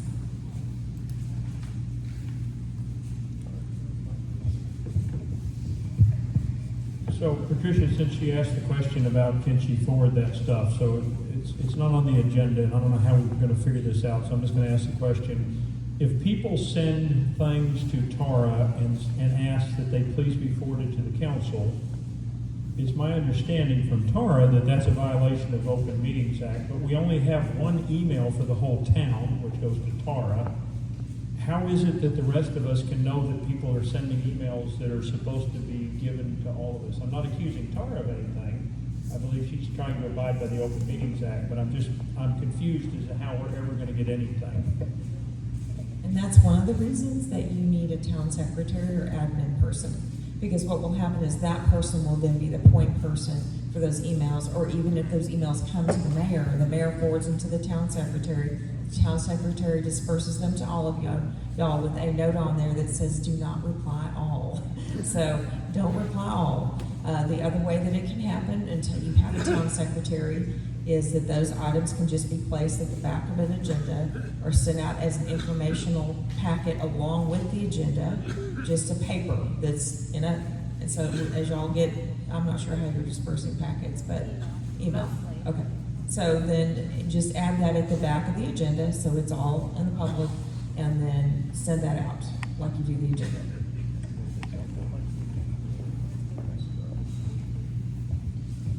Okay, good question. Okay, so now we hope to, once we have some money coming in, we hope to, and it's in our budget, to be able to have councilmember.jaffe@poetrytexas.org, but we don't have the money for that right now. So that would help a lot. So if you send something and you want it to go to all of us, that's breaking Open Meetings Act. So I apologize, but we can't do that right now. So if that's just the way it is. Okay, so I think we have a motion and a second. We did pass it unanimously. Okay. Number 9, discuss and consider any needed modifications to the fiscal year 21-22 town budget. Changes are in color. And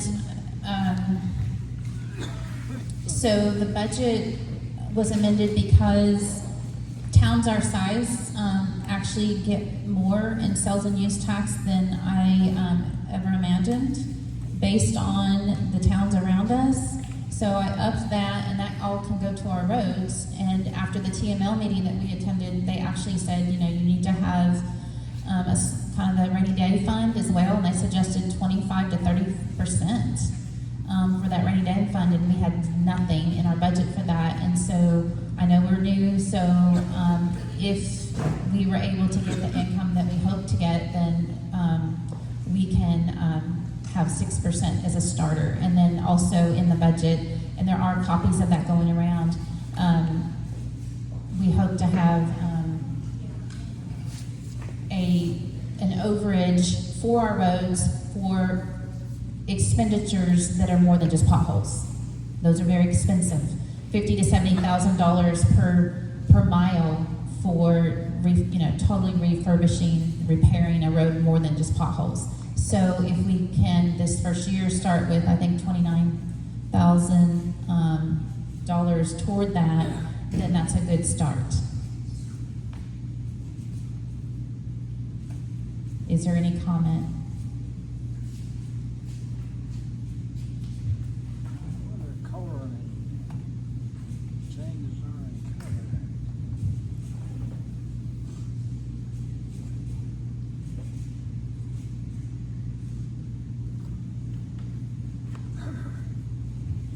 As far as comment goes, I hate adding a new line item for expenses when we haven't even satisfied anything under the revenue yet.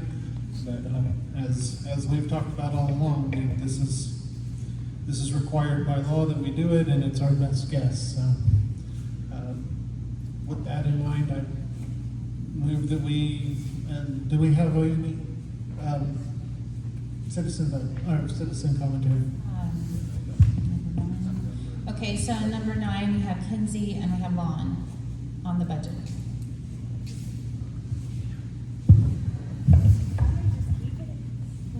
Just keep the microphone. Talk slowly. I'll talk slowly. I'll do better. So the interlocal agreements affect the budget. And another reason the mayor does not need to be the only person who executes these agreements and necessary counterparts. It's too vague, and with as little revenue as we're going to be getting, we need to make every penny count. I do not have faith that our current mayor will be able to manage these arrangements in a manner that won't be biased, just like threatening to fine vendors $1,000 to continue servicing with no regards to how that is even feasible. We need to have checks and balances in place with these interlocal agreements because they are such a key part of our budget. If we can't afford to be a town, I don't understand how we got into this place, or this position in the first place.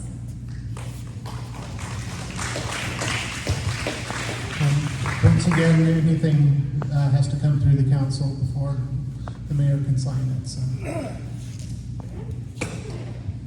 Okay, Lon Aiken, did you want to speak? He's passing, okay. Too far to walk. All right, so, Simeon.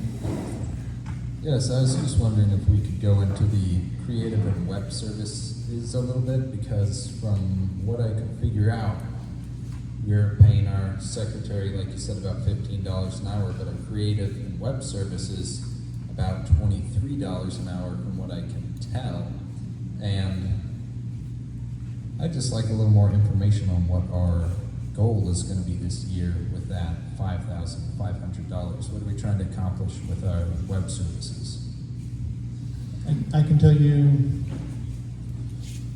in 1997, I was running an internet company and I was paying my creative services $45 an hour at that time. So 23 is a pretty good price.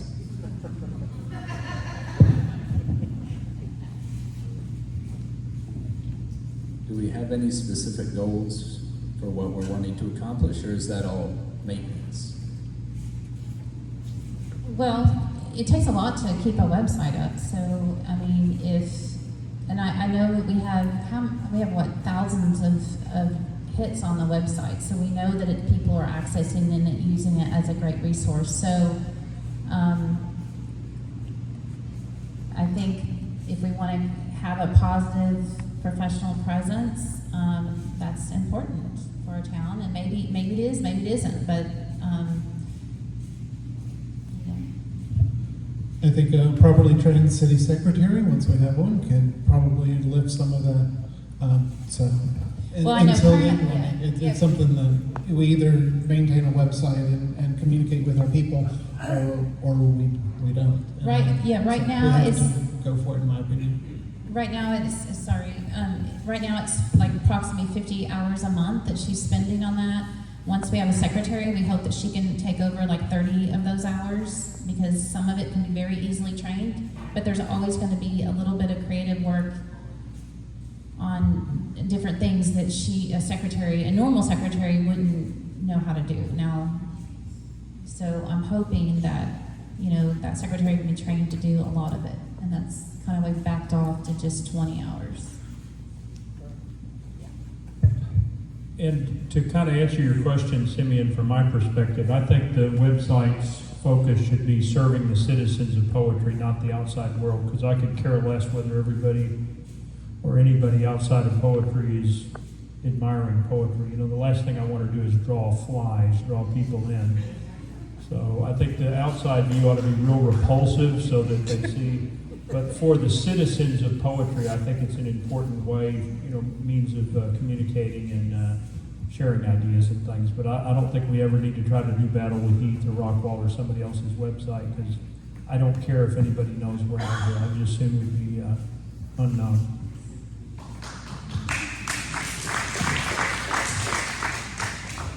So, we do get a lot of, I've had several emails from people who have gone to the website, gotten contact, and they've gotten a hold of us, and so it's working. I think it's working. Can it be improved? Probably.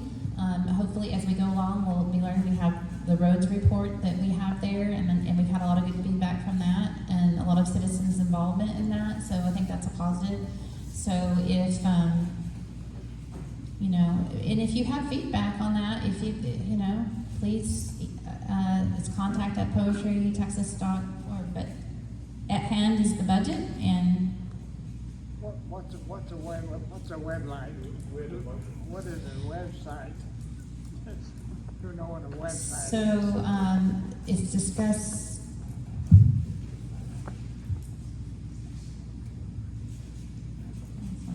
discuss and consider any needed modifications to the fiscal year 21-22 town budget, and the changes are in.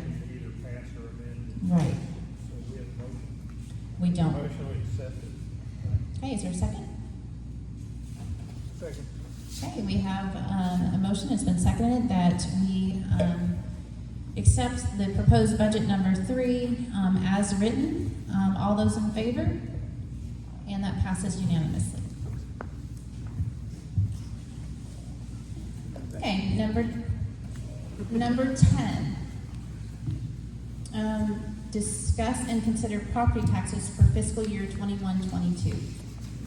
Now, the reason when I sent the agenda to Patricia, it did not say this. She amended that. I understood that we had to We have another mayor who, in fact, it was Craig, he said they had to officially announce that for this next year, they're gonna have 0 property tax. I'm like, oh, so, okay, maybe we have to too, so that's why I said put it on the agenda so we can talk about it and then move on, hopefully. So then that came back, Patricia said, we will word it this way, so that's where we are. So, as we just passed this budget, there is no property tax revenue in here, so just so you know. But an official statement apparently needs to be made. I move that we reject property tax for fiscal year 21-22.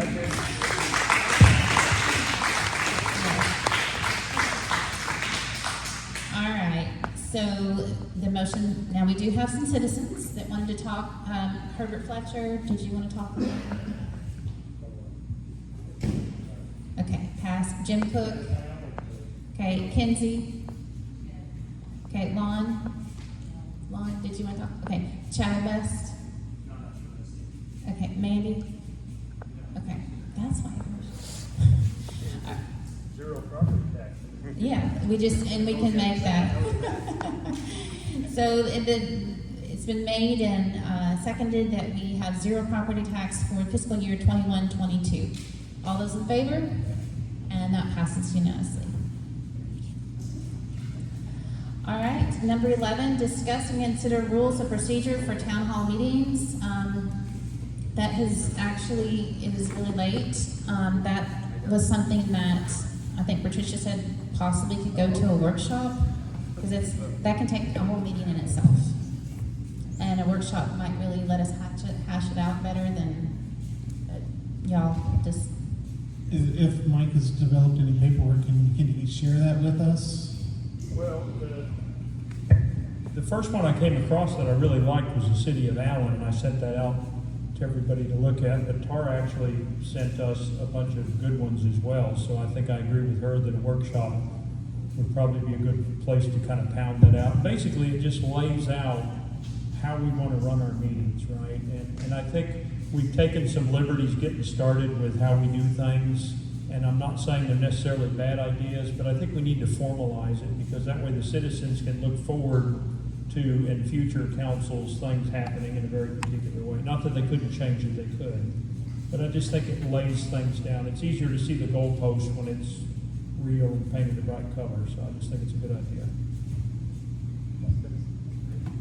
On the citizens' comments, it's Kinsey and Mandy West. Okay, passed on that. Okay, so the rules of procedure, when we first, of course, none of us have been in this position. So I reached out to TML. Will Trevino is the attorney there, and I said, "How do you do this?" And he gave me a lot of the paperwork that I sent to the council members, and I said, what can we do? And of course, he gave us some guidelines, so I just ran with it. Absolutely, we can do a rules of procedure, and we need to. And now that we have a little bit of time under our belt, maybe we know better what we like and we don't like. So I'm looking forward to that, actually. So, all right. So, did we vote on that? Can it be the same workshop as trash? It's a workshop, right? Can that be the same workshop? Okay. Okay, so is there a, there's... I'll make a motion, we move the rules and procedures to a workshop. Okay. There's a motion, and it's been seconded that we move number 11, consider the rules of procedure for town hall meetings, to a workshop meeting. All those in favor?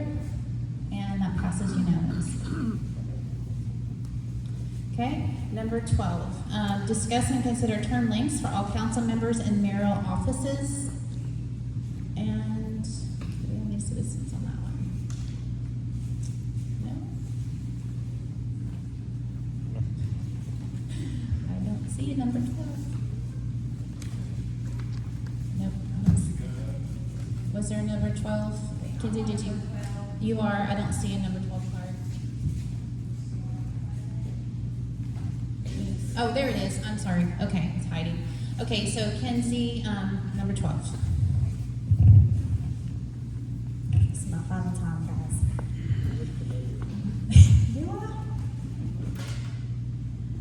so Poetry was selected a type A city. A mayor is a 2-term position with the option of a 4-year term if voted on, per the local government code section 22.035, if I'm getting technical.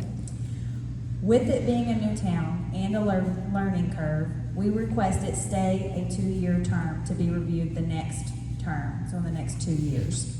Since it is a strong council member platform, we would also like to suggest that the top 2 members with the most votes at the most recent election get a 4-year term to assist with any transitions.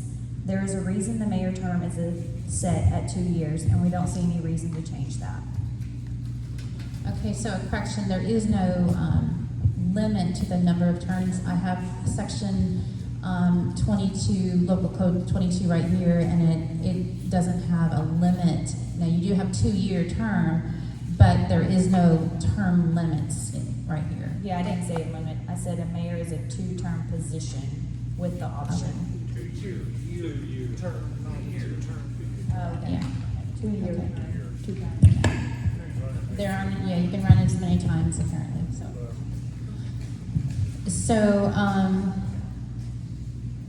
okay, so now we have Lon Aiken.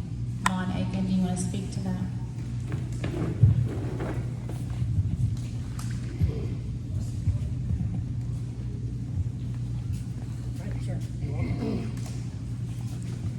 My suggestion on this, being we're starting out brand new, I would suggest that we keep these term limits as short as possible for first 2 or 3 or 4 or 5 years. That way it gives the people a chance to figure out which one of the people they want to vote for, and it also will scatter the council out in more of the town. People have a chance to run a little bit quicker than they would if you had long-term limits. I don't know how short you can do it, but my suggestion is do it as short as you possibly can, and you have to work that out with your, whatever the law says. That's all I got on that. Okay, so one point of factual, what a lot of towns do is they alternate because it is very hard on a town to lose all their council at once. That's why they stagger them typically. All right, so we've got Chad West. Chad West.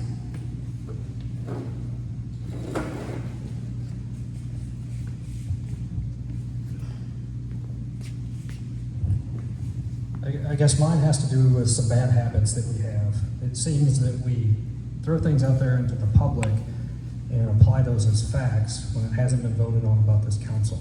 There's been information provided to this town saying that the mayor is a 4-year term. We've talked about our Campground Church as a town hall that hasn't been accomplished. And I think we need to be wary of ourselves of passing things off that are fact that have not been voted on. If this council hasn't voted on it, then it's not part of the law.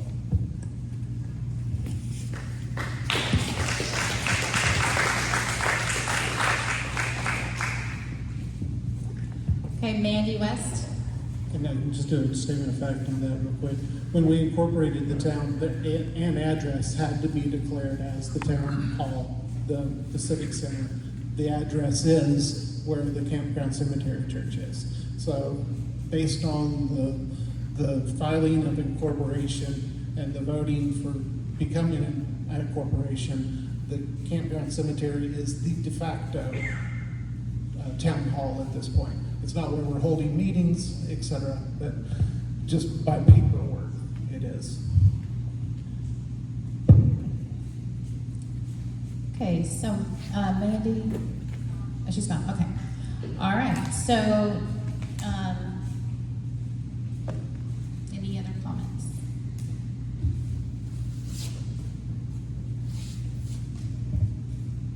So I think to the point that was made just a few minutes ago, one of the challenges I see, and it seems to be addressed in the Texas Local Government Code, is the idea that the council is going to turn over every 2 years 100% of it. And so what they recommend is that you sort of agree upon yourselves who's going to serve 1-year terms and who's going to serve 2-year for the first round.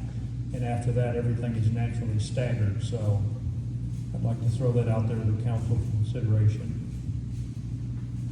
Alphabetical.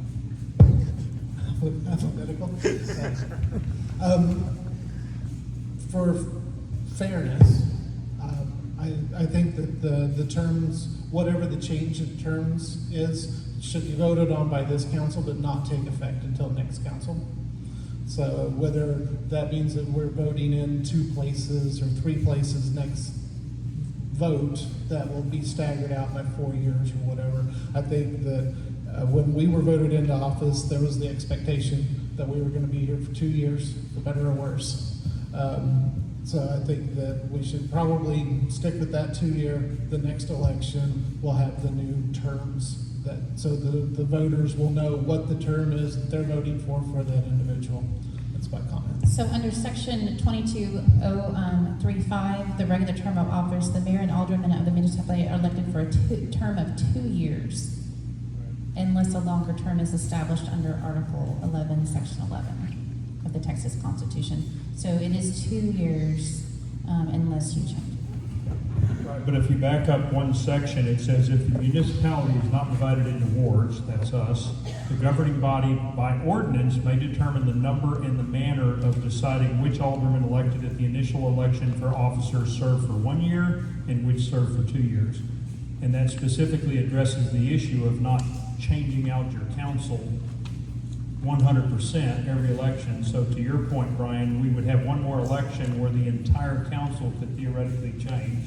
There could be 5 other people, God willing.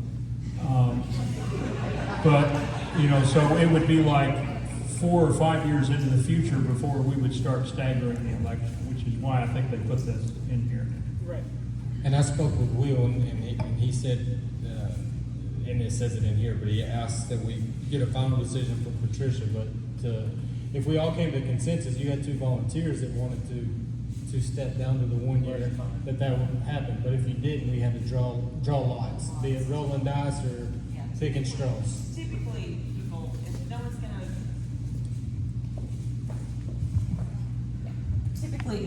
some people will say, okay, I'll do that, but if not, then it is drawing lots. That's generally how you do it.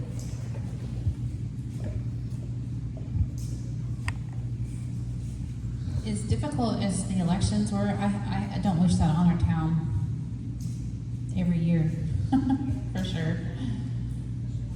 So, or even every other year, but I guess we gotta do what we gotta do, but it's just a difficult process, and it's a lot of money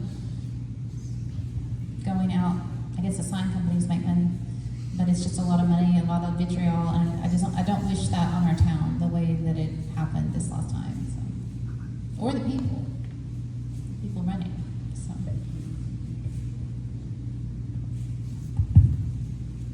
I'm also for that. I'd like us to be staggered, but I also don't want to see those signs every single year. So perhaps we can find a compromise. Is there anything any suggestions you have, Patricia?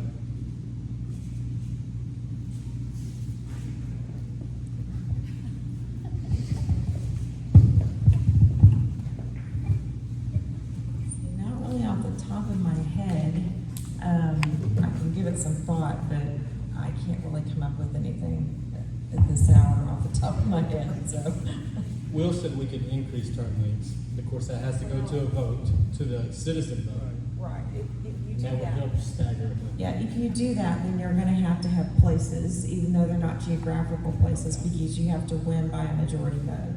So you can do 3-year terms, but you're still going to need to stagger, because you'll still have everybody up at the same time. Then if you do that, I guess you could. I don't think you can do it with. I don't think you can have differences amongst the council folks. I think it's either the entire council has 3 or the entire council has 2. I could be wrong, but I think that's the case.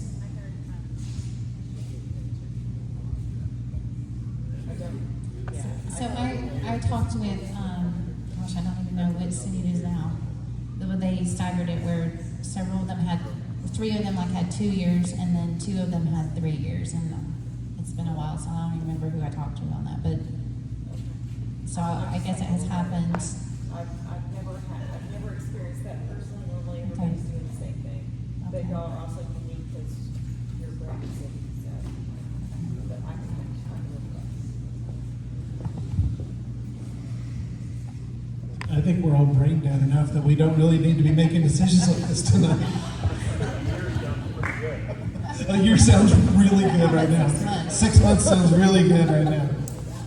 Okay. So I would like to move that we postpone further consideration to some other time down the road when we're more well rested. I guess to dispel what Chad said, though, do we concede that, I mean, I have the Texas Constitution, which says as well as the local government code, the mayor is 2 years, everybody else is 2 years. So at a worst case, we're 2 years all the way across. We're not 4, 6, 8. We'd have to go back to the ballot to change that. So that kind of takes care of the rumor mill, whatever's going on. Yeah, and I apologize. So on the election, it was all very new. We had read some language where it was 4 years, but apparently that was a town that had voted on the mayoral office being 4. So I realized it after the election that, it says 2. So, but that was reading, and that's the problem with consulting other towns. They've already gotten all their legalese done and changed things. So, but the code does say 2.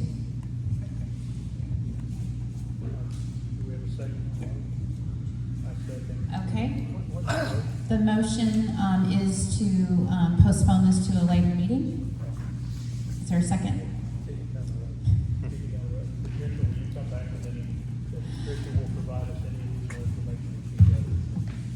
Okay. So the motion has been made and seconded to discuss and consider term lengths for council members and mayor officers at a later meeting. All those in favor? And that passes unanimously. Okay, general public comments. Kevin, you want to pass? Okay. All right, so there's been a motion to adjourn. Do we have a second? Have you signed up to speak? No, but I would just like to ask if I can pray us out. It's been a rough night. Yes. I don't have a problem with that. Is there? All right, we make a motion to let Robert pray for us. We need it.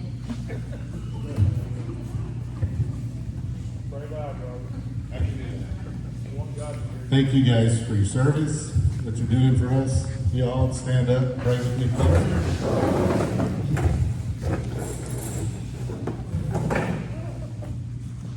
Father God, great and awesome God, we just thank you, God, for your mercy and your blessings. And I just pray, Father, that you be with the folks here who were elected to serve and chose to run to the election, do this, and be here. And I pray for this, everybody that was here this evening.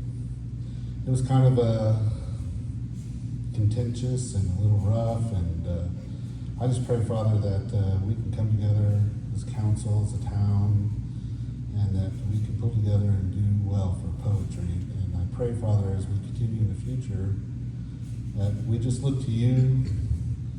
We ask wisdom from the Holy Spirit, and we just continue to uplift you and glorify you, Father. And just ask that everybody who come here, pray for they leave tonight safe and get home. In Jesus' name, amen.